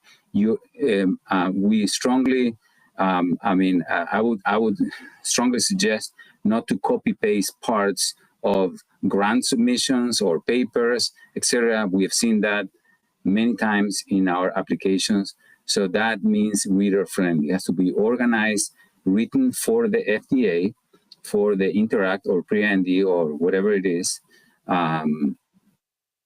So well organized and clear, concise, well written, spell check, everything. That is what I meant by reader friendly. Great, thanks for that clarification. We have another question. Can we submit an IB as part of the pre-IND briefing package? Absolutely not. The IBs are submitted with the INDs. In fact, the IBs, as actually Greg mentioned in his talk, are a compilation of clinical and non-clinical data on the investigational product that are relevant for the study, to study the product in humans. So that's a stage where you're going to need that for the IND. For the pre-IND, absolutely not. You do not need that. Thank you for clarifying that. And finally, I think this will be your last question. Are there scenarios where no non-clinical in vivo safety studies are conducted due to limitation of the cell therapy product and lack of appropriate animal models?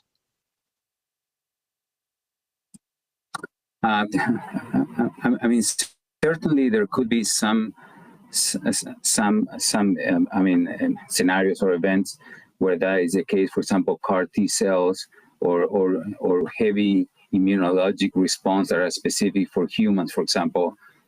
That's one example at least, or a couple examples where there's no appropriate animal models.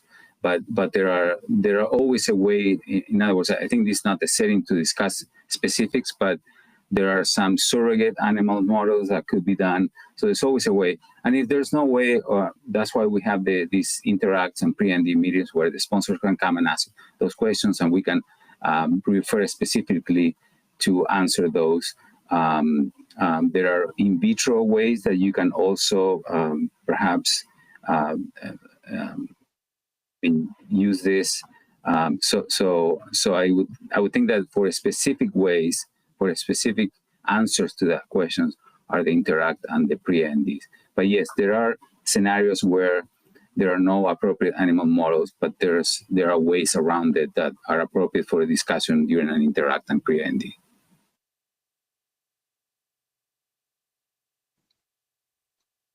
Thank you so much, Ernesto, for your wonderful answers to the questions. And I think that we're going to move over to ask Gregory some questions that he received from the audience.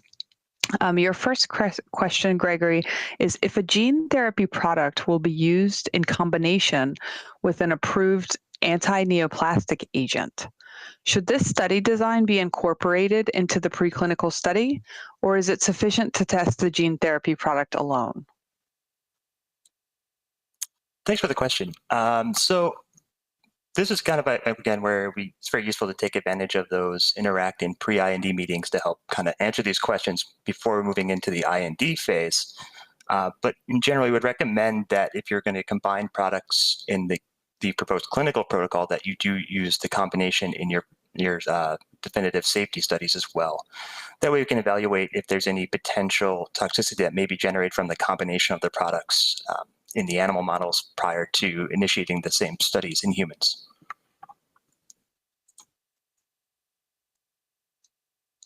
Thank you, Gregory.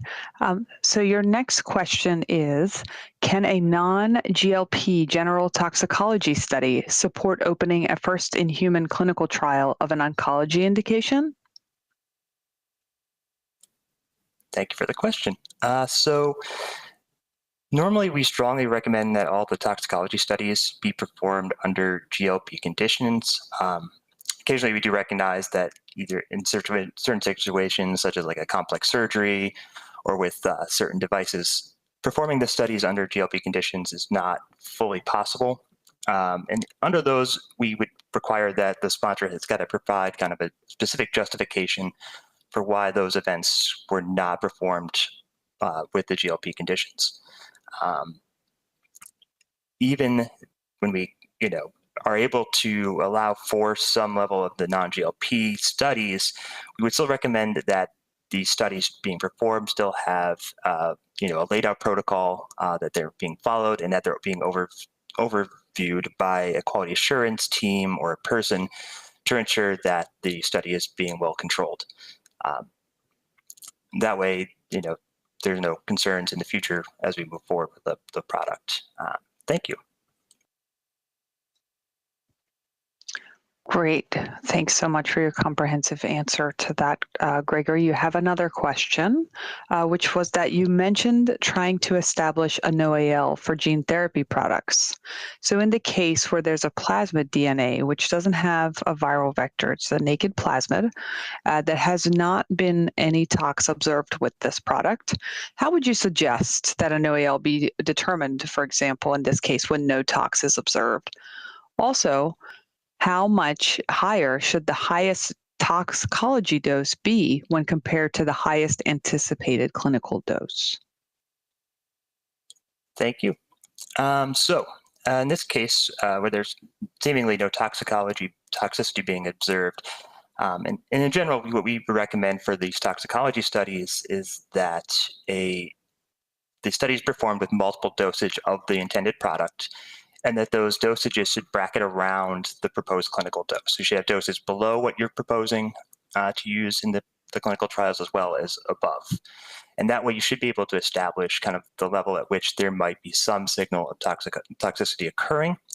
Obviously, if you get what we would want to establish is the dose that you're attempting has biological activity, that it's acting in the way that you expect at whatever dosage you end up testing as well. In terms of kind of where to draw the line in terms of how much above the proposed clinical dose, that is going to be on a case-by-case basis depending on the product. Again, where the interact and pre-IND meetings can be useful to help kind of establish those, if you can bring in those early proof of concept studies and show where the activity occurs and then kind of get a better sense of what that level above the dosage would be. But in general, any kind of dosage should be justified well with both the clinical studies as well as the toxicology studies and any previous human experience that might occur as well. Thank you. Thanks, Gregory, for your answer for that question. And finally, we have a question that are biodistribution studies required for an IND of a CAR-T product targeting a hematopoietic malignancy? Thanks. So yes, we would still like to For the CAR T products, we would like to see some level of distribution of the product be observed. Oftentimes what we've seen is that you can look for DNA versions of the CAR specifically within different organs of your animal model to determine where the CAR might reside later on in the study, as well as being able to kind of identify if the cells engraft to any other organs as well. In addition to kind of the biodistribution studies, we would want to see kind of the persistence of these CAR T products, especially without the supportive cytokines, and to make sure that they don't have increased persistence, especially without cytokines present. So, thank you. Thank you, Gregory, for your comprehensive answers to all of those questions. We'll move on to Shelby. Shelby, we have a first question for you is what factors should be considered when determining the study population for a gene therapy early phase trial? Thank you for that excellent question. So there are numerous factors to consider when choosing your population. So from a safety standpoint, we generally prefer first-in-human studies to be performed in adults and with a disease phenotype that is severe enough to justify the potential risks associated with the gene therapy. And so I mentioned this in the talk, but patients who have more severe disease may be more likely to find the potential risks of the gene therapy tolerable. But the flip side of that is that they may be less likely to receive benefits from the therapy. And we do recognize that early treatment is often more likely to be effective, but in these early phase studies where the focus really needs to be on safety, we do need to consider the benefit risk assessment of the population, and that those who are early in the disease may not be the appropriate population, or they might be, but for that initial demonstration of safety of the product in the population, that those who are very early in the disease may not be appropriate. And this leads into the fact that for a lot of rare diseases, the early phases of disease tend to be in the younger population as well. And as I mentioned, there are additional ethical and regulatory considerations when you are treating children in trials. And so ultimately, it really should be guided by information that you get from your preclinical studies and what you ultimately hope to achieve in terms of benefit. And it will be individualized based on the disease and the product. And we recommend discussing this with the FDA early in the pre-IND phase. And lastly, I'll just say that the population that you choose for your initial study may evolve over your clinical development and change over time for later phase studies as you learn more information from that early phase trial. Thank you. Thank you so much for your answer to that question. The next question is, when is the best time in the course of clinical development to start a natural history study?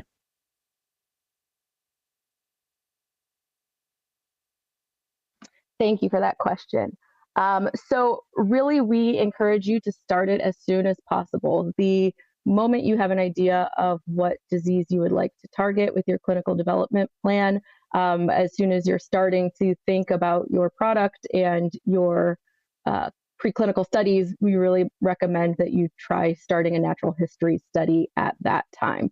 I mean, really, you can start it at any time, but that's going to give you the most benefit from that natural history study. It is going to give you information about what type of product might be best for achieving your objectives in terms of tissue targeting.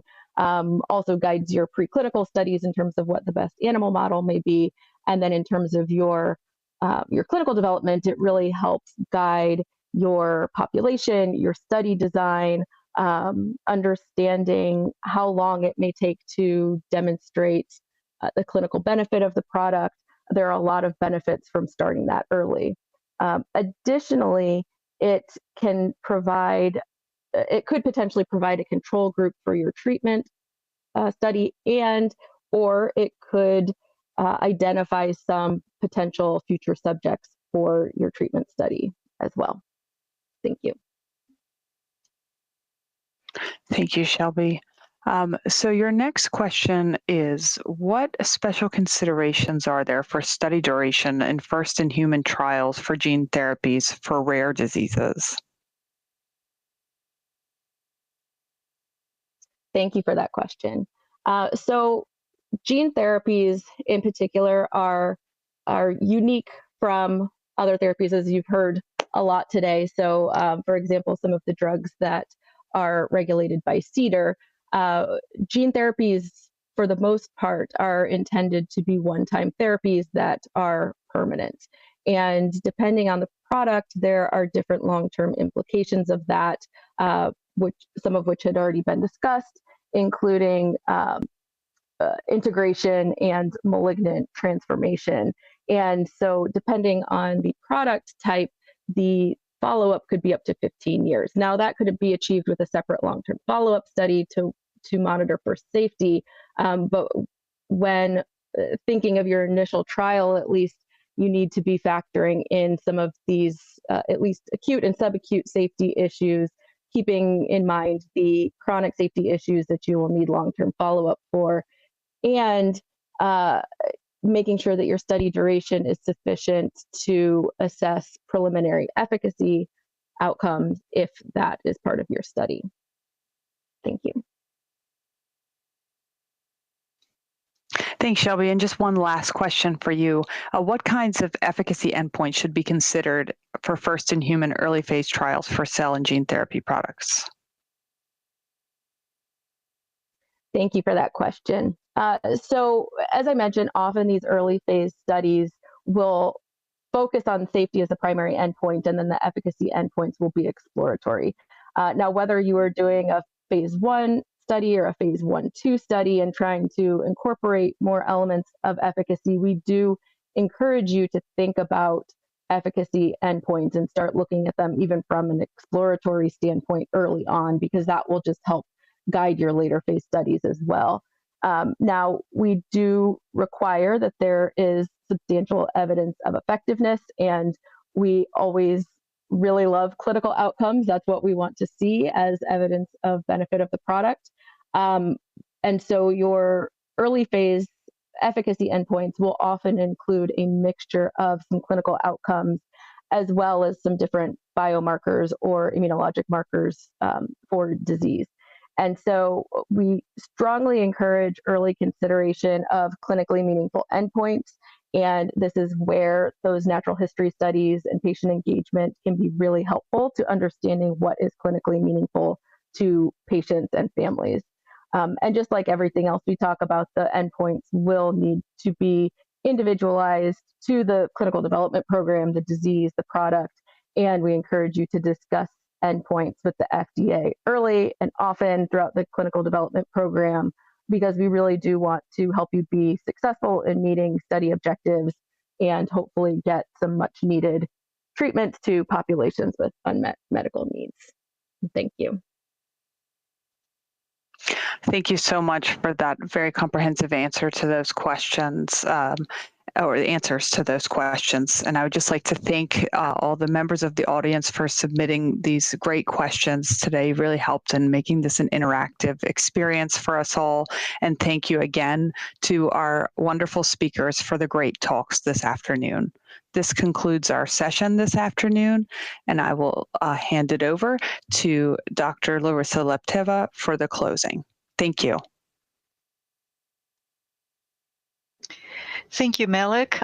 Good afternoon to everyone here in the United States, and warm greetings to all of our conference participants and attendees from different regions of the world who may be in different time zones. We have now come to the conclusion of the 4th day of the conference and the first day of CBER track. Well, since the fourth day is a combined day with talks from both Center for Devices and Center for Biologics. I would like to thank all of our presenters, speakers, panelists, and moderators from both centers, and of course, the audience for your continued participation and active engagement. I'd like to remind everyone to please not forget to complete your final evaluations for the day. We greatly value your feedback and recommendations. We have one more conference day tomorrow filled with presentations from the Center for Biologics Evaluation and Research. And you see the overview of our agenda here on the slide. Given the importance of timely and efficient product design and manufacturing, tomorrow we will dedicate the entire morning to the topics related to product quality, manufacturing and control, and product characterization for novel biologics.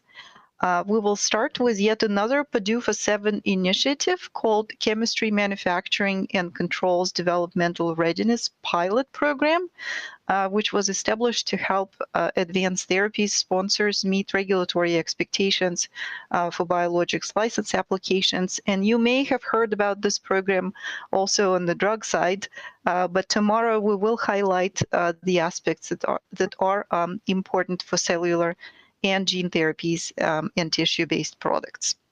Now, speaking of tissue-based and tissue-engineered products, this year, when we were planning the conference, we thought that since the time CBER joined REdI annual events 3 years ago, we have never had a chance to talk about tissue-engineered products, and therefore, one of our morning presentations tomorrow will describe CMC requirements for tissue-engineered products, including considerations for early phase product development and product characterization.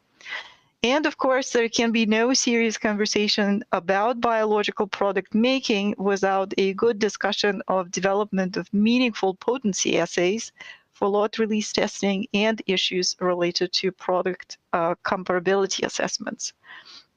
So all of these topics will occupy our morning tomorrow. And in the afternoon, we will move on to the clinical topics and we'll discuss the S-demand framework and approach to safety monitoring of marketed vaccines. We will also discuss what is called expanded access to investigational therapies when investigational treatments are used outside of clinical trials in clinical practice, and those dire situations when all available treatments have been exhausted for someone who has a serious and life-threatening disease and may want to use an investigational therapy as their treatment option. So tomorrow, one of our clinicians will talk about expanded access INDs and will provide practical recommendations on how to request expanded access INDs for investigational biologics when they are needed for treatment.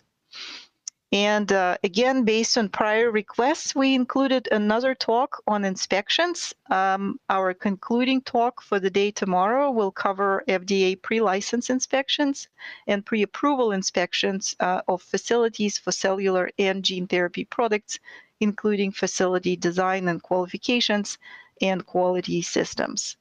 So to hear and learn more on these topics, we invite you to join us on the last day of the conference. And with that, I would like to wish everybody a great rest of the day. We look forward to reconnecting with you on the conference platform tomorrow. Thank you.